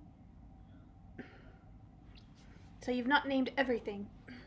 Well, maybe I left out something not very significant, or something I didn't catch. Not anything important, that is. Vladimir, do you not hear how my heart is beating? Asked Anastasia. Could I really have not been paying attention to the sound of her heart beating?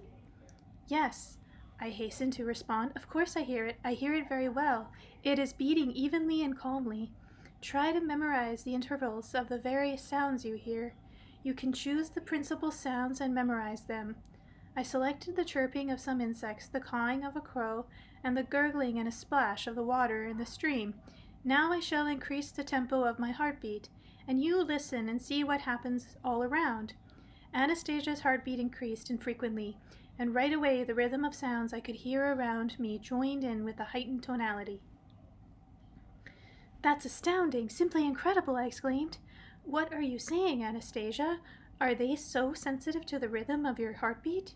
Yes, everything, absolutely everything. A little blade of grass, a big tree, even the bugs. They all react to any change in the rhythm of my heart. The trees accelerate their inner process and work harder to produce oxygen. Is this how all the plants and animals in people's environment react? I asked. No, in your world they do not understand to whom they should react, and you do not try to make contact with them. Besides, you do not understand the purpose of such contact, and do not give them significant information about yourself. Something similar might happen between plants and the people who work in our little garden plots. If only people would do everything I outlined to you. Imbue the seed with information about themselves and begin to communicate more consciously with their plants. Do you want me to show you what man will feel when he makes such contact? Of course I want you to, but how will you do that? I shall tune the rhythm of my heartbeat to yours, and you will feel it. She slid her hand inside my shirt, her warm palm lightly pressed against my chest. Little by little her heart adjusted its tuning and began beating in the same rhythm as mine. And something most amazing happened. I felt an unusual pleasant sensation, as though my mother and my relatives were right there beside me. A sense of softness and good health came over my body, and my heart was filled with joy, freedom, and a whole new sense of creation. The range of surrounding sounds caressed me and communicated the truth. Not a truth comprehensible in all its detail, just something I felt intuitively. I had the impression that all the pleasing and joyous feelings I had ever experienced in my life were now emerging into a single and wonderful sensation. Perhaps it was this sensation that is called happiness. But as soon as Anastasia began to change the rhythm of her heartbeat, the wonderful sensation started to leave me. I asked, "More, please. Let me feel some more, Anastasia." I cannot do that for long. After all, I have my own rhythm. Even just a little bit more, I pleaded. And once again, Anastasia brought back the sensation of happiness, just for a short time. And then everything faded, but not without leaving me with a small taste of the pleasant and radiant sensation as a memory of it. We remained silent for a while, and then I felt like hearing Anastasia's voice again, and I asked, Was it this good for the first people, Adam and Eve? You just lie around, enjoy life, and prosper, everything at hand, only it can become boring if there's nothing to do. Instead of answering my question, Anastasia asked one of her own. Tell me, Vladimir, do many people think of Adam, of the first man, as you thought just now? Probably the majority, but what was there for them to do in paradise? It was only later that man started to develop and thought up everything. Man developed through labor. He became smarter thanks to labor. Yes, labor is indeed, but the first man was infinitely smarter than his descendants today, and his labor was more meaningful. It demanded considerable intelligence, awareness, and will. But what did Adam do in paradise? Did he tend a garden? That is something that can be done today by any gardener, not to mention plant breeding specialists. Nothing more is said in the Bible about Adam's activity. If the Bible told everything in detail, it would be impossible to read through it in a single human lifetime. One must understand the Bible. There is so much information behind each verse. Do you want to know what Adam did? I shall tell you. But first remember that it is the Bible that tells us that God assigned Adam to give names and specify the purpose of every creature living on the earth. And he, Adam, did this. He did what all the scientific institutions in the world what all the institutions in the world taken together have not yet been able to do. Anastasia, do you turn to God yourself? Do you ask him for anything for yourself? What more can I do, I ask, when so much has already been given to me? It is my task to thank him and help him.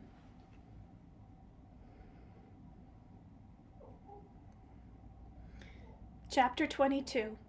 Who will bring up our son? On the way back to the river, as Anastasia was escorting me to my motorboat, we sat down to rest at the place where she had left her outer clothing, and I asked her, Anastasia, how will we bring up our son? Try to understand, Vladimir. You are not ready to bring him up, and when his eyes first take in a conscious awareness of the world, you should not be there.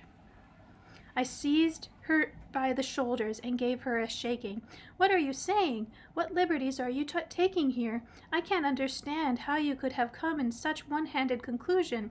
Anyway, even though the mere fact of your existence is incredible, this doesn't give you the right to decide everything yourself and in violation of all the rules of logic. Calm down, Vladimir, please. I do not know what logic you have in mind, but do try and make sense of it calmly. What am I to make sense of? The child is not only yours, he's mine too, and I want him to have a father. I want him to be well taken care of and get an education.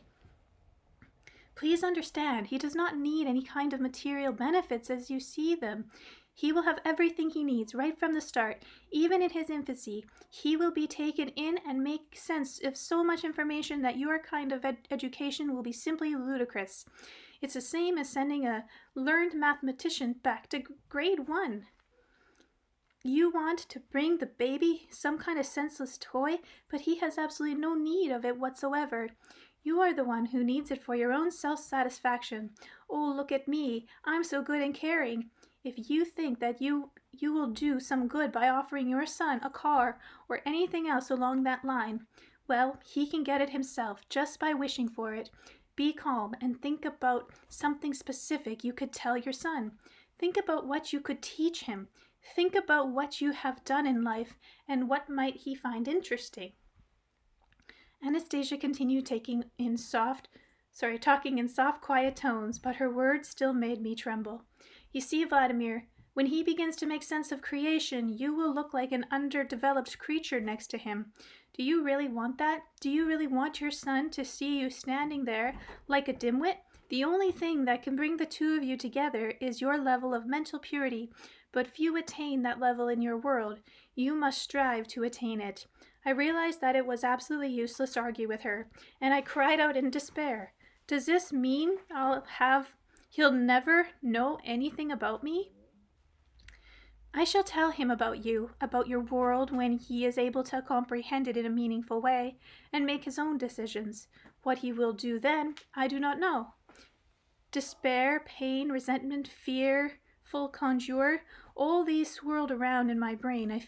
I felt like smashing this beautiful intellectual recluse's face with all my might. I understood everything, and what I understood left me breathless. It is clear.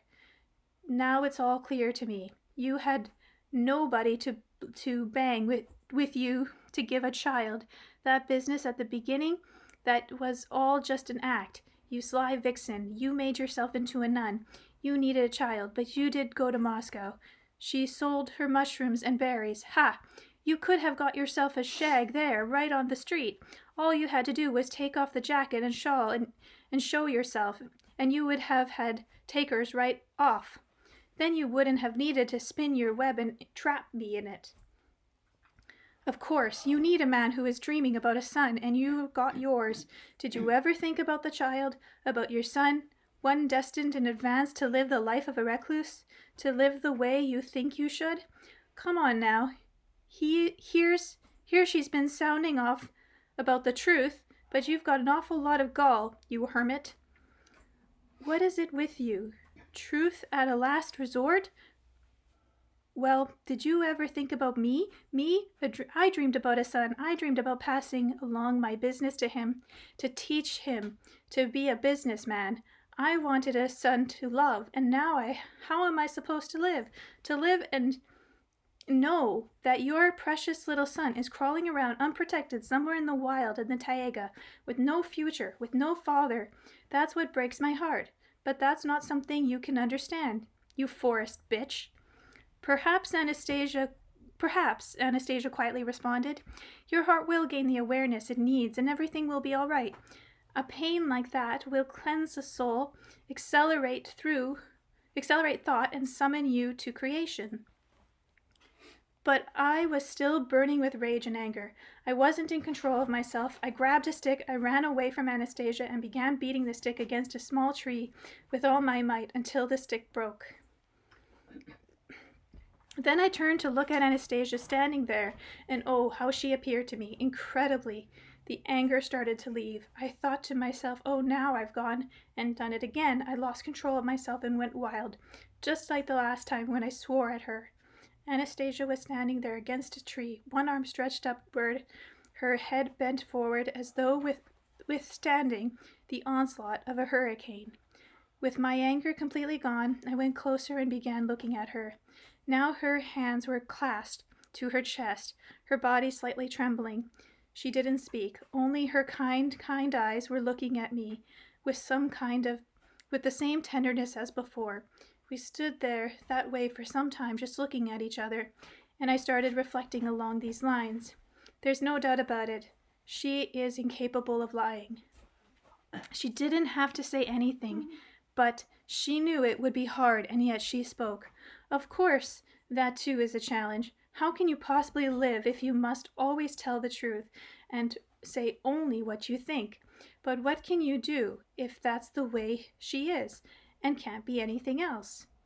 What's done is done. Everything happens the way it happens. Now she will be the mother of my son. She will be a mother if she said so. Of course she'll be a pretty strange mother, that lifestyle of hers and her way of thinking. Oh well, there's nothing to be done with her. Still, she's physically very strong and kind. She really knows nature well, knows the animals, and she's smart, in her own peculiar way at least. In any case, she knows a lot about raising children. She kept wanting to talk about children the whole time. She'll nurture the boy. Somebody like her will definitely nurture him. She'll get him through the cold and through snowstorms even. They mean nothing to her. She'll nurture him, yes indeed, and she'll bring him up right, and somehow I've got to adapt to this situation. I'll come and see them in the summertime, like going to the Dasha. No way in the winter. I wouldn't make it, but in the summer I can play with my son. He'll grow up and I'll tell him about people in the big cities. At any rate, this time I've got to apologize to her, and I said, I am sorry, Anastasia. I got nervous again. And right off, she said, You are not to blame. Only do not be hard on yourself. Do not worry. After all, you are concerned about your son. You were afraid that things would turn out bad for him, that the mother of your son was just an ordinary bitch, that she could not love the real human love. But you must not worry. You must not get upset. You talked that way because you did not know. You did not know anything about my love, my darling. Chapter 23. Through a Window of Time. Anastasia, if you are so smart and omnipotent, that means you could help me. She looked up at the sky and then again at me. In the whole of the universe, there is no being capable of more powerful development and greater freedom than man. All other civilizations bow before man. All sorts of civilizations have the capability of developing and bringing themselves to perfection, but only in one direction, and they are not free. Even the greatness of man is beyond their grasp. God, the great mind, created man, and to no one else gave he more than that to man. I could not make sense, at least right off, of what she was saying, and again I uttered the same question, pleaded for help, not fully understanding what kind of help I needed. She asked me, "What is it that you have in mind? Do you want me to cure all your physical ailments? That is a simple matter for me. I already did this 6 months ago, only in the principal area of need no benefit came about. The dark and destructive elements common to people of your world have not lessened in you, and your various aches and pains are trying to come back again. You witch, madwoman, hermit, get out of here, this instant, you're probably thinking, right?" "Yes," I answered in amazement. "That is exactly what I was thinking. You read my mind." I summarized, "That is what you might be thinking. Indeed, it is written all over your face. Tell me, Vladimir, do you not well remember me, at least a little?" The question dumbfounded me, and I began carefully examining her facial features, especially her eyes. I really began to think that I might have seen them somewhere before, but where? "Anastasia, you said yourself that you spend all your time in the forest. How then could I have seen you?" She gave me a smile and ran off. A short while later, Anastasia came up from behind the bushes and dressed in a long skirt, a brown button cardigan, her hair done up in a shawl, but without the quilted jacket in which she had greeted me on the river bank, and the shawl was tied differently. Her clothes were clean, though not stylish, and her shawl covered her forehead and neck, and I remembered her. Chapter 24. A Strange Girl. The summer before a convoy ship had docked at one of the villages not far from these parts, we needed to buy bulk meat for the restaurant and spend some time in port. 6 kilometers farther on there would be a particularly dangerous section of the river, which meant our ship could not travel through there that night. Certain sections of the river were not equipped with navigation lights. So, as not to waste time, we began announcing over our outdoor speaker system that we will, as a local radio, that we are throwing a party, that everything on board our vessel. Okay. The sleek white ship standing on the dock, glistening with a huge array of light, and alive with the music poured forth from its intervals. Wait, did I read that right? From it inevitably attracted the young people of the village to such occasions. Indeed, in this particular evening, particularly the entire local youth population could be seen making its way to the ship's gangplank. Upon coming aboard, like any first-time visitors, they immediately set about taking a look around the whole ship to see what they could see. After touring the main, middle, and upper decks, they ended up congregating in the restaurant and bar.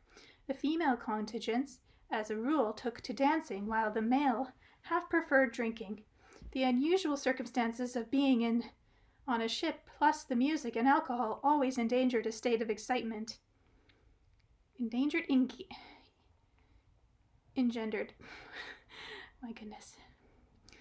Occasionally making big trouble for the crew.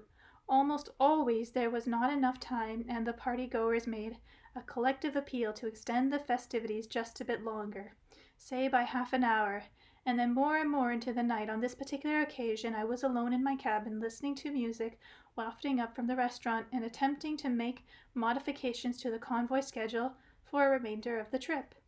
All at once, I felt myself being stared at. I turned around and glimpsed her eyes on the other side of the window glass.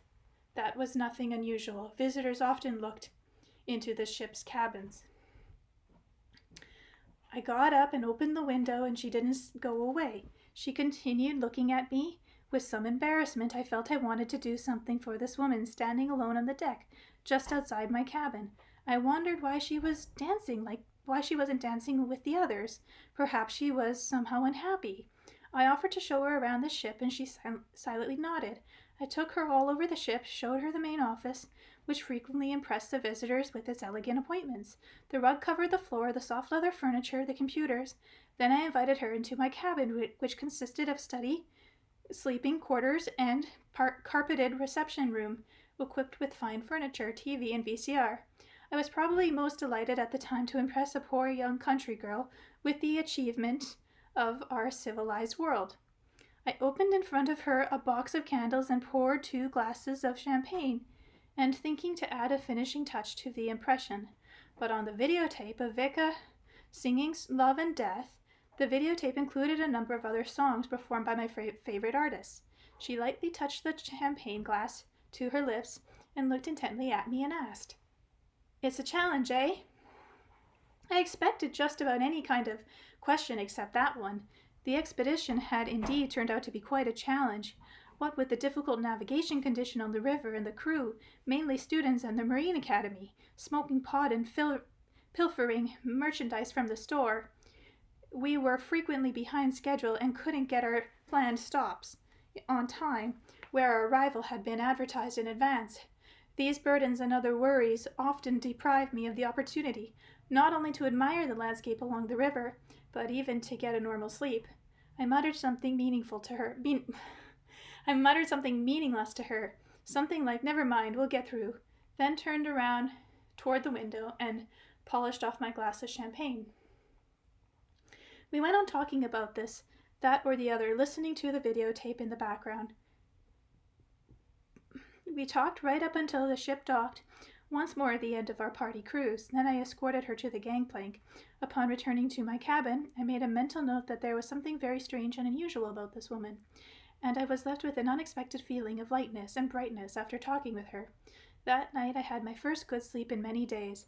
At long last I understood why the woman on the ship had been Anastasia. "So that was you, Anastasia?" "Yes. There in your cabin I memorized all the songs which I later sang in the forest. They were playing while we were talking. You see how simple it all is? How did you happen to come on board?"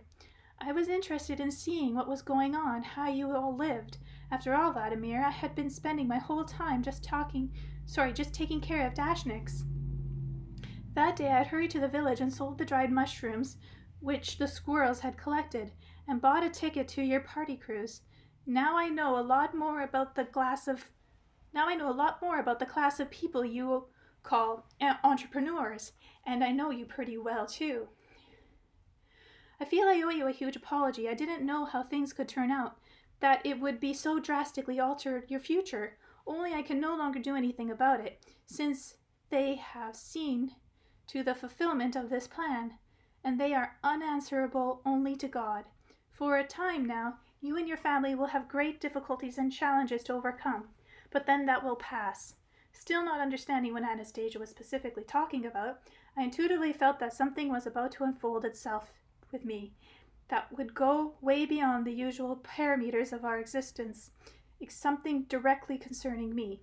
I asked Anastasia to tell me in more detail what she meant by altering my destiny and challenges. Listening to her at a time, I simply could not imagine how accurately her predictions would soon start being realized in real life.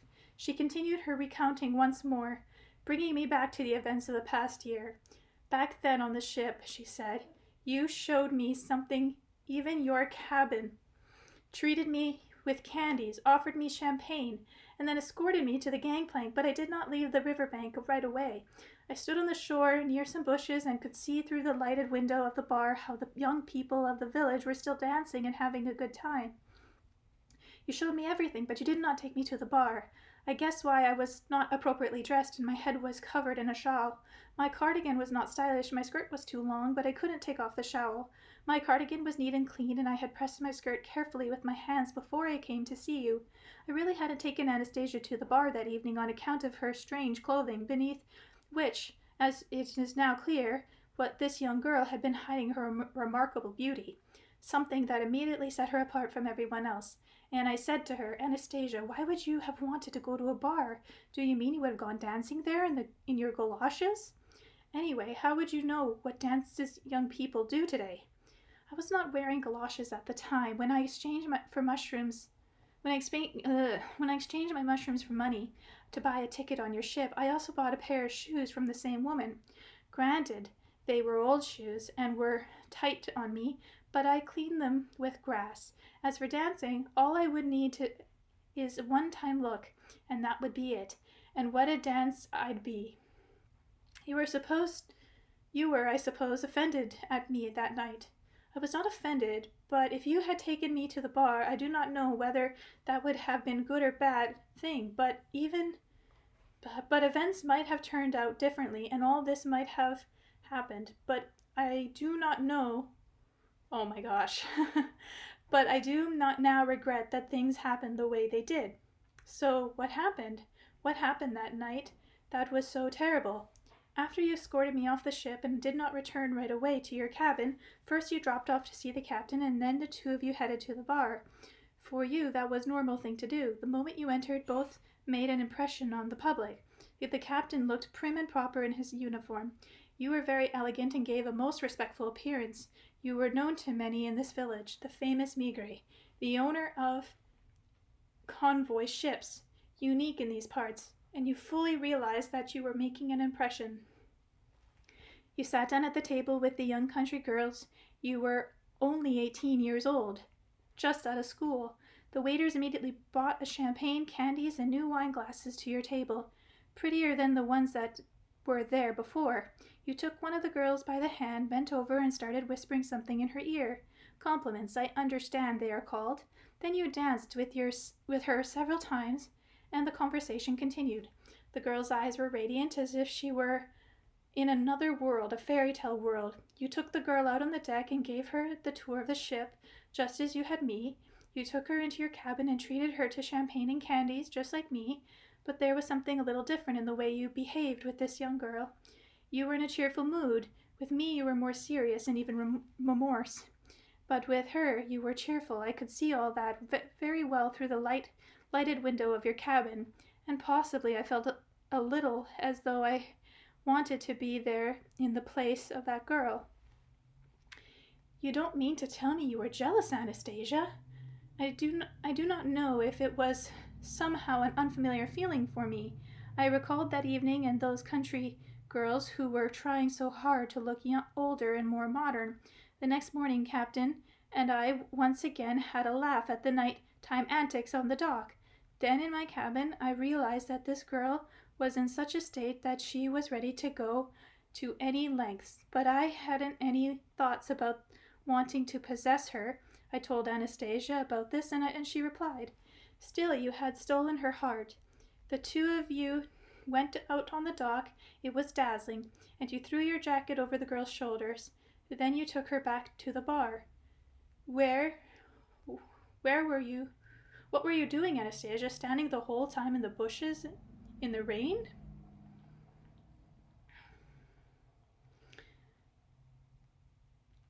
That was nothing. The drizzle was good and caressing, only it interfered with my view, and I did not want my skirt and shawl to get wet. They were my mother's. My mother left them to me, but I was very lucky. I found a cell phone bag on the shore. I took off my skirt and shawl, put them in the bag, and hid it under my cardigan. Anastasia, if you don't go home and it started to rain, you should have come back to the ship. I could not have done that. You had already seen me off, and you had other concerns. Besides, everything was shutting down. When the party came to an end, and the ship was due to depart at the girl's request, especially the girl who was with you in your cabin, you delayed the departure. At that point, everything was in your power, including their hearts, and you were intoxicated with this power. The young people of the village were grateful to the girls, and the girls, too, felt imbued with a sense of power through you. They completely forgot about the young girls who were with them in the bar, guys they had been friends with in school. You and the captain escorted them to the gangplank.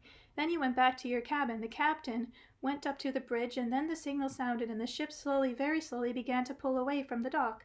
The girl had danced with stood on the shore beside her girlfriends and the young people who had waited around to see the ship off. Her heart was beating so strong it was almost trying to leap out of her breast and fly away. Her thoughts and feelings were all mixed up. Behind her back could be seen the outlines of the village house with the darkened window, while in front of her the sleek white steamship was departing, forever illuminated with a host of lights, still abundantly pouring forth its music across the water and the nighttime riverbank. The sleek white ship was where you were, after saying so many marvelous things to her she had never heard before, so charming and alluring, and all that was slowly distancing itself from her forever. Then she decided to do something in the sight of everyone. She squeezed her fingers into a fist and began shouting desperately, "I love you, Vladimir," and she did it again and again. Did you hear her shouting? Yes, I replied. You could not help hearing her, and the members of the crew heard too. Some of them went on to the dock and began laughing at the girl. I did not want them to laugh at the girl. Then they stopped laughing as if they had suddenly come to their senses. But you did not come out of the dock, and the ship continued slowly moving away. She thought you could hear her, and she continued stubbornly crying out, "I love you, Vladimir." Then some of her girlfriends joined in, and they all cried out together. I wondered what the feeling was like, love, which makes people lose control of themselves, or perhaps I wanted to help that girl, and so I shouted with them, "I love you, Vladimir." It seemed as though I had forgotten at that moment that it was not enough just to simply utter words. There definitely had to be behind them feelings of awareness and trustworthiness of natural information. Now I know how strong the feeling is, and it's hardly subject to reason.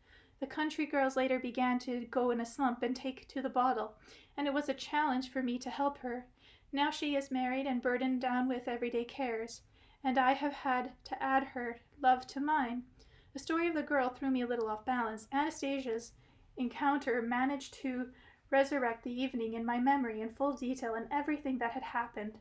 Just as she said, it was very real. Anastasia's unique declaration of love did not make any impression on me. After seeing her lifestyle and getting to know how she looked at the world, I saw her more and more as some unreal person. Even though she was sitting right beside me and I could simply reach out my hand and touch her, a consciousness accustomed to judge things by other criteria could not accept her as an existing reality. And while at the beginning of our encounter I had been attracted to her, she no longer aroused in me the same emotions I once had. I asked, "So, you think these new feelings appear to you just by chance?" "They are desirable, they are important," replied Anastasia. "They are pleasant, even. But I wanted you to love me too. I realized that once you got to know me and my world a little more closely, you would not be able to accept me as a normal person, as simply man. Perhaps you would even be afraid of me occasionally. And that is exactly what happened. I myself am to blame. I have made many mistakes. I was anxious for some reason all the time. I was in a hurry, and I did not have the time to explain everything to you as I should. Perhaps it has all just turned out silly, eh? Do I need to reform myself?" And with those words, her lips hinted at a smile. She touched her breast with her hand, and I at once remembered what had happened that morning when I was in the glade with Anastasia.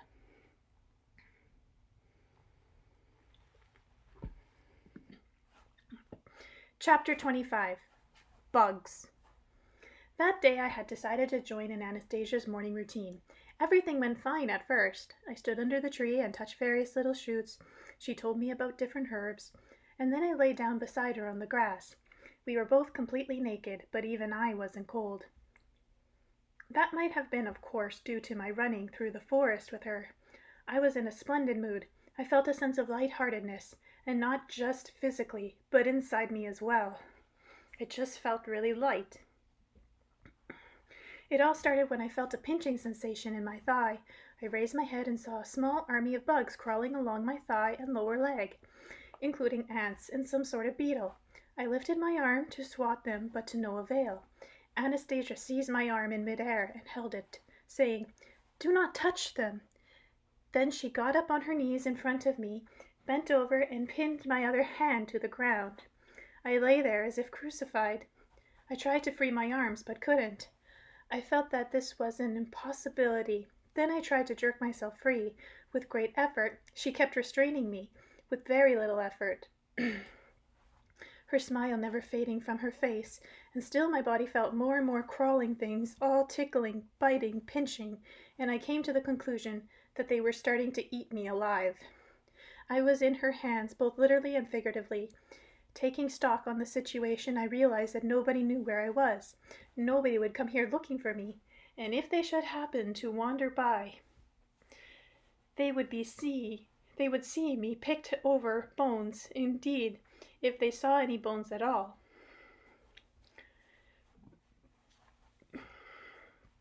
and all sorts of things flashed through my head at that moment, and this was no doubt the reason my instinct for self-preservation kicked in, dictating the only feasible course of action in this situation. In desperation, I sunk my teeth with all my might into Anastasia's bare breast, at the same time jerking my head from side to side. Upon hearing her scream, I immediately loosened my grip on her breast. Anastasia loosened her hold, jumped up, one hand holding her breast, the other stretching upward, waving. She tried to smile. I too jumped up and shouted at her, feverishly brushing the crawling things off my leg. "You wanted to feed me to those vermin, you forest witch! Well, I don't give in that easily."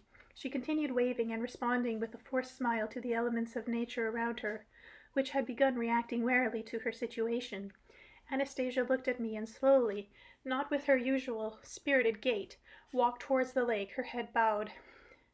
I kept standing at the same spot for some time, thinking what I should do next. Return to the river bank? But how would I find the way? Follow Anastasia? But what would be the point? Nevertheless, I headed for the lake shore. Anastasia was sitting on the shore, rubbing tufts of grass between the palms of her hand and dabbing its juice on that part of her breast where a huge bruise left by my bite was clearly visible. It was probably very painful for her, but what had been her thought in attempting to restrain me? I hovered around her for a little while before asking, "Does it hurt?" Without turning her head, she replied, "It hurts more inside," and she silently continued rubbing the juice from the tufts of grass. "What were you thinking, playing tricks on me? I was trying to be helpful. The pores on your skin are all plugged up, and they cannot breathe. The little bugs would have cleaned them out. It's not that painful. In fact, it's rather pleasant. And the snake I saw, wouldn't it have stung me on the leg? It was not doing you any harm. Even if it released its venom, it would have been only on the surface, and I would have rubbed it at once. The skin and the muscle on your heels are deteriorating." There's on account of a car accident. That's on account of a car accident, I said. For a time, neither of us spoke. The whole situation felt rather silly. Not really knowing what to say, I asked her, "What happened? Why did not that invisible someone help you again as before when I lost consciousness?" "The reason he did not help was that I was smiling, and when you began biting me, I tried to smile."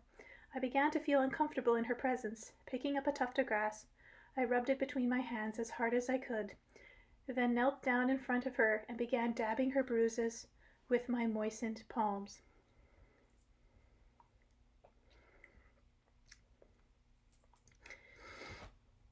Chapter 26. Dreams Creating the Future.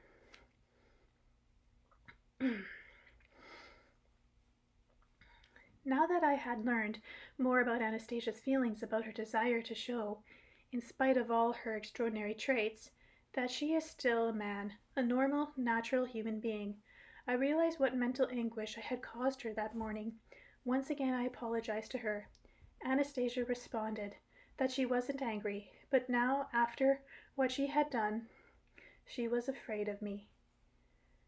"What could you have possibly done that could be so frightful?" I asked, and once again I heard, for the umpteenth time, a story nobody should put forward seriously if they expect to be considered as normal. As all the other people in our society, nobody talks that way about themselves. When the ship left, Anastasia went on. The young people headed back to the village. I stood for a while all by myself on the river bank, and I felt good. Then I ran off to my forest. The day passed as usual, but in the evening, when the stars had already come out, I lay down on the grass and began dreaming, and then worked out this plan. What kind of plan? You see, the things that I know are partially known by various people of the world you live in. Collectively they know practically everything, only they do not fully understand how it works. Then I went and I fancied how you will go to large cities and tell many people about me and my explanations. You will do this using the same methods by which you usually spread any kind of information. You will write a book. Great many people will read it, and truth will unfold to them. They will have fewer ailments. They will change their attitude towards children and work out a whole new way of educating them. People will become more loving, and the earth will begin to emit more radiant energy. Artists will paint my portraits, and each portrait will be their very best masterpiece. I will try to inspire them, and they will make what you call a movie, and it will be the grandest film ever made. You will look at all this and remember me. You will meet wise people who will understand and appreciate what I told you, and they will explain a lot of things to you. You will trust their word more than mine, and realize that I am not a witch, but actually man, a human being. It was just that I have more information inside me than other people. What you write will be of tremendous interest, and you will become rich. You will have money in the banks of the 19 countries, and you will visit holy places and cleanse yourself of all the darkness that is in you. You will remember me and begin to love me. You will have the desire to see me again and see your son. You will desire to become worthy of my son, of our son. My dreams was so clear, but possibly a bit pleading too. That is probably why everything happened the way it did. They took it as a plan of action and decided to carry people through the dark forces window of time. That is permitted if the plan is formulated in detail on the earth. In the heart and mind of an individual man, an earth dweller, no doubt they took this as a grandiose plan. Perhaps they added something themselves, and this is why the forces of darkness have been hard at work of late. They have never been this active before. I realize this from the ringing cedar. Its ray has become a lot more powerful lately, and the ringing has got louder, and the cedar is hurrying to give back its light and its energy. As I listened to Anastasia, I began thinking more and more about that was utterly crazy, that maybe she had long ago escaped from some asylum and was living here in the forest, and here I had gone and slept with her, and now she might have a child. What a tale indeed. Still seeing how serious and concerned she was as she talked with me, I tried to calm her down. Don't you worry, Anastasia. Your plan is obviously unreasonable, and so there's no need for forces of darkness and light to fight each other. You don't have a detailed enough knowledge about our everyday life, its laws and conventions, the things that an awful lot of books are being published right now. But for some reason, even the works of well-known authors aren't selling. I'm no writer, and so I don't have either the talent or ability or education to write anything. That is correct. You did not have things earlier. You did not have these things earlier, but now you do, she declared in response. Okay, I kept trying to assuage her fears. But even if I tried, nobody would print it or believe in any existence. Would believe in your existence.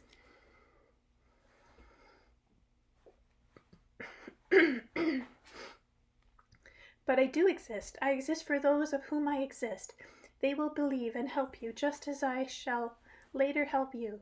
And together with those people, I couldn't make sense of what she was saying right off, and once more I had made an effort to calm her down. I shan't even make an attempt to write anything. There is absolutely no sense in it. Don't you get it?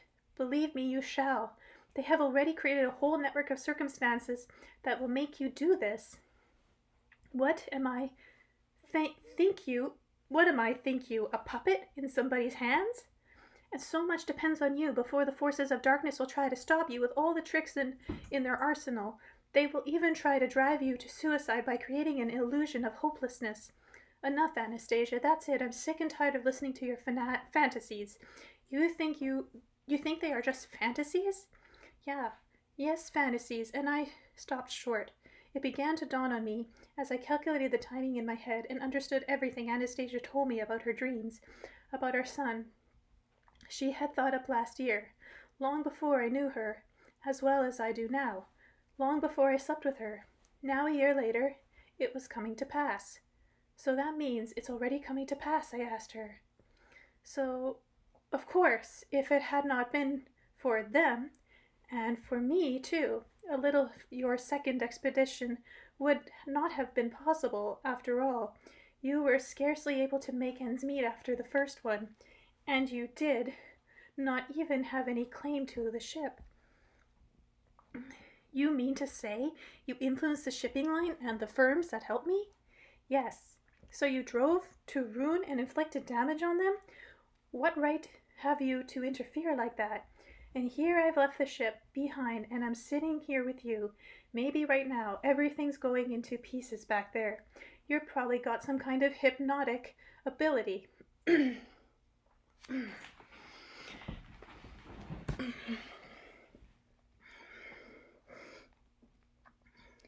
No worse than that. You're a witch and that's it. Or crazy hermit. You don't have anything, not even a house. And here you go philosophizing in front of me, you sorcerer. I am an entrepreneur. Do you have any idea what that means? I am an entrepreneur. Even if I'm dying, my ships will ply the rivers. They bring goods to people, and that's what I do. I bring things to people, and I give you any items you need. But you can't give me. What can I give you? I can give you a drop of heavenly tenderness, and I can give you rest. You will be a genius of bright-eyed cleverness. As your image, I am blessed.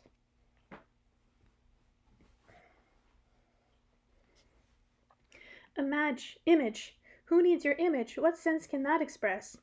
It will help you write your books for people. Oh, please, there you go again, doing goodness knows what with your mysticism of yours. So you can't just live like a normal person, are you sure? I have never done anything bad to anyone, and I never can. I am a human being. I am man. If you are so concerned about earthly goods and money, just wait a little. It'll all come back to you.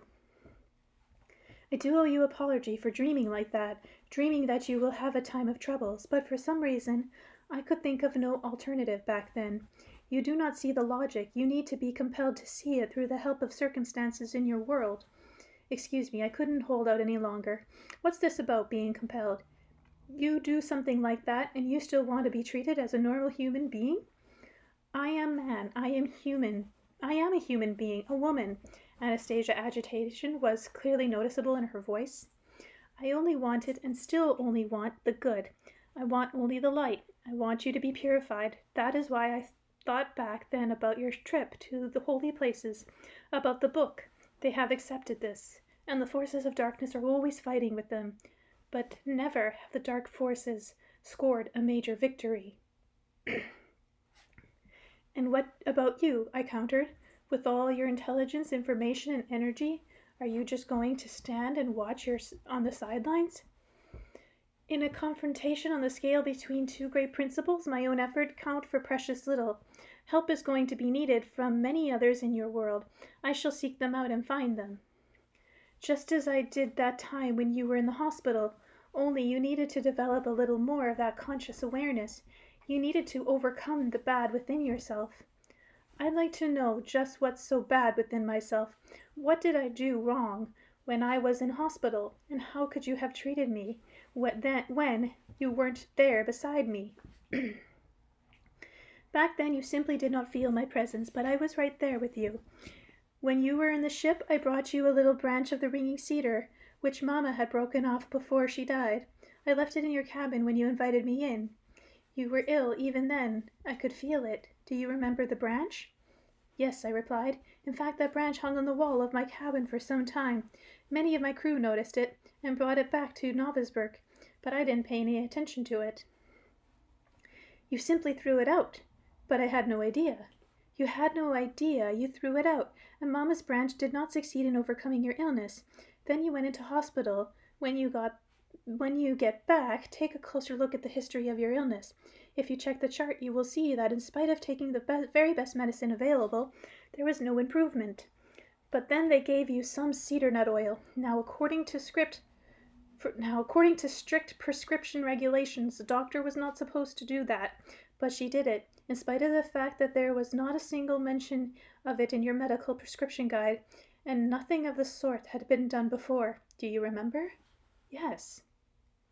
You were being treated by a woman who was a sector head of one of the best clinics in your city, but this sector had nothing to do with your particular illness. She left you there even though just one floor up there was another sector specifically corresponding to your illness, right? Yes. She would prick you with needles and turn on some music in the half-darkened room. Anastasia's account was in complete accord with what had actually happened to me. Do you remember this woman? Yes, she was in charge of the sector in the former district council hospital. And then all at once, Anastasia, her eyes fixed intently on me. spoke several disconnected phrases which immediately shocked me and caused a shiver up and down my spine. What kind of music do you like? Fine, like that. Not too loud. And she spoke these phrases in exactly the voice and with the intonation used by the sector's head who treated me. Anastasia, I explained. She didn't let me finish. Keep listening. Do not be shocked. For God's sake, do try. Try to make sense of everything I'm telling you. Get your mind forces working, at least a little. It's all very easy, you see, for man. And she went on. This woman doctor, she is very good. She is a real doctor. I got along with her very well. She is kind and forthright. It was I who did not want you to be transferred to the other sector. That sector would have corresponded to your particular illness, but hers did not. She requested her supervisor to leave you with her, assuring them that they would care for you. She would care for you. She felt up to it. She knew your pains were simple, the result of something else, and she tried to counteract that something else. She is a doctor. And how did you behave? You kept on smoking and drinking to your heart's content, eating salty and spicy foods, and that in spite of your serious ulcer. You did not deny yourself anything in the way of pleasure. Somehow your subconscious got a message, even though you were not aware of it, that there was nothing terribly wrong with you, that nothing would happen to you. I did not accomplish anything good. I did not accomplish anything good. Rather, the opposite. The darkness in your consciousness did not lessen, nor did your will or sense of awareness improve.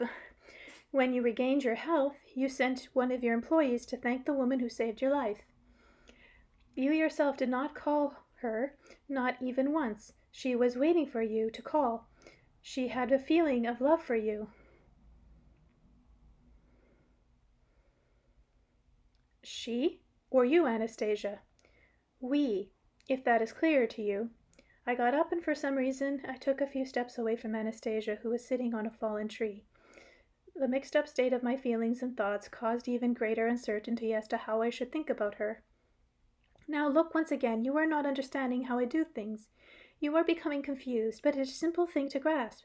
I do things with the help of my imagination and my ability to analyze possible situations. And now you have started thinking ill of me again.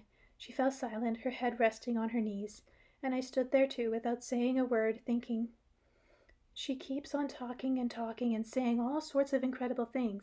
It's clear she has no idea that any normal person who would not accept them, and she would not accept her as a normal person. And so would not accept her as a normal person. Still I went over to Anastasia and brushed her cascading braids of hair from her face. Tears were rolling down her cheeks from her large bluish-gray eyes. She smiled and said something quite uncharacteristic. She's just another one of those soppy females, eh? Right, now you are overwhelmed by the very fact of my existence and do not believe your eyes. You do not fully believe, and you cannot even make sense of my sitting here talking to you. You find both my existence and my abilities amazing. You have completely ceased accepting me as a normal human being, as man, but believe me, I am a human being and not a witch. And you consider my way of life amazing, though why does not a certain something else seem just as amazing, even paradoxical to you? Why do people admit that the earth is a celestial body, the greatest creation of the Supreme Mind, with each system component as his greatest achievement, and then go tear the system apart and devote so much effort to its destruction? You see a manufactured spaceship or an airplane as something natural, in spite of the fact that all its components are made of broken or remeddled parts of the original Supreme System. Imagine a being who breaks off a piece of an airplane in flight and uses it as parts to make himself a hammer or a scraper, and then praises himself for having succeeded in making a primitive tool. He does not understand that one cannot keep breaking pieces off and flying airplanes indefinitely. How can you not grasp that our Earth must not be tortured like that? The computer is considered to be an achievement of human mind, but few realize that the computer may simply be compared to a prosthesis of the brain. You can imagine what would happen to a person with normal healthy legs if they walked on crutches all the time. Naturally, their leg muscles would atrophy. No machines will ever be superior to the human brain, providing the brain is kept in constant training. Anastasia wiped away a tear rolling down her cheek and stubbornly persisted in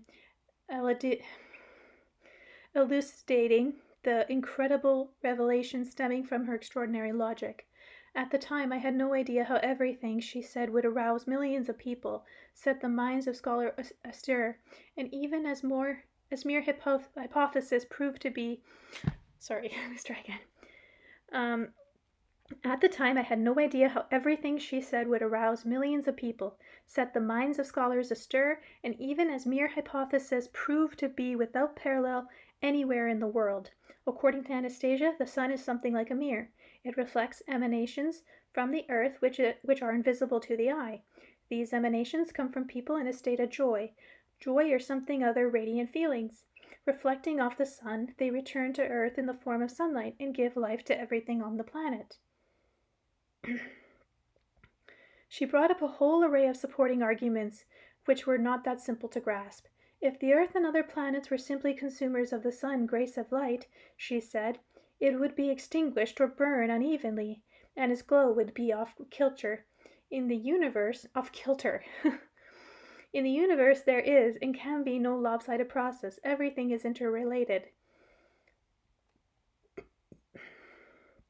She cited, too, the words of the Bible, and the life was the light of man. Anastasia also stated that one man's feelings can be transmitted to another by reflecting off the celestial bodies, and she demonstrated this by the following example. Nobody on earth can deny that you can feel when somebody loves you. This feeling is especially noticeable when you are with the person who loves you. You call it intuition. In fact, invisible light waves emanate from the one who loves. But the love can be felt, if it is strong enough, even when the individual is absent. By drawing upon this feeling and understanding its nature, one can do wonders. This is what you call miracles, mysticism, or incredible abilities. Tell me, Vladimir, do you not feel a bit better with me now? Somehow lighter, warmer, more fulfilled? Yes, I replied. For some reason, I have started to feel warmer. Now watch what happens when I concentrate on you even more strongly. Anastasia lowered her eyelids ever so slowly stepped back a few paces and stopped. A pleasant feeling of warmth started running through my body. It gradually intensified, but didn't burst into flame, and didn't make me hot. Anastasia turned and began to slowly walk away, hiding behind the thick trunk of a tall tree. The sensation of pleasant warmth did not lessen, and it too was added. Another, as though something were helping my heart pump blood through my veins, and with every heartbeat came the impression that the blood streams were instantly reaching every little vein in my body. The sole of my feet broke out in a heavy sweat and became very moist. You see, now it's all clear to you, Anastasia said as she triumphantly reappeared from behind the tree, confident that she had proved something to me. You see, you felt all that when I went behind the tree trunk, and your sensation even increased when you could not see me. Tell me about them. I told her, and then asked her in turn, what does the tree trunk show? What do you think? The waves of information and light went directly from me to you. When I hid myself, the tree trunk was supposed to significantly distort them, since it has its own information and its own glow. But this did not happen. The waves of the feeling began falling directly upon you, reflecting off the celestial bodies, and even intensified. Then I caused what you call a miracle. Your feet began to perspire. You failed to mention that fact. I didn't think it was important. How do your feet perspire, constituting a miracle? How do my feet perspiring constitute a miracle? I chased all sorts of diseases out of your body through your feet. You should feel a lot better now. It is even noticeable on the outside of that you're not slouching so much. Indeed, I was feeling better physically. So when you concentrate like that, you dream up something, and whenever you want comes to pass. That described it more or less. That describes it more or less. And does what you dream about always come to pass, even when you're asking for someone's body? And does what you dream about always come to pass, even when you are asking for something besides bodily healing? Always, as long as it's not an abstract dream, as long as it's detailing down to the minutest aspect and does not contradict the laws of spiritual being.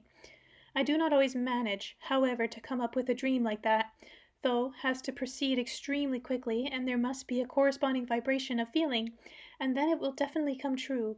It is a very natural process. It happens in the lives of many people. Ask around among your acquaintances. Perhaps you will find something among them who have dreamt this way, and their dreams have come true either fully or partially. Detailed thinking proceeding extremely quickly. Tell me, when you were dreaming about the poets and the artists and the book, was that all in detail too? Did your thoughts proceed quickly then? Extraordinarily quickly, and everything was so specific down to the finest detail. So now you think it's going to come true. Yes, it will. There wasn't anything else you dream about at the time. You've told me everything about your dreams. Not everything. Then tell me everything. Do you really want to hear it, Vladimir? Really? Yes. Anastasia's face brightened as though illuminated by a flash of light. It was with inspiration and excitement that she continued her incredible monologue.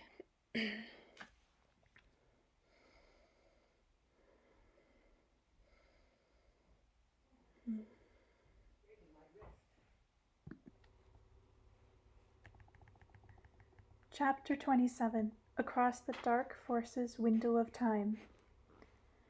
During that night of my dreams, I thought of how to transport people across this window of time of the dark forces. My plan and conscious awareness were precise and realistic, and I accepted them. In the book you are going to write, there will be unabrasive combination formulations made up of letters, and they will arouse in the majority of people good and radiant feelings. These feelings are capable of overcoming ailments of body and soul, and will facilitate the birth of new awareness inherent in people of the future. Believe me, Vladimir, this is not mysticism. It is in accord of the laws of the universe. It is very simple. You will write this book, guided only by feelings and your heart. You will not be able to do otherwise, since you have not mastered the technique of writing, but through your feelings you can do anything. These feelings are already within you, but mine and yours, they are not something you can comprehend just yet, but they will be understandable to many. When they are embodied in signs and patterns, they will be stronger than Zoroaster's fire. Do not hide anything that has happened to you, even your most intimate experiences. Free yourself from any sense of shame, and do not be afraid of appearing ridiculous. Humble your pride. I have opened my whole being to you, my body and my soul. Though I want to open myself to everyone, now I am permitted to do this. I know that what a terrible mass of dark forces will descend upon me. They will try to counteract my dream, but I am not afraid of them. I am stronger, and I will succeed in seeing my plan. When my plan will come true, and I will succeed in giving birth and raising my son, our son Vladimir, my dream will break down many of the devices of the dark forces, and which for millennia have been acting on people destructively, and it will cause many to work for good. I know that you find yourself unable to believe me at the moment. You are prevented from doing this by the conventions and many dogmas planted in your brain by the circumstances of existence in the world in which you live. The possibility of the transport through the time seems incredible to you, but your concepts of time and distance are all relative. These dimensions cannot be measured by meters or seconds, but by the degree of one's conscious awareness and will. The purity of the thoughts, feeling, and perceptions held by the majority is what determines the place of humanity in time and the universe. You believe in horoscopes. You believe in your complete dependence on the position of the planets. This belief has been attained through the aid of the devices of the dark forces. This belief is slowing down the movement of the channel of light, allowing its dark counterparts in it to advance and increase in size. This belief is leading you away from your conscious awareness of the truth, the essence of your earthly being. Analyze this question very carefully. Think about how God created man in his image and likeness. Man has been granted great freedom, the freedom to choose between the darkness and the light. Man has been given a soul. The whole visible world is subject to man, and man is free even when it comes to his relationship to God, to love him or not to love him. Nobody and nothing can control man apart from his whole will. Apart from his own will. God wants man's love in return for his love, but God wants the love of a free man, perfect in his likeness. God has created everything we can see, including the planets. They serve to guarantee the order and harmony of all life. Not only plants and animals, they also help human flesh, but there is no way they have power over man's heart and mind. It's not they who control man, but man controls their movements through his subconscious. If a single individual wanted a second sun to flare up in the sky, it would not appear. Things are arranged this way so that planetary catastrophes do not happen. But if everybody together wanted a second sun, it would appear. In making up a horoscope, it is necessary first of all to take into account the basic dimensions, the level of man's temporal awareness, his strength of will and his spirit, the aspirations of his soul, and the degree in which it participates in the life of the here and now. Favorable and unfavorable weather, magnetic storms, high and low pressure, these are all subject to will and conscious awareness. Have you never seen a happy and joyful person on a cloudy or stormy day, or on the other hand, a sad and depressed person on a sunny day amidst the most favorable weather conditions? You think that I am simply indulging in a crazy person's fantasy when I say that the patterns and the formulations of letters I shall put in the book will heal people and illuminate their experience. You do not believe me because you do not understand, and yet, in fact, it is so simple. And that indeed happened, even with me, reading them again. Many lucid dreams already with her. You see, right now I'm talking to you in your language, using your speech idioms, and even try sometimes to speak with your voice inflections. It'll be easy for you to memorize what I say because this is your language belonging exclusively to you. Although understandable to many people, it contains no incomprehensible words or obscure idioms. It is simple and therefore understandable to the majority. But there are certain words or word orders which I have changed just a little, but only a little. Right now you are in an excited state, and therefore when you recall this state, you will recall everything I have told you, and you will write down what I have said. And that is how my combination of letters will fall into place in your book. These combinations are very important. They can do wonders just like a prayer. After all, many of you already know that prayers are specific combinations of specific patterns of letters. These combinations and patterns are strung together with God's help by people who have had an illuminating experience. The dark forces have always tried to deprive man of the opportunity of drawing up the grace emanating from these combinations. To this end, they have even changed the language, introduced new words and removed old ones, and distorted the meaning of words. At one time, for example, there were 47 letters in your language. Now there remain 33 alone. The forces of darkness have imparted other combinations and fashions of their own, stirring up base and dark elements, attempting to lead man astray by fleshy lusts and passions. But I have restored the original combinations using only the letters and symbols in use today, and they will now be effective. I tried so hard to find them, and I did. I have brought together all the best from different times. I collected a good many and have hidden them in the lines that you will write. As you can see, it is simply a matter of translating the combinations of signs from the depth of eternity and infinity of the universe, exact in sense, meaning, and purpose. Write about everything you have seen. Hold back nothing, neither the bad nor the good, nor even the intimate or absurd, and then they will be preserved. You yourself will be convinced of this. Please believe me, Vladimir, you will become convinced once it is written down. In many who read what has been written, feeling and emotions will be found, which they are not able to fully understand or make sense of. They will confirm this for you. You will see and hear it confirmed, and radiant feelings will appear in them, and then many will themselves understand, through the help of these feelings, a great deal more than what is written by your hand. Try writing at least a little. When you are convinced that people feel these combinations, when a dozen or 100 or 1,000 people confirm it for you, you will then believe and write down everything. Only believe. Believe in yourself. Believe in me. Later I can tell you the things even more significant, and people will understand and feel them too.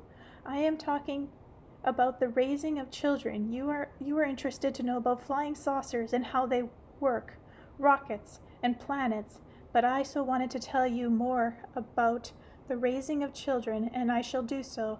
I shall explain it when I instill in you the greater sense of conscious awareness. However, all this needs to be read when there is no interference from sounds or manufactured artificial devices around. Such sounds are harmful and lead man away from the truth. Let only the sounds of God created nature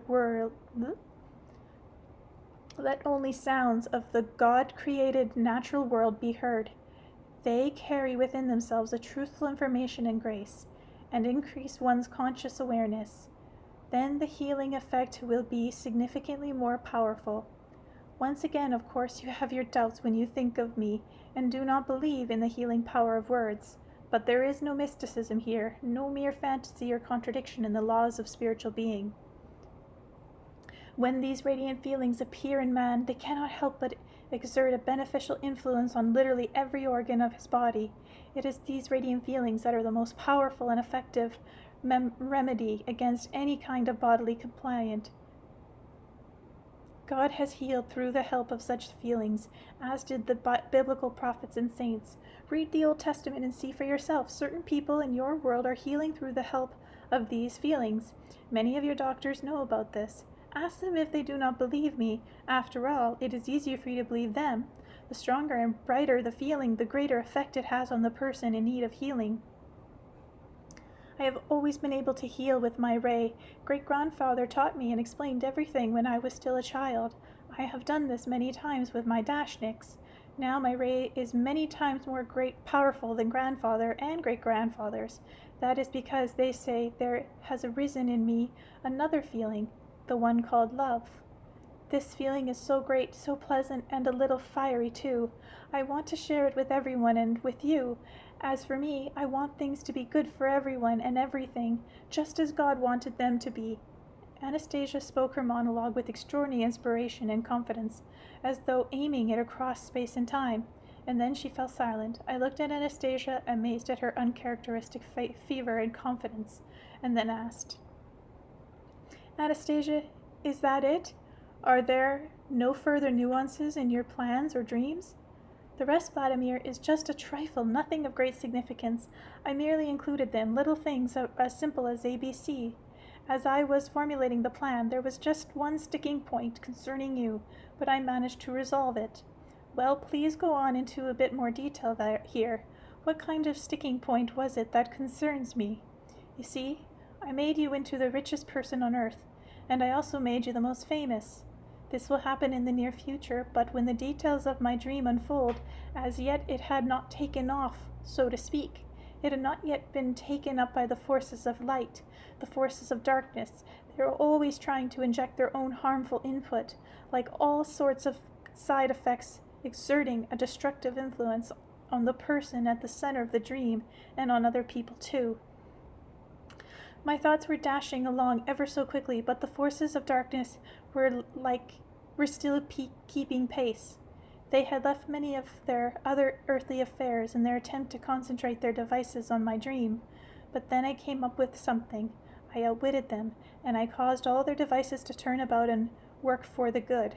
The forces of darkness lost their bearing for less than a split second, but that was enough for my dream to be snatched up by the forces of light and transported into radiant infinity well beyond their sight and reach. And just what did you come up with, Anastasia?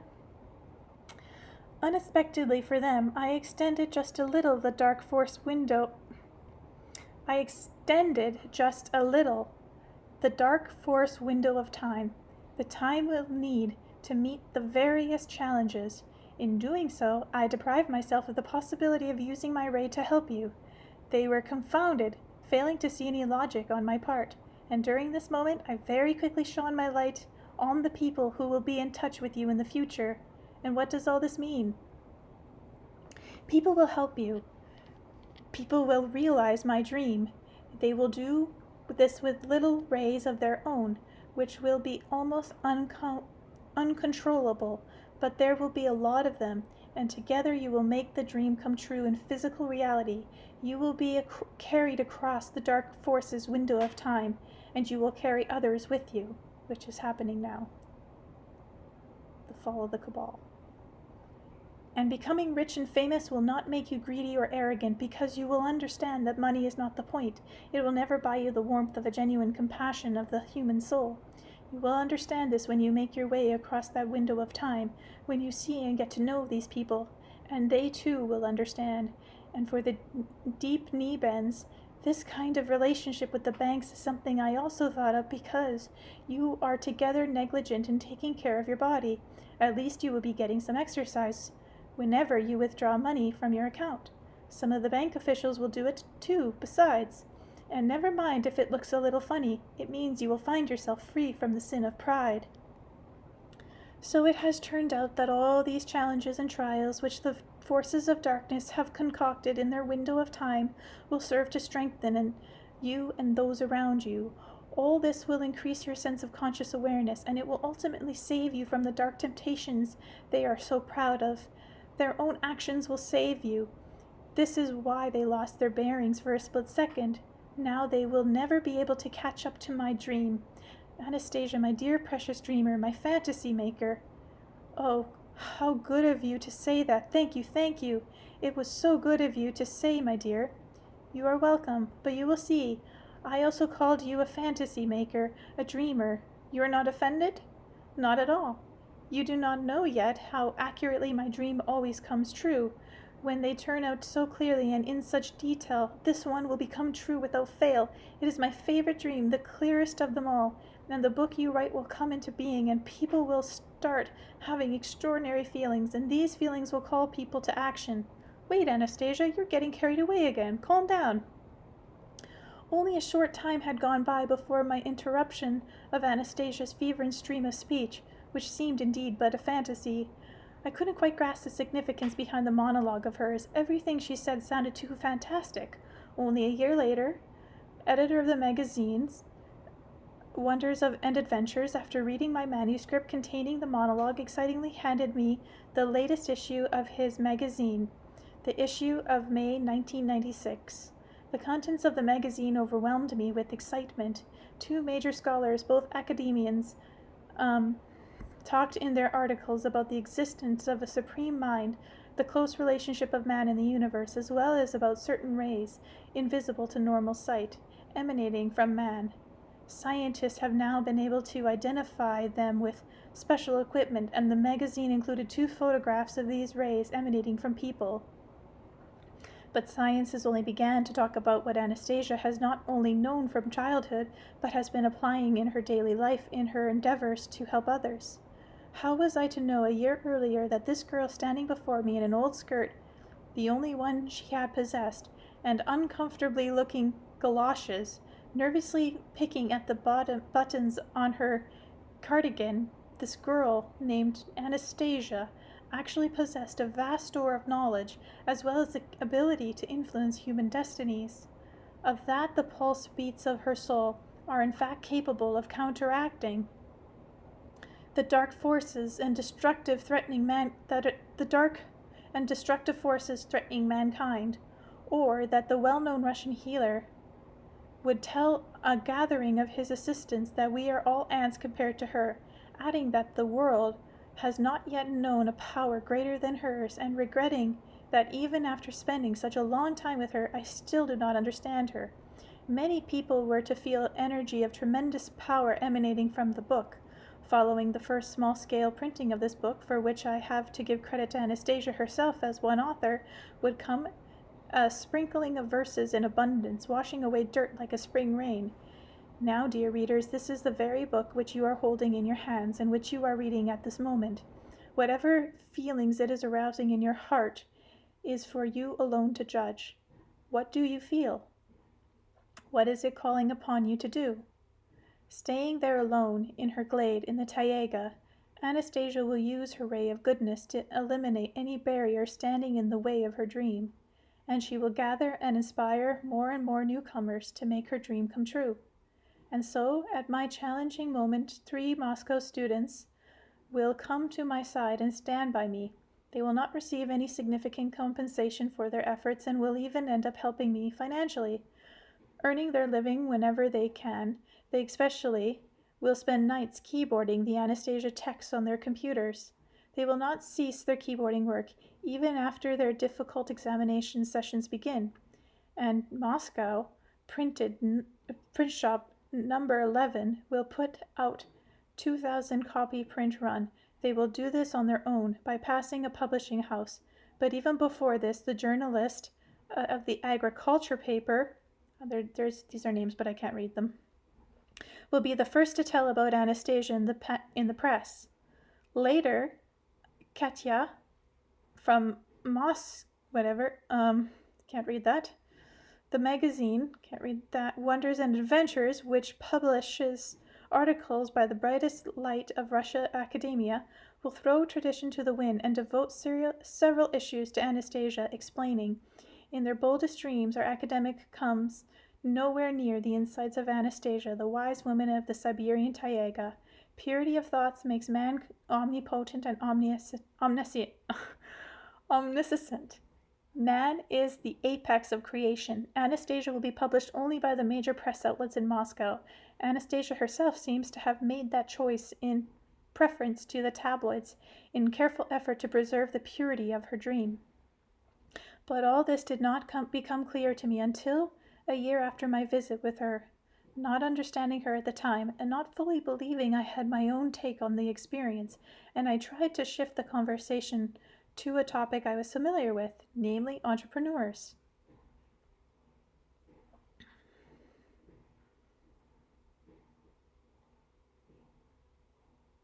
Sorry, just a sec, I'm just seeing how long the chapter is. I think I'll try it. It's a bit long, but I'll do it. Chapter 28, Strong People. The highest evaluation of your personality comes from those around you. Anastasia talked a lot about the people we call entrepreneurs, about their influence on public spirituality, and then took a twig and drew a circle on the ground. Inside it she drew many little circles, and with a dot in the middle of each one, off to the side there were more circles. It was like a map of the planets around the earth, and she kept adding still many more little circles inside, and said, "The large circles is the earth, the planet inhabited by people. The little circles are small groups of people linked together into collectives. The dots are the people in charge of these collectives. The way these heads relate to the public in their group, what they make them do, what kind of psychological climate they create through their influence will determine whether the people around them fare well or poorly. If the majority fare well, a bright ray emanates from each of them and from the group as a whole. If poorly, then the ray is dark, and Anastasia shaded in some of the circles, making them dark. Naturally, their inner state is influenced by the many other factors as well, but in the space of time during which they are in this group, the principal thing is their relationship with the person in charge. For the universe is very important that a bright radiance should emanate from the earth, the radiance of the light of love and the good. This is mentioned in the Bible as well. God is love. I feel sorry, very sorry for the people you call entrepreneurs. They are the most miserable of all. I would so much like to help them, but it is difficult for me to do that all by myself." "You're mistaken, Anastasia. The most miserable people in our society are the pensioners, people who can't find work, can't afford a roof over their heads, or even food or clothing. An entrepreneur is someone who has all these things in greater abundance than other people. He has access to pleasures which others can't even dream about." "What specifically, for example?" "Well, even if you take the average entrepreneur, he will have a modern car and apartment. He will not have any problem with food and clothing. And what about joy? What does he find satisfaction in? Come and see for yourself." Once again Anastasia led me to the grass, and like the first time when she showed me the women the woman Dashnick, she began to show me other scenes.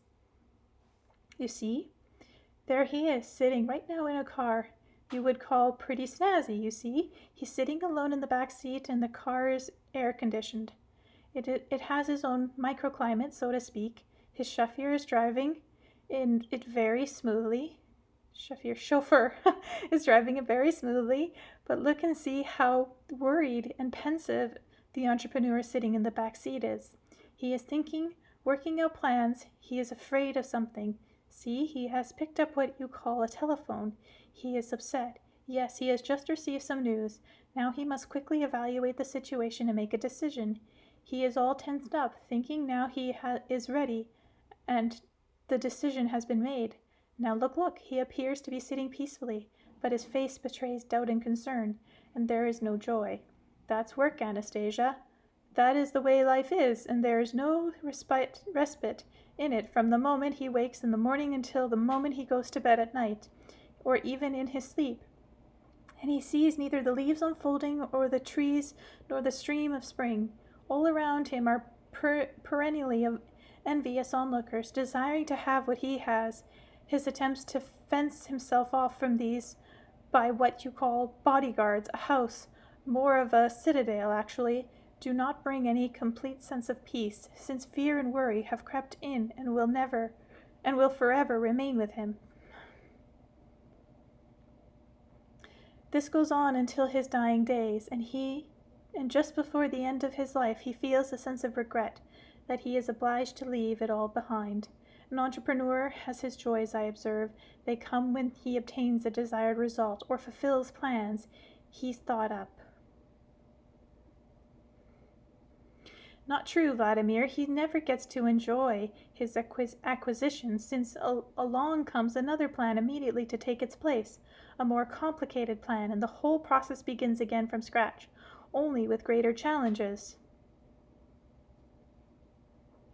This forest princess painted me a rather sad and gloomy picture of our outwardly well-off social class, and this was not a picture I felt like accepting.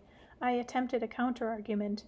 You forget, Anastasia, their ability to reach a set goal and obtain the good things in life, excited glances from women, respect by people around them.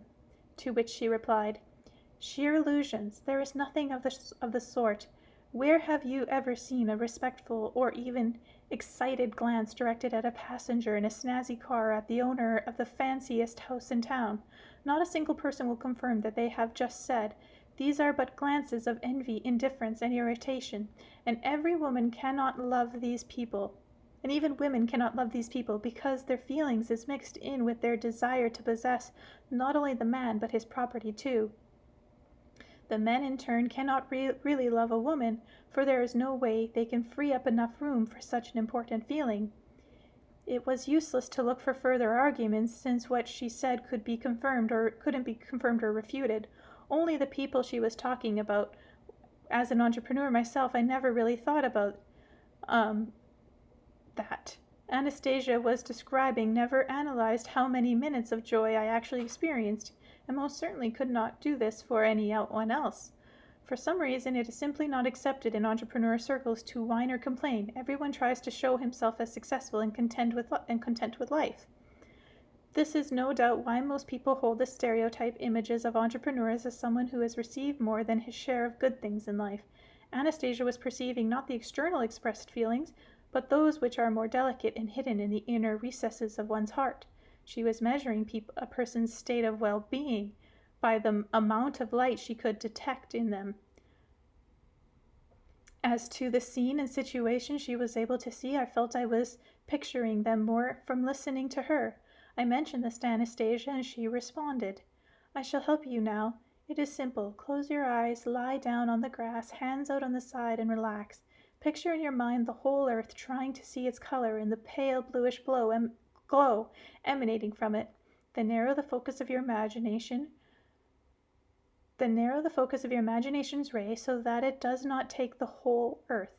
Rather, make it narrower and narrower until you see concrete details. Look for people where the bluish light is stronger than in other people.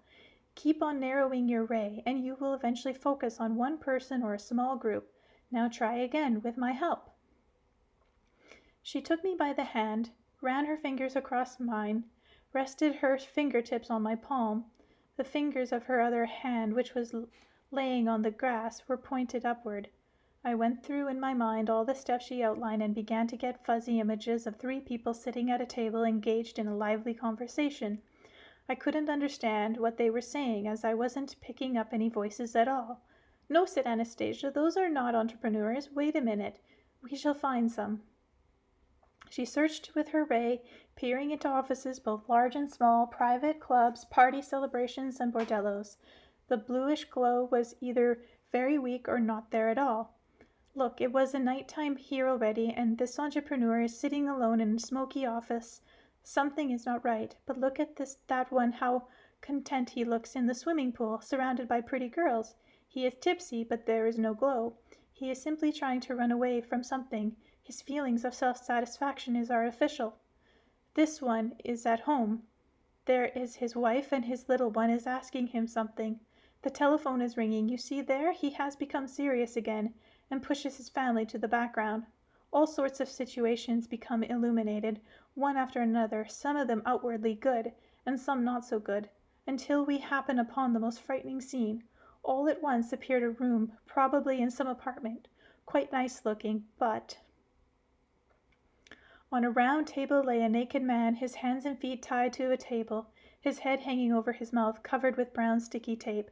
At the table were sitting two burly-looking youths, one of them with a close-shaven head, and other with smooth, slick hair. A little distance away, under the floor lamp, there was a young woman in an armchair. Her mouth was also taped over, and she was tied to the chair with her linen sash bound tight around her wrists. Both her legs were tied to the chair legs. She was wearing nothing but a torn undergarment. Next to her was sitting a thin, wiry man. He was taking a drink of something, possibly cognac. On the small table in the front of him lay a chocolate bar. The youths sitting at the table around weren't drinking. I could see them pouring some kind of liquid over the chest of the man laying on the table, vodka or pure alcohol, and set it alight. A break-in, I summarized. Anastasia shifted her way away from the scene, but I cried out, "Go back! Do something!" She went back to the scene and replied, "I cannot. It has already happened. This cannot be stopped now. It should have been stopped earlier, but now it's too late." I watched spellbound and suddenly got a clear glimpse of the woman's eyes, filled with sheer horror and not even pleading for mercy. "Do something," I cried to Anastasia. "If you have any heart at all, do at least something." "It's not within my power. Everything has been, so to speak, programmed in advance, but not by me. I cannot interfere directly. They have the upper hand right now." "But where's that goodness of yours, your powers?" Anastasia didn't say a word. The horrifying scene began to blur a little. Then the older men, who had been drinking the cognac, suddenly disappeared. All at once I felt a weakness through my body. I could also feel the arm Anastasia was touching start to grow numb. I could hear her somewhat weakened voice say, with evident difficulty in getting out the words, "Take your hand away, Vlad." She couldn't even finish saying my name. I stood up and drew my hand away. My arm just hung there as if it were paralyzed, as happens sometimes when you get tingling sensation in your arms or legs, and went completely white. Then I wiggled my fingers a little, and numbness began to go away. I looked at Anastasia in shock. Her eyes were closed. The blush had drained from her cheeks, and it seemed as though there was not a drop of blood left under the skin of her hand and face. She did not even seem to be breathing as she lay there. The grass for about 3 meters all around her had also become white and bent over. I realized something terrible had happened, and I cried out, "Anastasia, what's happening to you? Anastasia!" But there was not even the slightest response to my cry. Then I grabbed her by the shoulder and shook her body, which was no longer supple, but had somehow gone limp. There was no response. Her complete white, bloodless lips remained silent. "Can you hear me, Anastasia?" She opened her eyelids ever so slightly and looked at me through her dimmed eyes, which had lost all their characteristic expression. I grabbed a flask of water, lifted up Anastasia's head, and tried to give her something to drink, but she was unable to swallow. I looked at her feverishly, wondering what to do. At long last she managed to move her lips just a tiny bit and to whisper, "Carry me over there, to the tree." I lifted her limp body and carried it out to the circle of whitened grass and laid it down by the nearest cedar tree. In a little while she started to come around, and I asked, "What happened to you, Anastasia?" "I tried to fulfill your request," she quietly said, and a moment later added, "I think I succeeded." "But you look so bad. You almost died." "I violated the natural laws. I interfered in something I should not have. That required all my strength and energy. I am surprised that they held out at all." "Why did you take such a risk if you knew it was dangerous?" "I had no choice. After all, you wanted me to do something. I was afraid that if I did not fulfill your request, you would lose all respect for me. You would think that all I could do is talk, that I am all words, and that I could not do anything in real life." Her eyes looked at me inquiringly and pleadingly. Her soft voice trembled a little as she spoke. "But I cannot explain to you how to do it, how this natural system works. I feel it, but I cannot explain to you in a way you could understand, and your scholars probably will not be able to explain it either." She bowed her head, fell silent for a while, as though mustering her strength. Then she looked at me once more with pleading eyes and said, "Now you are going to be even more persuaded that I am abnormal or a witch." All at once I felt a tremendous urge to do something good for her. But what? I wanted to tell her that I did consider her a normal human being, a beautiful and intelligent woman, but in all honesty I didn't feel about her the way I usually felt about women, and she, with that intuition of hers, would not believe me. And then I suddenly recalled her story about how her great-grandfather customarily greeted her as a child, about how this old gray-haired fellow would stand on one knee before the little Anastasia and kiss her hand. I got down on one knee before Anastasia, grasped hold of her still pale and slightly cold hand, and kissed it, and said, "If you are indeed abnormal, then you are the best, the kindest and cleverest and most beautiful of all abnormal people ever." At long last a smile once more aligned upon Anastasia's lips, and her eyes looked at me in gratitude. A rosy blush was coming back to her cheeks. Anastasia, that was quite a depressing scene. Did you choose it deliberately? I was looking for something good, just as an example, but I could not find anything. They are all held in the grip of their worries and cares. They are constantly facing their problems all alone. They have practically no spiritual communication. So what can be done? What can you suggest apart from pitying them? And I should tell you, these are strong people, these entrepreneurs. Very strong, she agreed, and most interesting. It is as though they are living two lives in one. One life is known only to them, and not even their family, while the other is an outward life, which people around them see. They can only be helped through increasing their sincere spiritual communication with each other. They need to strive with complete sincerity for purity of thought. Anastasia, in all probability, I shall try to do what you have asked, and I shall try to write a book and establish an organization of entrepreneurs with pure thoughts, but only in a way that I can understand. It'll be difficult for you. I shall not be able to offer you sufficient help. I have little strength left. It will take a long time for my strength to recover. For a time, I shall not be able to see at a distance with my ray. I am having difficulty seeing you right now with my ordinary eyesight. Don't tell me you're going blind, Anastasia. I think it will get better, only it's a pity that for some time I shall not be able to help you." "You don't need to help me, Anastasia. Just try to keep yourself, your son, and help other people." "I need to leave to catch up on my ship." After waiting until she had started to regain her small, normal appearance, I got into the motorboat. Anastasia took hold of the bow with her hand and pushed the boat away from the shore. The boat was swept up and began floating downstream with the current. Anastasia stood in the water almost up to her knees. The hem of her long skirt got wet and flapped about in the waves. I gave the starting cord a tug. The motor roared into life, breaking the silence I had grown accustomed to over the past 3 days.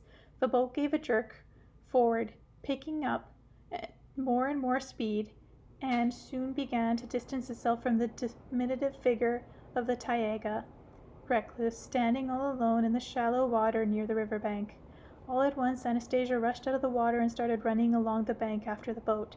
Her long hair trailing behind her from the headwind looked like a comet's tail. She tried to run very fast, probably using up all her remaining strength in an effort to do the impossible, catch up with the speeding motorboat.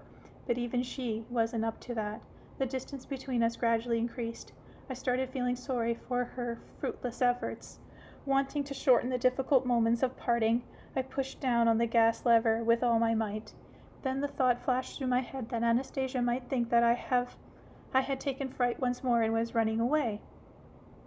The motorboat, now roaring in bursts, lifted the boat's bow out of the water, making its speed forward faster and faster, increasing the distance between us even more. As for her, oh Lord, what was she doing? Anastasia ripped off the wet skirt that was slowing her down and cast aside her torn clothes. She increased her tempo, and the incredible happened. The distance between her and the boat gradually began to decrease. On the path ahead of her loomed a steep slope, leading to an almost vertical drop-off. Continuing to press the gas lever to the limit, I thought that the incline would stop her in her tracks and bring this difficult episode to a quick end. But Anastasia continued her headlong rush, occasionally stretching out her arms in front of her as though using them to sense the space ahead. Could it be that her eyesight had become so poor that she couldn't see the slope? Without slowing down in the least, Anastasia ran straight up to the slope. Reaching the top, she fell on her knees, threw up her arms toward the sky, turned slightly in my direction, and began shouting something. I could hear her voice over the wild roar of the motor and the noise of the waves. I heard as though in a whisper, "There are shallows ahead, sunken logs." I quickly jerked my head forward, not fully able to grasp what was happening, and gave such a hard pull on the rudder that the lower side of the sharply tilted boat almost submerged to the point of taking on water. A huge sunken log, one end grounded in a sandbar and the other barely visible on the surface, lightly scraped against the side of the speeding boat. If it had been a direct hit, it would easily have torn a gaping hole in the thin aluminum bottom. Once out in mid-channel, I turned to glance at the cliff and whispered in the direction of the lonely figure standing on her knees, which was slowly being transformed into a vanishing dot. "Thank you, Anastasia."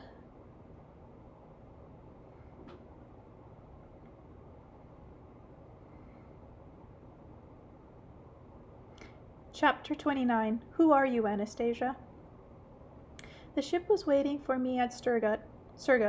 The captain and the crew were awaiting my instructions, but there was no way I could concentrate my efforts on working with the subsequent initiatory and order the ship's crew to continue standing in port at Sugart, hold parties for the local population to come and have a good time, and keep up the promotion and sales exhibits. My thoughts were occupied with my experience with Anastasia. At a local shop, I purchased a great deal of popular science literature, books on extraordinary occurrences and people, unusual abilities, as well as the history of Siberia. I squirreled myself away in my cabin, trying to find in all these books some sort of plausible explanation. In addition, I wondered whether Anastasia's shouting of "I love you, Vladimir," in her attempt to help the village girl, could have really engendered in her a feeling of love for me. How is it that mere words, which were often uttered without putting a sufficient amount of suitable feeling into them, could have affected Anastasia in spite of the difference in her ages and views on life and lifestyle? The popular science literature gave me no clues. Then I picked up the Bible, and there it was, my answer. At the very outset of the Gospel, according to John, I read, "In the beginning was the Word, and the Word was God. And the Word was God." For the umpteenth time, it struck me how laconic and precise were the definitions of this amazing book. Immediately, a lot of things became clear in my mind. Anastasia, incapable as she was of trickery or deceit, could not just simply utter meaningless words. I remembered her saying. It seemed as though I had forgotten at that moment that it was not enough to just simply utter these words. There definitely had to be behind them feeling and awareness, trustworthiness, or natural information. Oh God, how disappointing her hopes had turned out. Why had she addressed these words to me? Here I was, no longer in my prime, someone with a family, enslaved to a great many of these worldly temptations, dark and destructive, as she herself said. With her degree of inner purity, she deserved someone else entirely. But who could fall in love with her, given such an extraordinary lifestyle, mentality, and intellect? At first glance, she comes across as an ordinary girl, albeit extremely beautiful and attractive, but once you get to know her, it is as though she is transformed into some kind of creature, living way beyond the bounds of the rational. It may very well be that this impression of mine is due to my imperfect knowledge of things, my insufficient understanding of what constitutes our being. Others might have an entirely different perspective on her. I recalled that even at our parting I did not feel any particular desire to kiss or embrace her. I don't know whether she would have wanted me or not. Anyway, what exactly did she want? I recalled her telling me of her dreams. What a strange philosophical bent her love had. Organize a fellowship of entrepreneurs to help them, write a book passing along her advice to people, carry people across the dark forces window of time. And she believed it all. She is convinced that that's how it will all turn out. Oh, I was a good one. I promised I would try and organize a fellowship of entrepreneurs and write a book. Now she'll probably be having even more fantastic dreams about that. She might have thought up something simpler, more realistic. An inexplicable sense of pity for Anastasia rose in my heart. I could imagine her sitting there in her forest, waiting and dreaming that everything would work out that way in broad daylight. Fine if she were simply content to wait and dream, but who knows, she may go beyond that and start taking steps on her own, focusing that ray of goodness of hers, expending the colossal energy of her heart, and believing in the impossible. And even though she showed me what she could do with her ray and attempt to explain to me how it works, somehow my consciousness still can't accept it as something real. Judge for yourself, dear readers. In her own words, she aims her ray at a person, illuminates this person, this man, with an invisible light, and imparts on him her feelings and aspirations toward goodness and light. No. Not just think that I am interfering with the person's mental makeup, that I am violating his heart and mind. I remember her telling me, man is free, people are free to accept or reject my advice only to the degree that they themselves find it to their liking, something close to their heart. They will be able to accept these feelings as their own. Then they will become lighter and brighter in their appearance too, and your diseases will leave them either partially or completely. My grandfather and great-grandfather can do this, and I have always been able to. Great-grandfather taught me when he played with me in my childhood, but now my ray has become many times stronger than grandfather's and great-grandfather's, because in me has been born that extraordinary feeling called love. It is so bright and clear and even a little fiery that there is such a lot of it, and I want to share it. With whom, Anastasia? I had asked. With you, with others, with anyone who can accept it. I want everyone to experience good.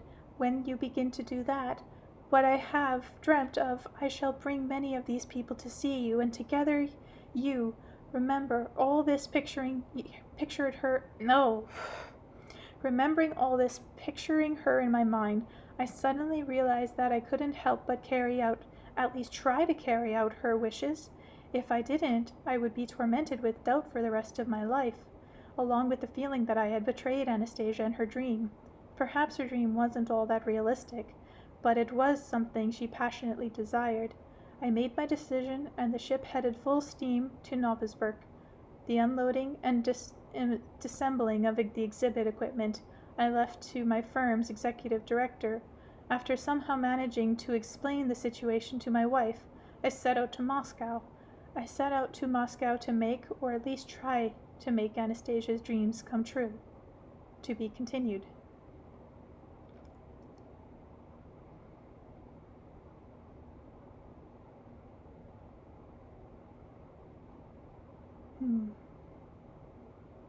Very long, but I'm going to try again.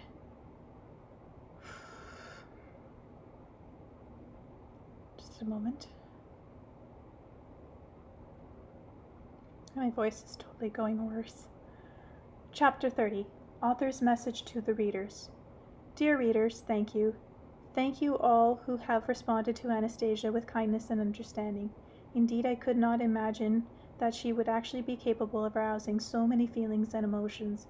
I would like to answer all your letters individually, but for the first time, being at least this is physically impossible, the last lines of this book were penned in the Caucasus, where I have joined local archaeologists and enthusiasts in investigating the dolmens Anastasia spoke about, and we found them, saw them with our own eyes, took pictures. These are ancient stone constructions 10,000 years old.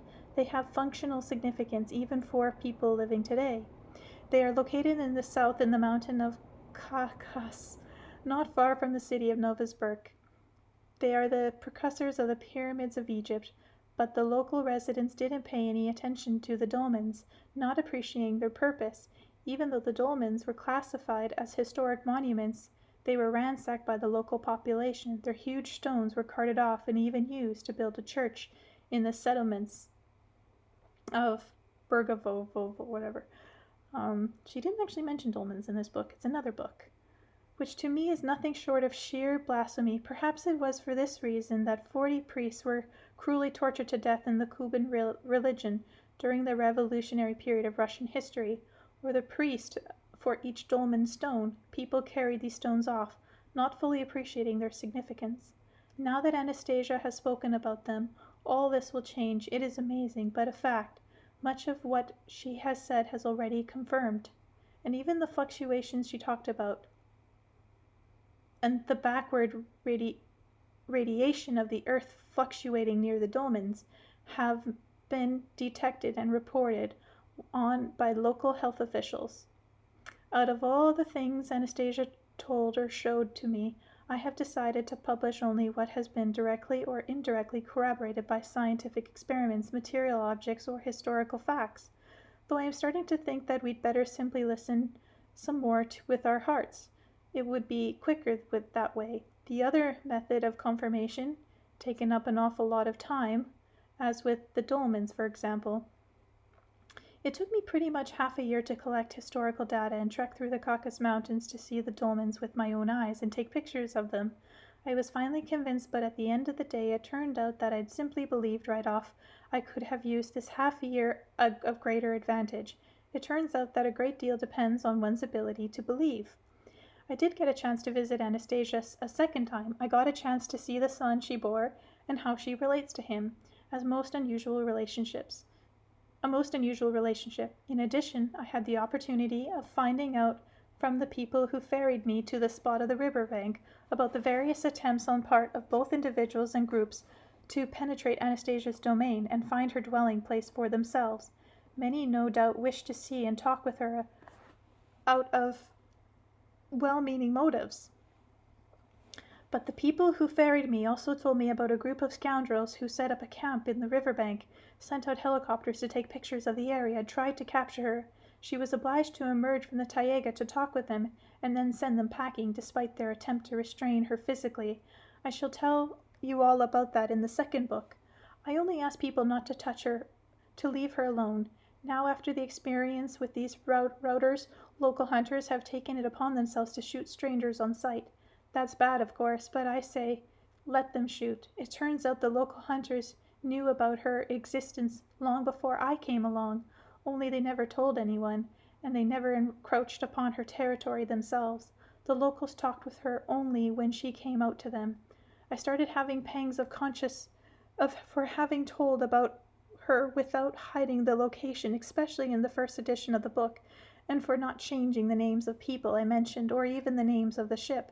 Anastasia calmed my fears a little when she said, "Never mind, after all, I was the one who wanted to reveal myself to everybody.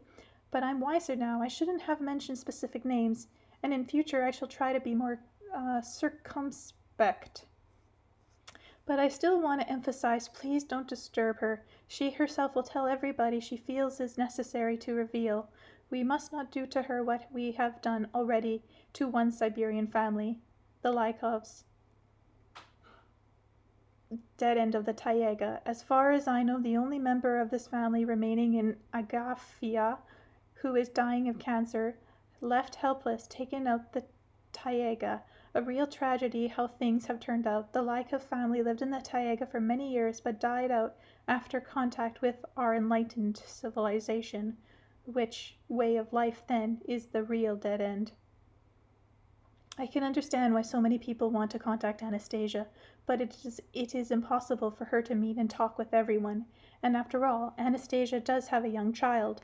There is an Anastasia club or community organization operating in Gelsenhick, headed by Valentina, an ethnographer of 30 years' experience. She has organized a group of local ethnographers, along with people from a variety of professions who are sensitive to the spiritual legacy of their journey and its ecological problems. This was not one of the first clubs to be organized by the readers of the Anastasia book. The members of the Galsnik Club have made what is to my mind a remarkable discovery on the basis of information provided by Anastasia. They have restored to Russia, and quite possibly to the world, the forgotten shrines of our ancestors, and are now receiving people wishing to visit them and conducting tours to the places Anastasia mentioned. About Galsnik, for example, Anastasia had this to say: "This city could have been richer than Jerusalem or Rome, but because of its rulers' neglect of its primal origins, this city is dying." I believe this, and the other cities and settlements will be restored, not by the rulers of the world, but by the hearts of the ordinary people, aroused by Anastasia. And there's more. Anastasia is now the subject of conversation among many healers, wizards, preachers. We are like ants compared to her, said a chairman of the Healer Foundation. I have seen video recordings of speeches given in front of a large audience by the leader of religious dominion, in which he referred to Anastasia as the ideal womanhood to which we should aspire. He added her ability to draw inferences and conclusions and level of intellect far surpassing that of our population today. This video is now being copied and distributed. Much of the same type of reactions is coming from people with extraordinary abilities living in India. Still another religious leader said that Anastasia is currently studying our life. She has not yet managed, unfortunately, to meet up with a real man. Later I was told that there is one chap very much like Anastasia living in Australia, and that the two should meet. I, of course, do not have any pretensions to being a real man, far from it, even in my thinking, but perhaps it is still premature to think in terms of arranged marriage, and that isn't right to idolize her in such an extent. It is this idealism of Anastasia that has prevented a timely recognition of what she has done. Just think calmly and rationally about what has happened. A child had been born, and I have held him in my arms. I have heard his little heart beating. There is a child. He is growing up. But he has no official birth certificate. He will grow up and want to go somewhere. Maybe abroad, for instance. Maybe he'll want to see the world. Who will issue him a passport to travel abroad? What country is he a citizen of? What shall we tell him then? Oh, well. Somehow we haven't thought about any documents for you. You just stay here in the Taiga. I checked with the legal firm on the question of the birth certificate. The lawyer said Anastasia would have had to give birth in a hospital. Even if she didn't have a medical record, they could have at least issued her a memo regarding the birth, which she could have used to obtain a proper birth certificate. The other alternative, said the lawyer, would be for her to abandon her child to an orphanage. They would also issue him a document there. Orphanages can do that, and then have him adopted. But somehow this alternative was not at all appealing, and I doubt that Anastasia would ever agree. So what to do? When I talked with her about a birth certificate, she responded, "Of course it would be fine if he had one, just like everyone else. I suppose I let this slip by without really thinking about it, but do not be concerned. Everything will work out." Note how she said, "I suppose I let that slip by without really thinking about it." I wonder how many other things she let slip by, things which could be taken care of at a future stage. That means we can't really count on everything working out exactly the way she said. I think we need to examine it all very carefully and at some point make adjustments to adapt it to our reality. On another point, I hear her talk about what a poor entrepreneur I am. I'm not able to print enough copies to keep pace with the demand. I hear talk about it from others, not from her. Ideally, I really can't at the moment. I have refused to sell exclusive rights to the book to any other publisher. I certainly don't want anyone to have exclusive control over the manuscript and put out whatever print runs they fancy, like the black books when watered down. Vladimir even said that it was done without his permission. The publisher I talked with gave me this. The style needs to be edited and made more literary. It was in its present form, it is only Anastasia's explanation and monologues that make the book worth anything at all. My language is seen as stilted, and they suggested I think up a catchier title, something like Dead End in the Taiga, The Healer Girl, or even The Girl from Outer Space. But I did not consider Anastasia to be from outer space, nor did I consider her to be a dead end in the Taiga. She herself, after all, simply wants to be man, a normal human being. Of course, I can always exercise my author's privilege in confrontation with publishing houses, but a lot of the time would be wasted on that. I have been using the proceeds of the initial print run to pay for a subsequent runs in the print shop, bypassing the publishing houses altogether, so things will even out in the long run. If someone is interested in assisting along this line, to our mutual advantage, I'd be happy to listen, but without the condition of exclusive rights.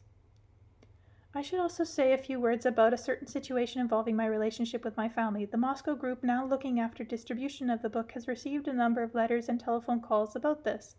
There have been complaints that calls the letter to my home address indicating in the book that not have been met with my intelligible response. I left Novosibirsk, as I mentioned, directly upon my return from the expedition. Subsequent events will be described in my next book. Now I have learned from my firm is falling apart, and that there is not anybody there to reply to inquiries. I'll see to it and bring it back to life once I finish my writing. And as for my wife, I have only spoken to her on the telephone. It was a deeply personal conversation.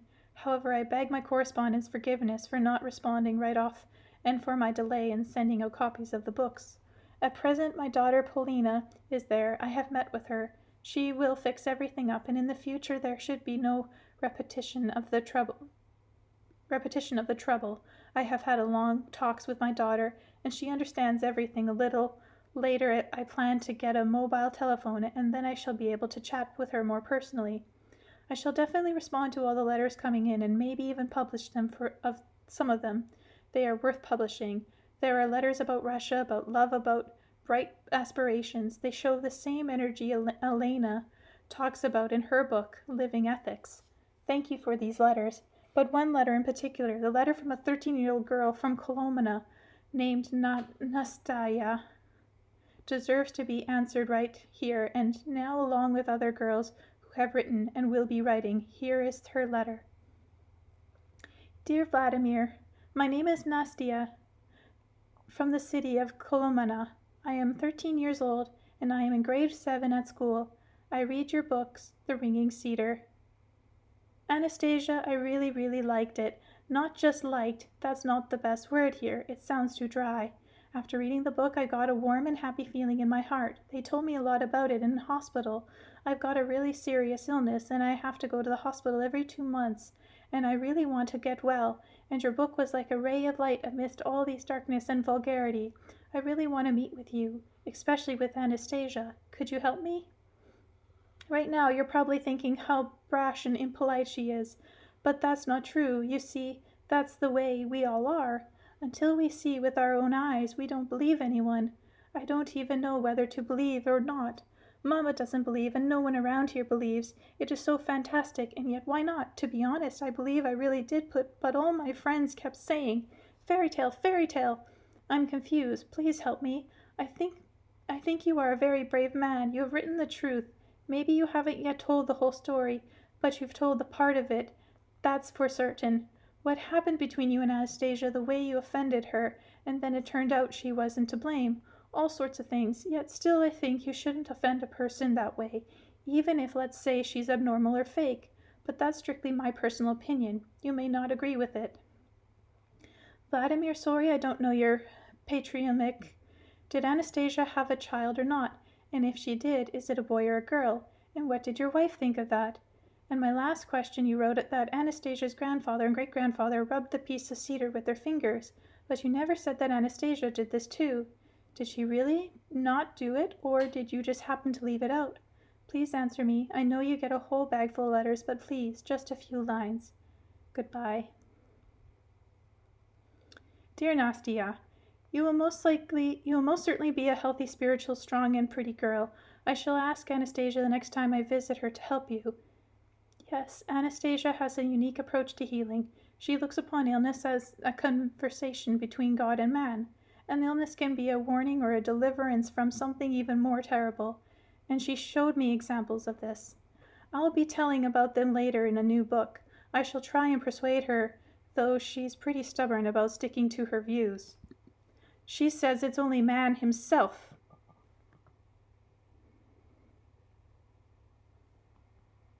Sorry, I got lost. She says it's only man himself, through his spirit and conscious awareness, who can cure anything without negative side effects, while outside interference is often harmful. Nastia, judging by your reaction to the book, you seem to be already healthy spiritually than a lot of people, and that's the main thing. I'm beginning to realize that that's really the case. As far as whether people around you believe or don't believe in Anastasia's existence, I'll answer you by quoting what someone said at one of my get-togethers with readers. When that question was put to me for the upteenth time, he got up and declared in a loud voice, "Look, people, you're holding in your hands an impulse of inspiration, a thought bursting forth, a call to action, an idea. It's right there in your hands. What more do you want? A sample of her blood, urine, and feces for analysis? Is there no way you can do without that? After all, the greatest and most important proof is already sitting right there in your hands." You see, Nastia, I've come to the realization that Anastasia is an uncomfortable concept for many, and they'd rather she didn't exist at all. After all, she's breaking down the whole lot of technocratic theories, conventions, and priorities against the background of purity emanating from her.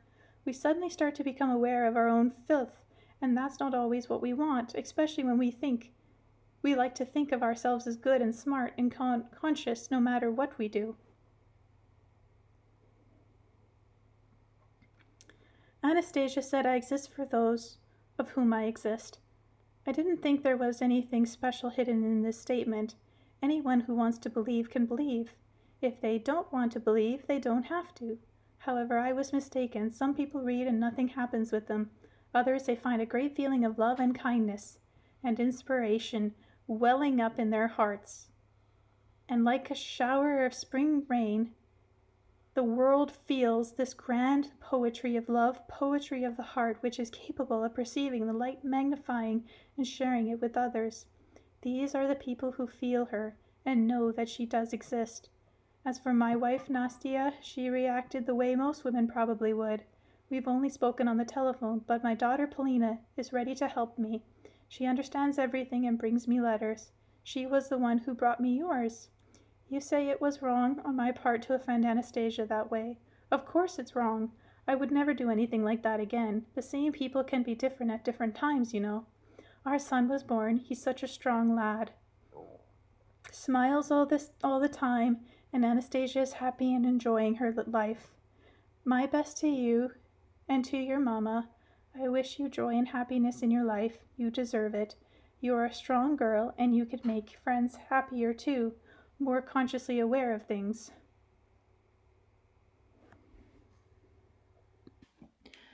A word about religious believers. Their inquiries and questions. I have spoken about Anastasia with members of the clergy from our Russian Orthodox Church, as well as with representatives of various denominations. Some of them are quite favorably disposed to her. Others say with some apprehension that she's most likely a heathen. She could break down people's faith in religious doctrine or resurrect idolatry or something nobody knows about yet. And it's wrong for her to not be baptized. Her attitude to religion will be discussed in greater detail in the second book, and it is really quite extraordinary. I'll just mention a few points here. You see, she told me it's a good thing that there are already talking about a soul, about the good and the light. Who is the most worthy? I am unable to say. But what about the sects? I countered. The sects that have been banned. Now everyone says they took the wrong path, their actions were wrong. Do you think so? Then think of this. A group of soldiers is out on patrol. One of them in the lead has broken off or gone to one side and gets blown up by a mine. Yes, you can say he took the wrong path. His actions were wrong. But you can also say that these same actions saved other people's lives. In any case, Anastasia with religion, do you think it's closest to you, the one most comprehensible? Vladimir, let us say you had never seen my parents or talked with them. You would probably be happy to hear anyone talk about them, even if they each talked about them a little differently. Where the truth lies. You can judge for yourself after reflecting on everything inside you. After all, you are their offspring. You are your parents' child. As for me, though I do not need any intermediaries. Well, okay, that's enough about doubts. There are some rather pleasant phenomena that Anastasia has somehow managed to bring about in our reality. I was especially skeptical that she would actually be able to infuse something in the text of the book. These are her own combinations and rhythms, as she has said, coming from the depth of eternity. But after the first edition came out, in a run for only 4,000 copies, something incredible happened. Many people were so moved by feelings and emotions that poetic verses began flooding in all by themselves. There are a whole lot of them now. These are just ordinary people, not professional poets, who have been writing. There are enough poems to date to put out a whole separate volume of them. I even wrote a bunch of poems after first reading this book. In the Moscow groups devoted to studying Anastasia's phenomena, they say that nowhere in the world, in the past or present, has there been a person or figure capable of provoking such a huge poetic outpouring in so short a time. Another surprising thing is that while in the first book there is almost nothing said about faith or Russia, the majority of readers' poems speak directly about faith and Russia and bright aspirations. And it seems to me they do this most inspiringly. And this had a calming effect on my thoughts about Anastasia's influence. After all, the Bible tells us how to distinguish the bad from the good, the false prophet from the bearer of truth. It says, "By their fruit ye shall know them." And if Anastasia's aspiration and her combinations bring forth such radiant poetic feelings, those are undoubtedly good fruits. And I even thought, if this goes on much longer, she's going to turn half the population of Russia into poets, enamored of their motherland, the earth, and all nature around them. I sorted the poems in several categories: anonymous poems, signed poems, poems by soldiers, poems by government officials. And do you know what this kind of sorting shows? It shows that there is absolutely no point in dividing society up the way we sometimes do, and blaming our trouble on certain categories of people. Like entrepreneurs and military government officials, their hearts all beat in exactly the same way, and across all these categories there are people sincerely striving for the light, for the good. As for our troubles, there's something we probably all produce by ourselves. In this edition of the book, I have decided to publish one poem from each category. Anastasia's Ray. Into our busy, bustling life of lonely souls in crowds immersed, from the vast universe of space, a ray broke through the earth. It glistened brighter than the light of the sun, or of gold of purest hue. My people, greetings, here I am, as your brother, speaking to you. I have been sent to you by love, sent to you by the ages' call. Come to me and take of mine, I give myself to all. Wait, there, my friends, where are you going? Why is there sadness on your face? You've been forsaken, yes, I know. I know all time and space. Dear people, what are you thinking, people? The world is beautiful, no end. I can do everything, dear people, because I am your friend. But the crowd only surged against the ray, rushing along on their fashion-shod sheet, and kept on showing it away into a puddle in the street. The ray dipped into the dirty slush. It felt no difference and shed no tear. But all at once the slush burst forth in a water spring crystal clear. And then a little boy came running, and fearing no punishment thereum, he leapt feet first into the puddle and drew on the ray's sweet balm. Hi, Mama. Whoop.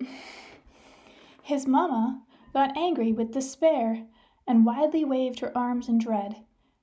But Pushkin's statue on the square suddenly came to life and said, Now wait, you must not spank the boy. He did not act just out of fun. Pay heed to him, your hearts will be illuminated by your sun. Come near and feel his moistened hands, come close and touch your blessed son. You will find there in his palms all that the poets have sung. All they've created through the ages, reflecting there within the heart. Mama Machka, my mama, the little boy hugging his mom. Mama, can you hear the singing, hear the song of happy birds? You know, dear Mama, yes, you know it, I shall write you a verse. And now you will be happy, Mama, for that is what I want for you.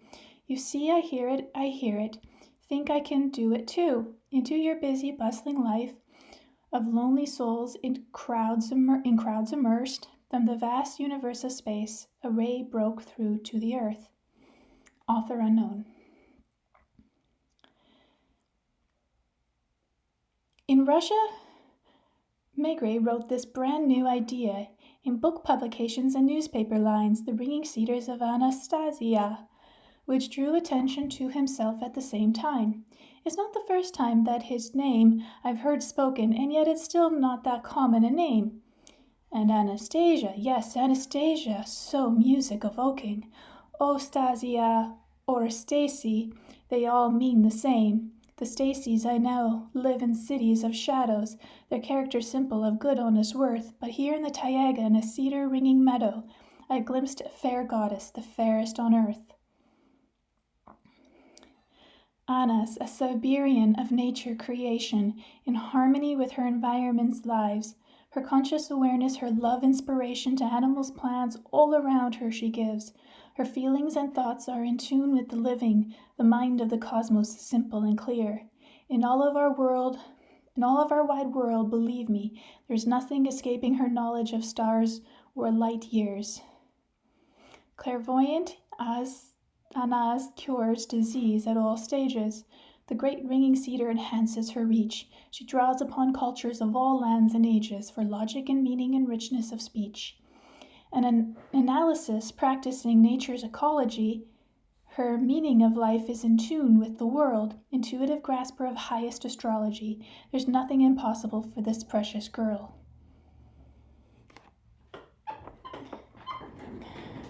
Got to adjust, got a squeaky chair.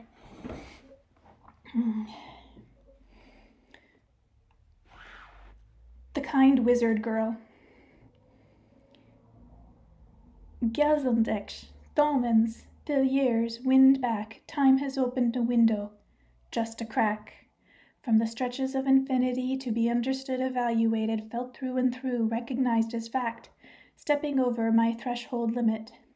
Through the light of the good in the blue expanses way up high, I come to you, Anastasia, born again in the twinkling of an eye. You are a flower of consciousness and will. You might from cedar trees and forest leaves. Your might. And from such charming, mystical, magical thoughts that I'm ready to be one who simply believes. Every beast and insect, raven and jays, every serpent blade of grass and hay. You wizard girl, kind maven of the way, so many roused by what you have to say. Your thoughts, ideas, even stronger now today, shed light on all the earth, and with their bright ray.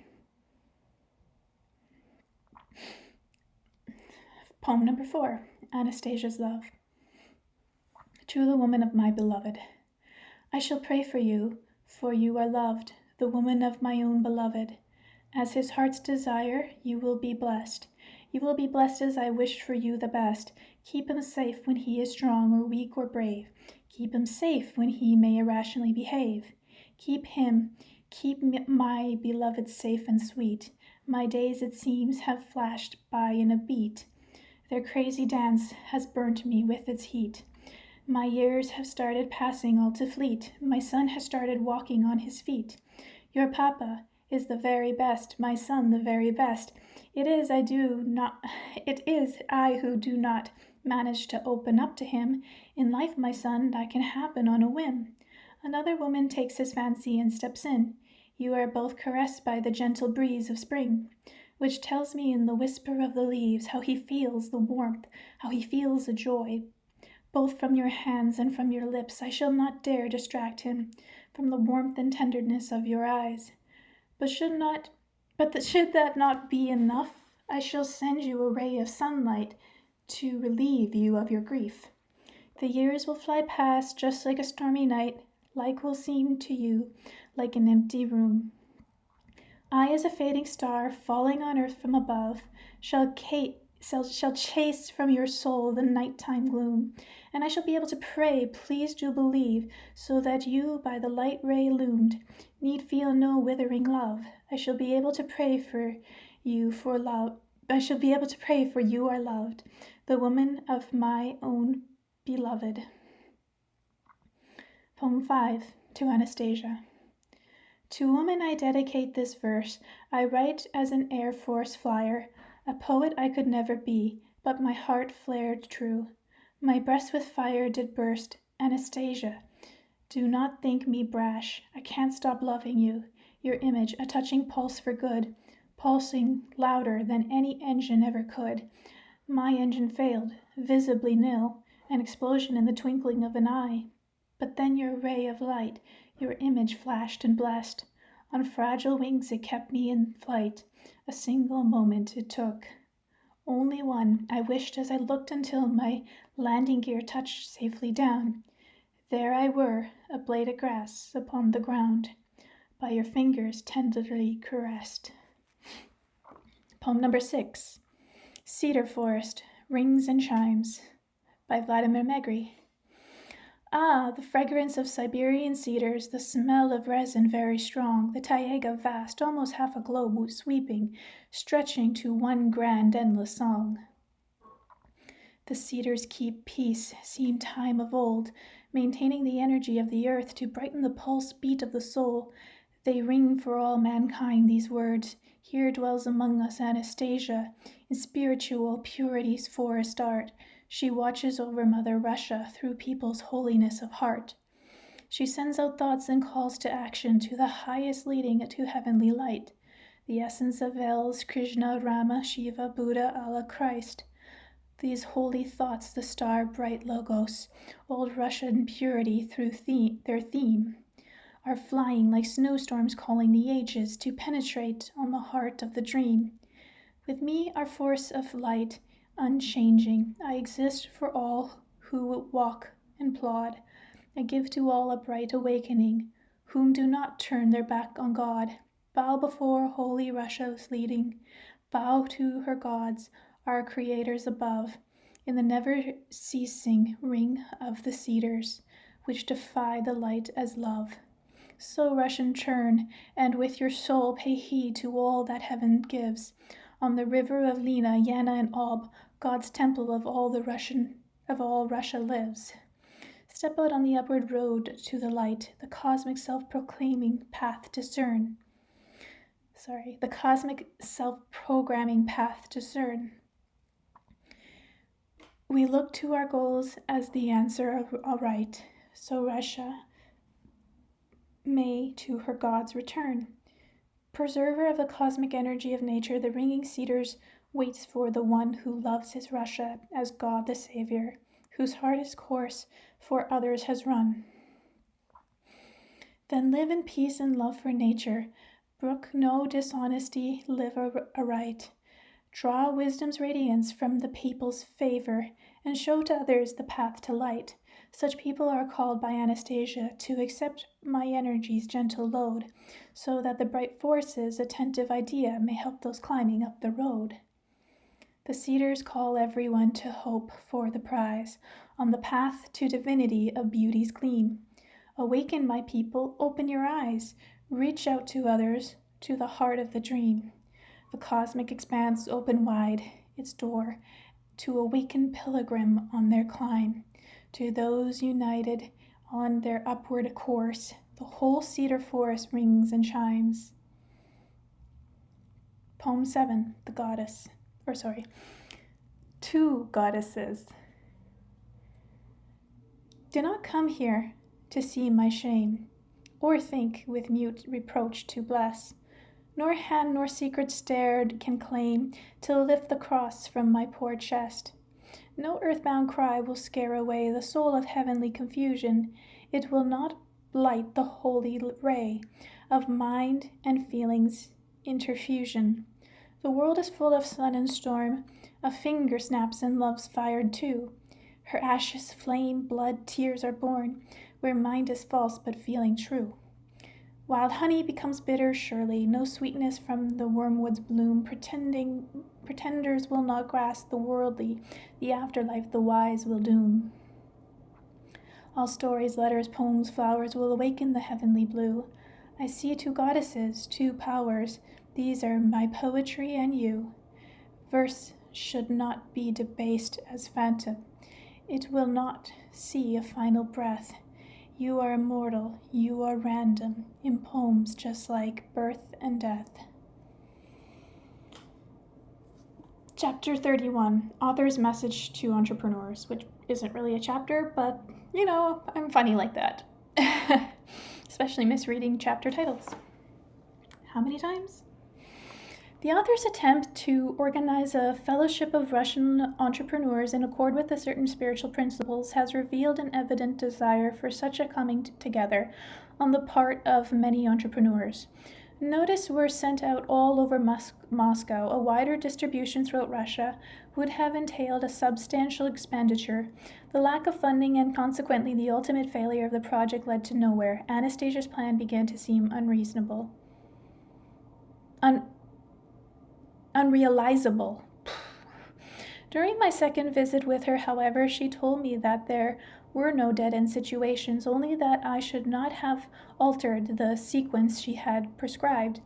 The book should have come first, which would have spread the right information and prevented the organization principles from being tied to monetary concern. The second visit also settled one other question. As organizational task force had been set up in Moscow to spearhead the formation of the fellowship, but we could not come to a decision on either the selection criteria for new members or how the selection committee should be constituted. Anastasia stated the following: One's heartfelt impulsion and one's aspiration to strive for such a fellowship are the principal criteria for eligibility. Nobody has the right to refuse access to anyone's manifesting such qualities. One must record its irrelevant, for the one who must worthy yesterday may well turn out to be the least worthy today, and vice versa. I can never read this word or pronounce it. Subsequently, when you get together to determine the eligibility criteria according to the impulse of your hearts, you will also be able to work out the specific term in which applications are accepted into the fellowship. The blame for altering the sequence prescribed by Anastasia's fails, of course, on me. To all those Moscow entrepreneurs who wanted to join the fellowship, I hereby offer my sincere apologies. First, for postponing the initial conference to a later date, and secondly, for the consequent drain on your time and finances.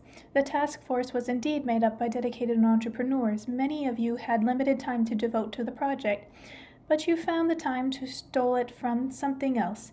You worked on drafting documents and principles for the future society. The Secretariat, too, similarly made up Moscovites, was fueled by enthusiasm. In addition, Moscow students put together a magnificent computer version of the future society catalogs. It made it all the more painful for me to look back on once I realized my mistake and see the hopelessness of the situation. The only way out was to muster the strength needed to correct the mistakes and write the book. Without a word in explanation to anyone, explanation seemed impossible at that point. I went off by myself and began to write. It was only now that the book existed. It was only now that the book exists and is spreading more and more right across Russia and starting to fulfill the function specified for it by Anastasia that I can talk about the future. I am more confident now about the possibility of seeing such a society actually come into being. The reaction of the book indicated that it will attract a significant number of entrepreneurs from the various regions of the country. A conference will take place. There will be a fellowship. In acting on my own, I may well have offended some of those who worked alongside me in Moscow. I should particularly like to single out 3 Moscow students who gave their all to assisting and participating in the Secretariat of the Future Society. They were the ones who keyboarded the text of the first book on their computer and kept on keyboarding even after their exam session started. I wasn't in position to compensate them for their work. They knew this, understood the situation, but still went on keyboarding. Others, too, would have probably reacted with understanding had they known the whole picture. If that applies to any of you, I apologize for my lack of trust in you and for temporary disappearance.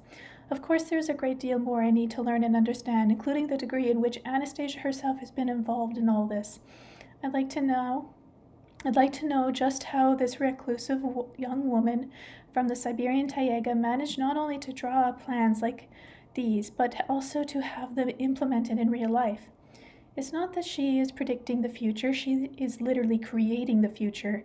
She struggles to bring it about and feels the struggles in her heart.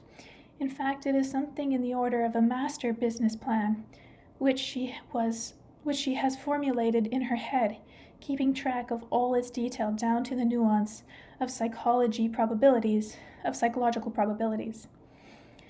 She is working her hardest to make it come about and calling on us to participate in its realization.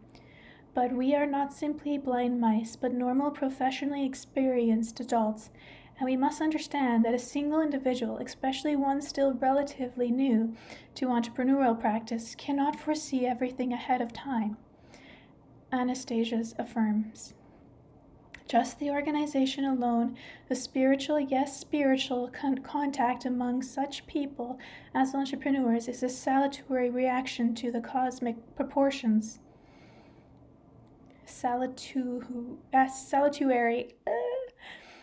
Reaction to the cosmic proportions. There is no need to dictate what will happen next. What will happen next will point out its own path and set its priorities to the occurrence of daily life. What kind of reaction is this? What path is she alluding to? Even though her aspirations to the light can be felt intuitively, nevertheless, we must make sense of everything ourselves and work out the detail. I wish you all the happiness and success. Oh, my nose is running suddenly. Along with me constantly getting words wrong, you're now going to get to listen to me sniffing. Dreams coming true. Editors afterward. In the summer of 1996, a tired-looking man was standing on the street corner in downtown Moscow with a self-published 96-page volume in his hands, trying to sell it to passerby. The book's title was The Ringing Cedars, Anastasia, and the man called himself Vladimir Megri. A woman stopped by, looked at this inconspicuous cover, talked to the author, and bought a copy. Next day, she was back, smiling, her eyes shining, to pick up an entire pack to give to everybody she knew. As it was, the first print run of 2,000 copies of Anastasia sold out in a matter of weeks. What happened next was miraculous as the story Vladimir Megri had written down. New print runs, first of 2,000, then of 10,000, sold out within weeks. Not long afterward, millions more were printed and sold. By 1999, Vladimir Megri was one of Russia's most popular authors, and the 7 books published to date have sold over 10 million copies in our original Russian alone, not counting their translated editions in more than a dozen languages. the books in the Ringing Cedar series started producing incredible changes in people's hearts and minds, the effects of which is now being felt throughout Russia and beyond. What happened here? How can it be that, with no advertisement other than word of mouth, this book by an unknown author became a national, then an international bestseller, distributed internationally by readers alone before it was accepted by even a single bookstore? How can it be that one copy from this first 2,000 copy print run actually found its way to the stacks of the U.S. Library of Congress? There you go, there's the sniffing. Why have people of all ages, from the school children to pensioners, and in all walks of life, from teachers to public officials, and from scientists to clergymen, felt such inspiration from the book to the point of writing poetry and creating works of art? Why did a former member of the Russian parliament, an economist by the name of Dr. Vikor, write an entire book, Putin, Meagher, and Russia's Future, stating that the Ringing Cedars was becoming Russia's new national idea? Why did the Supreme Mufti of Russia, Talgat, oh my gosh, I can't say that, publicly declared in the television interview, "I love these books. I read them and I read them and get a lot out of them for myself." Why have readers of others' confessions made equally laudatory remarks? Why did my mother, who once bring home a copy of Anastasia from her yoga class in the recommendation of her instructor, and gingerly requested that I read it?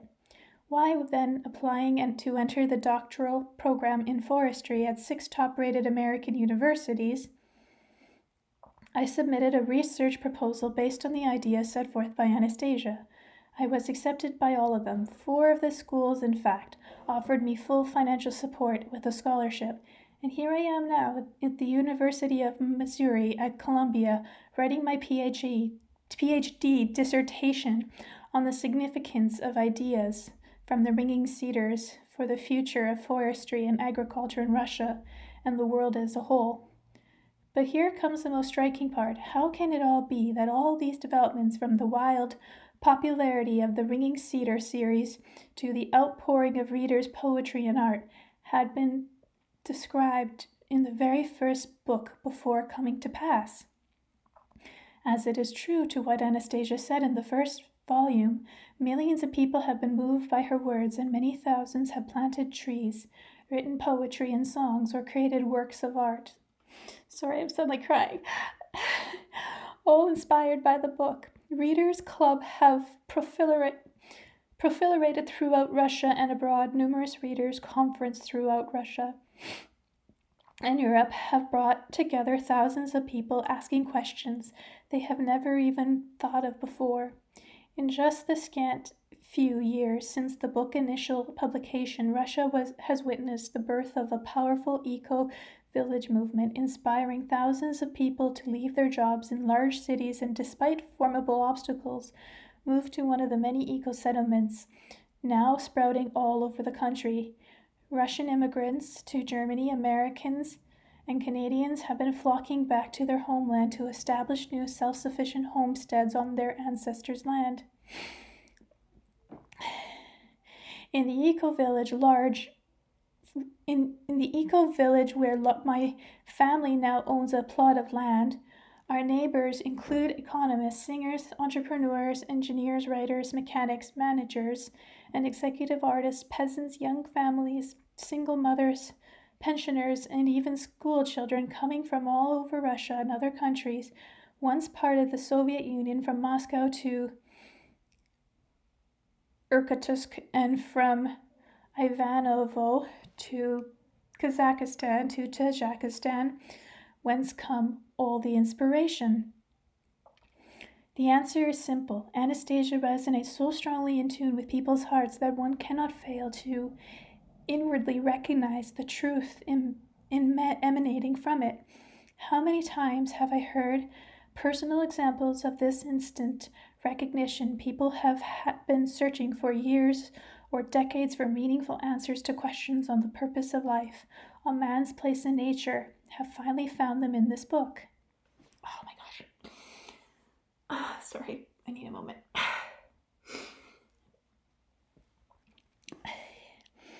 But should it be surprising that the image of a way of life founded on the idea of love, beauty, and nonviolence as presented by Anastasia would resonate so strongly with her inner self? After all, does not every one of us want to live in a free society of kind and happy people in a world without wars, crimes, or oppression? In a world where not a single tear need run down a child's cheek, and where families live in love and prosperity? Do we not want to live without monstrous industries? Do we not want to live without monstrous industries destroying and polluting both nature and man? Do we not want to enjoy creative labor for the benefit of both our families and our communities instead of suffering through boring jobs merely to enrich faceless corporations? Do we not want a society based on mutual help and cooperation rather than competition? But you may say this was just Anastasia's dream, or just Vladimir Makery's dream, and a dream is simply a dream. But cannot each of us dream of a desirable future and then act to bring this future about? Is it not what John Lennon was singing about in his Imagine? You may say I am a dreamer, but I'm not the only one. I hope someday you will join us and the world will live as one. It is not that one of the greatest economists of the 20th century, E.E.F. Schumer, was referring to in his seminal work, Small is Beautiful. Now it might be said that this is a romantic utopian vision. True enough. What we have today in modern industrial society is not romantic and certainly not utopian, as we have it right here, but it is in very deep trouble and holds no promise of survival. We jolly well have to have the courage to dream if we want to survive and give our children a chance of survival. The crisis of the industrial society will become worse and end in disaster unless we develop a new lifestyle which is compatible with the real needs of human nature, with the health of living nature around us, and with the sources endowed of the world.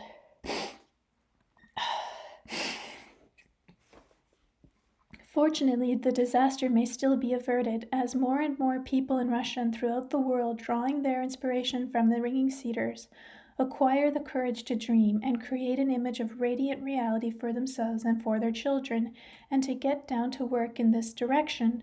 The spiritual and practical revelations presented in this book are unparalleled in so many areas that their discussion could fill entire volumes. Let me but mention Anastasia's beloved dashnicks, a discovery of exceptional significance. As it happens, the most obvious and significant thing often go to the most easily unnoticed. This is particularly true about Russia's Dasha movement.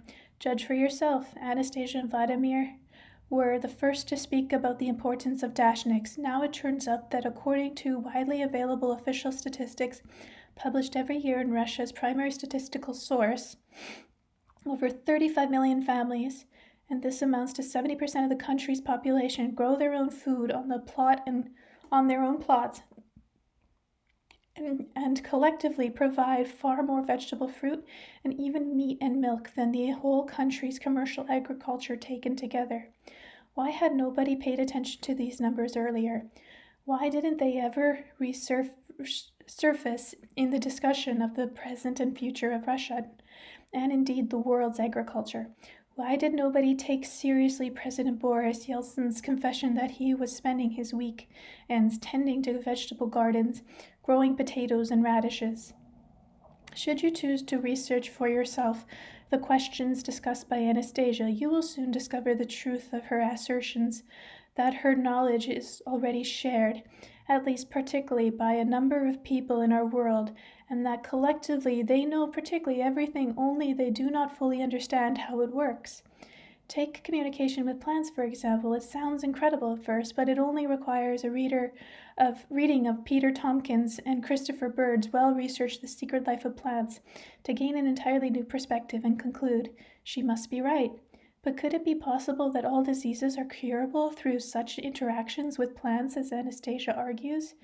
It would take a complex and lengthy scientific study to test these hypotheses. Fortunately, this is not necessary, as in addition to a growing number of personal testimonials from thousands of people, there is factual evidence. Oh my gosh, factual evidence at hand that can dispel any doubts. Over centuries and millennia, the Hazan cut of people living in the valley in northern Pakistan have been practicing an agriculture very similar to the one described by Anastasia, eating food exclusively from their family garden plots and thus establishing a closed loop of matter and information exchange between people and their plants. They are recognized as the most healthy and long-living people on earth. The Hunkazat commonly live to more than 100 years, and men becoming fathers at age 90 is not a rarity. Can it be that this information exchange between an individual person and plant Anastasia talks about is the missing link to understand human nutrition? Even in the absence of scientific study, why not try it? The science will catch up. Furthermore, why should we be skeptical about Anastasia's ability to live without concern for acquiring food or clothing, effortlessly relying on nature for a complete life support system? Is it not the exact same ideal of life taught to humanity in the Bible? He who watches the wind will not sow, and he who looks at the cloud will not reap. Or take no thought for your life, what ye shall eat, or what ye shall drink, also in your own not so distant past. Nobel laureate Albert testified on the basis of experiences in Africa. In return for very little work, nature supplies the natives with nearly everything that he requires for his support. Looking around, should one doubt that truly happy children can only be raised in nature? Jean Lidoff, who spent 2.5 years in society living in close relationship with nature, and consequently knowing no such thing as crying children, crime, or depression, speaks about this in her book, The Continuum Concept, with very much the same conclusion as Anastasia.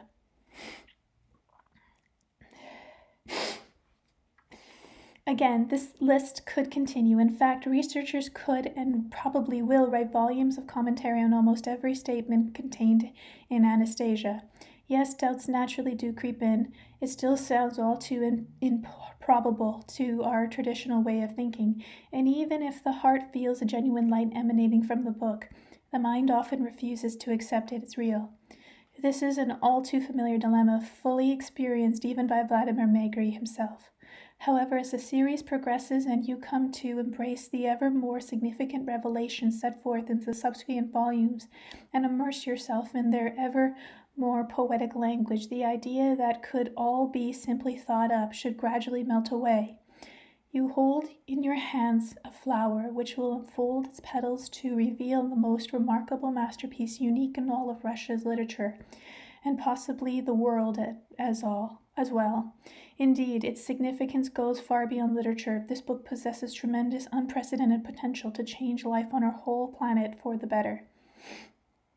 Do you know of any other book that in a matter of just a few years has succeeded in not only stirring the hearts and minds of millions of people, but also arousing the same people to extraordinary acts of creation in their everyday lives, developing new models of expression in all the arts, taking on embracing nonviolent initiatives to preserve and enhance life on this planet as we know it?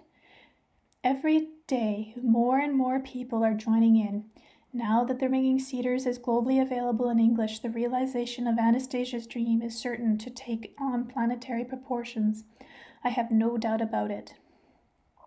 In the winter of 2003, at my office in downtown Moscow, just 1 block away from the street corner outside the Taiga metro station where Vladimir Megri had been selling the first copies of his book only 6 years earlier, Igor Vladimirov, head of the Anastasia Ringing Cedars Club in St. Petersburg, mused one day, looking at the snowflakes dancing outside the window.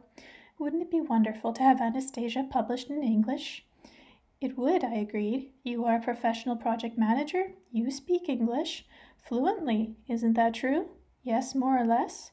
Then why are you sitting here? We laughed. A subsequent chain of circumstances and events led me to certain people, including Vladimir Megri himself, who became instrumental in carrying out the English translation project. The story of the unusual coincidence and struggle behind this edition could easily form the stuff of a suspense thriller, which I shall probably write one day. In the meantime, I take comfort in the fact that you are now holding a masterfully translated volume in your hands. This alone is a good indication that dreams really do come true. Leonard Sharskin, 2005, Columbia, Missouri. I met him in Australia, actually, where I met Carrie Cassidy. Okay, this is Series at a Glance. This is a little bit about each of the books, and I will read that as well. So the one that we just read, Anastasia, the first book of the Ringing Cedars series, tells the story of an entrepreneur, Vladimir Magri, trade trip to the Siberian Taiga in 1995, where he witnessed an incredible spiritual phenomenon connected with sacred ringing cedar trees. He spent 3 days with a woman named Anastasia, who shared with him her unique outlook on subjects as diverse as gardening, child-rearing, healing, nature's sexuality, religion, and more. The wilderness experience transformed Vladimir so deeply that he abandoned his commercial plans and, penniless, went to Moscow to fulfill Anastasia's request and write a book about the spiritual insights she so generously shared with him. True to her promise, this life-changing book, once written, has become an international bestseller and has touched hearts of millions of people worldwide. Book 2, which I'm on the fence if I will read out loud as well. I don't know if you guys will want to hear my voice and me messing up all the time. The second book of the series, in addition to avoiding fascinating behind-the-scenes look at the story of how Anastasia came to be published, offers a deeper exploration in the universal concepts so dramatically revealed in Book 1. It takes readers on a journey through the vast expanse of space, time, and spirit, from the paradise-like glade in the Siberian Taiga to the rough urban depths of Russia's capital city, with the ancient mysteries of our forebears to a vision of humanity's radiant future. Book 3, The Space of Love, one of my favorite ones. The third book of the series describes author's second visit to Anastasia, rich with new revelations on natural child-rearing and alternative education, on the spiritual significance of breastfeeding and the meaning of ancient megaliths. It shows how each person's thoughts can influence the destiny of the entire earth and describe practical ways of putting Anastasia's vision of happiness into practice. Magri shares his own outlook on education and children, real creative potential after a visit to a school where pupils build their own campus and cover the 10-year-old Russia school program in just 2 years, complete with an account of an armed intrusion into Anastasia's habitat. The book highlights the limitless power of love and nonviolence. If you read these, you make sure you get the green ones. Don't get the black ones. Vladimir didn't write those or produce those or sell those. He shows the ones that he's done. They're always green covered. Those ones are watered down. The black ones, stay away from them. Book 4, Co-Creation, the fourth book and centerpiece of the series, paints a dramatic living image of the creation of the universe and humanity's place in this creation, making this primordial mystery relevant to our everyday living today. Deeply metaphysical, yet at the same time down-to-earth practical, this poetic, heartfelt volume helps us uncover answers to the most significant questions about the essence and meaning of the universe and the nature and purpose of our existence. It also shows how and why the knowledge of these answers innate in every human being has become obscured and forgotten, and points the way towards reclaiming this wisdom and, in partnership with nature, manifesting the energy of love through our lives. Book 5, Who We Are, describes the author's search for real-life proofs of Anastasia's vision presented in the previous volumes. Finding these proofs and taking stock on ongoing global environmental destruction, Vladimir Magri describes the further practical steps for putting Anastasia's vision into practice. Full of beautiful, realistic images of a new way of living in cooperation with the earth and each other, this book also highlights the role of children in making us aware of the precociousness of the present situation and in leading the global transition toward a happy, violence-free society. The Book of Kin is the 6th book in the series, describes another visit by the author to Anastasia's glade in the Siberian Taiga and his conversations with his growing son, which causes him to take on a new look at education, science, history, family, and nature. Through parables and revelatory dialogues and stories, Anastasia then leads Vladimir Megri and the reader on a shocking rediscovery of the pages of humanity's real history that has been distorted or kept secret for thousands of years. The knowledge shed lights on the causes of war, oppression, and violence in the modern world and guides us in preserving the wisdom of our ancestors and passing it over to future generations. The Energy of Life, Book 7 in the series, reasserts the power of human thought and the influence in our thinking and in our lives, and the destiny of the entire planet and the universe. It also brings forth a practical understanding of ways you so consciously controlled and build up the power of our creative thought. The book sheds still further light on the forgotten pages of humanity's history on religion, on the roots of interracial and interreligious conflict, on ideal nutrition, and shows how a new way of thinking and lifestyle in true harmony with nature can lead to happiness and solve the personal and societal problems of crime, corruption, misery, conflict, war, and violence. I didn't breathe there. I did it all in one breath. The New Civilization is the 8th book in the series, is not yet complete. The first part of the book, already published as a separate volume, describes yet another visit by Vladimir Megri to Anastasia and their son, and offers new insights into the practical cooperation with nature, showing in ever greater detail how Anastasia's lifestyle applies to our lives, describing how the visions presented in previous volumes have already taken beautiful form in real life and produced massive changes in Russia and beyond. The author discerns the birth of a new civilization. The book also paints a vivid image of America's radiant future, in which the conflict between the powerful and the helpless, the rich and the poor, the city and the country can be transcended and thereby led to transformation in both the individual and society. Rights of Love, Book 8, published as a separate volume, contrast today's mainstream attitudes to sex, family, childbirth, and education with our forebears' lifestyles, which reflected their deep spiritual understanding of the significance of conception, pregnancy, home birth, and upbringing of the young in an atmosphere of love. In powerful poetic prose, Megri describes their ancient way of life, grounded in love and nonviolence, and shows the participality of this same approach today.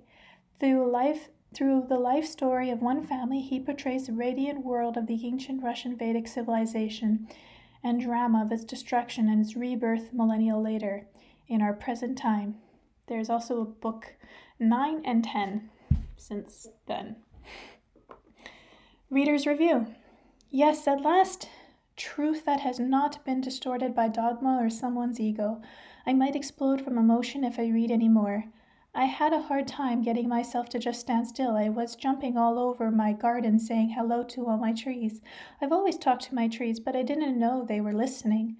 I then ran off and bought loads of seeds and spent days putting whole packets of them in my mouth, only to get very sick indeed, for little did I know that seeds bought in a spot in a supermarket are covered in rat poison.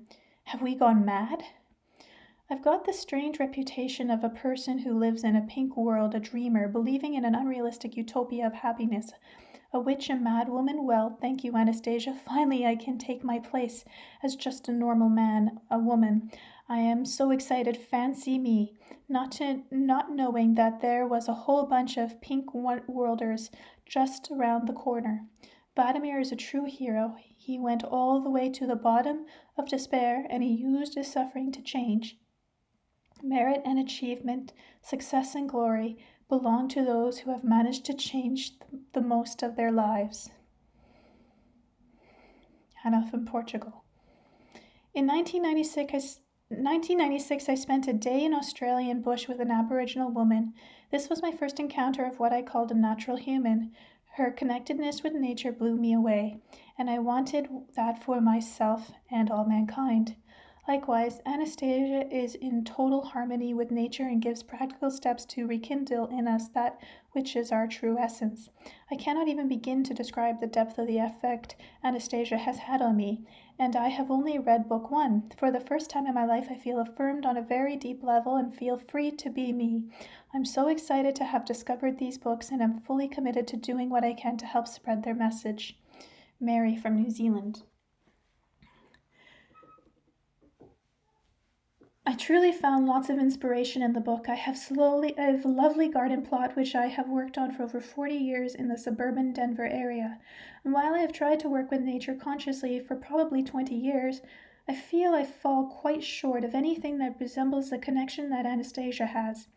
I am determined this next spring to do exactly as she recommends,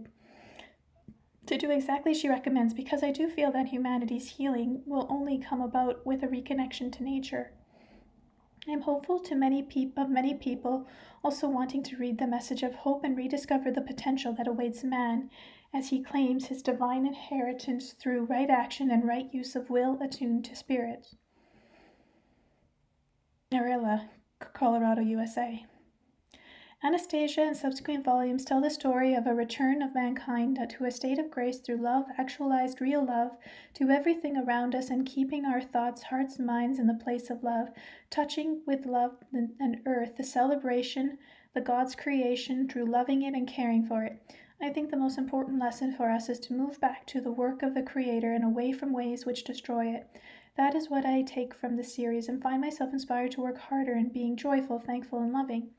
In my own life, my family works towards goals that aren't measured in dollars, which is much richer life than working for material wealth. We have a certified organic wild crop farm, so I am very receptive to the medicine of the earth and see the importance of principles interacting in a healing way with God's creation. The earth. In a very humble way, our work with native plants on our farm could be seen as a demonstration of a way people can take some of the ringing cedars ideas and put them to work. I think if people find a larger purpose for their lives than collecting material goods, everyone will be happier rediscovering the scope of humanity's tools from the Creator. Anastasia helps with explaining ways to have a richer life, raise healthy children, filling one's heart rather than one's pocket. I do not agree with everything written, and many people will find ideas threatening. Yet, if we don't discover new ways of being human beings and put them to work, if we don't have a spirit rich enough to live with love and respect for God's creation, we have no future. Penny from Missouri. There has been a very significant change taking place within me since reading the series. It has been a casting off of the selfish elements within me and walking into a vast chasm of blessings. What is possible, I do not yet know, only that an awareness and consciousness is possible in this life. My life is hopeful now. Allen, Wisconsin. At work, I walked by a book lying face down in a messy table, and it called me. I picked up the book, flipped it over, and the cover clicked. I sat down and started reading. That night I took the book home, and over the next few days I found a piece of life, of spiritual cosmos, which I knew had been missing. In my disgust and shame at Vladimir Megri's reaction to Anastasia, I saw reflections of my own attitude towards concepts I was uncomfortable with. Although Anastasia herself was a little odd, I had no difficulty believing in her presence or existence after reading the book. I slept under the stars near some currant bushes, but some opossums woke me in the middle of the night. I then did some Reiki and sent the energy to Anastasia and felt myself floating in cedar branches, softly brushing me with bright yet soft balls of radiant light shining back upon me.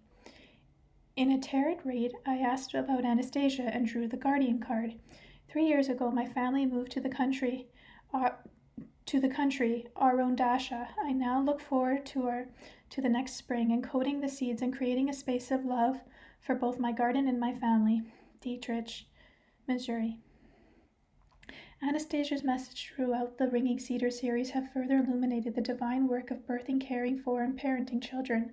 I am a doula, a home birthing mama, a dancer-singer who has been inspired by Anastasia, a reminder that we are all born to know and share our light. I feel like the book's message have found a natural home in my being. Anastasia is a being who I No lives, and she desperately wants us to feel how alive we are and how alive the earth is. We belong to the earth, and we must find our happiness so that the earth will feel her happiness as well. Elise, Missouri. My acquaintance who paid a visit to the Altea several years ago received a few tiny scraps of cedarwood from a local woman. She told me to wear it on his body. He would need it. It would protect him. This summer he did some major house cleaning, sorting things he didn't want around anymore. He stumbled on a matchbox with these silvers of cedarwood and thought, is this true or mere suspicion? Shall I finally do away with them? The next day, by coincidence, his friend offered him the Anastasia book as a present. He read, gasped, and made a pendant out of the pieces. A few weeks later, he showed me the pendant, and it was breathtaking. I really gasped for breath, even though at that point he hadn't yet told me his story. My guess would be that he received some shivers of a ringing cedar. It was so moving to many more stirrings over here. Really trust that this will be worldwide. Dickey, Netherlands. As a 75-year-old American who finished the third Anastasia book by Vladimir Megre, The Space of Love, I'm in the process of digesting its substance. The American must pick up and go to a place that Vladimir Megre shows him. Megre shows him wonders, but those expecting wonders to be valid only if found on American soil will be taken aback to learn they are in a land that rarely thinks of the New World. Anastasia's Siberian Taiga is a land that measures history in millennia instead of decades. There, Vladimir meets those who have a mystical affection for their country and culture. He finds values resting in rock-solid Christian principles, not bearing Christian labels. They are values descending from ancient insights, approved by generations faithful to the soil of the forebears. Their love for Mother Russia is a love that not understood even by the most patriotic American. Christians will recognize much from the Old Testament as well as from the New, especially Isaiah chapter 11. This is not to say that Anastasia's series promotes or detracts from that teaching. Instead, it parallels and edifies. The Christian emerges with his faith firmer and a respect for Megre. Anastasia, after 3 books I am digesting, and there are moments when my credulity vanishes. Then lines appear that can have been written only to me. Then my unbelief is overturned. It is like the story of Lazarus. I believe, but help my unbelief. Coincidences are endless. Gallagher, Oklahoma. About the Ringing Cedar series. I think we know already. That's like what's on the back of the book. About the author, we already have that information as well. And that's it, we're done. Wow, well, thank you so much if you made it to the very end with me. I hope my voice didn't annoy you. And again, all the mistakes I made, I apologize. I'm very dyslexic, and sometimes I just see things and read things totally different, and I'm reading on a very small screen from my phone. So, yeah. Thank you, and enjoy this gift. Until our next adventure. Warm embrace, laced in grace. Thank you for you being you.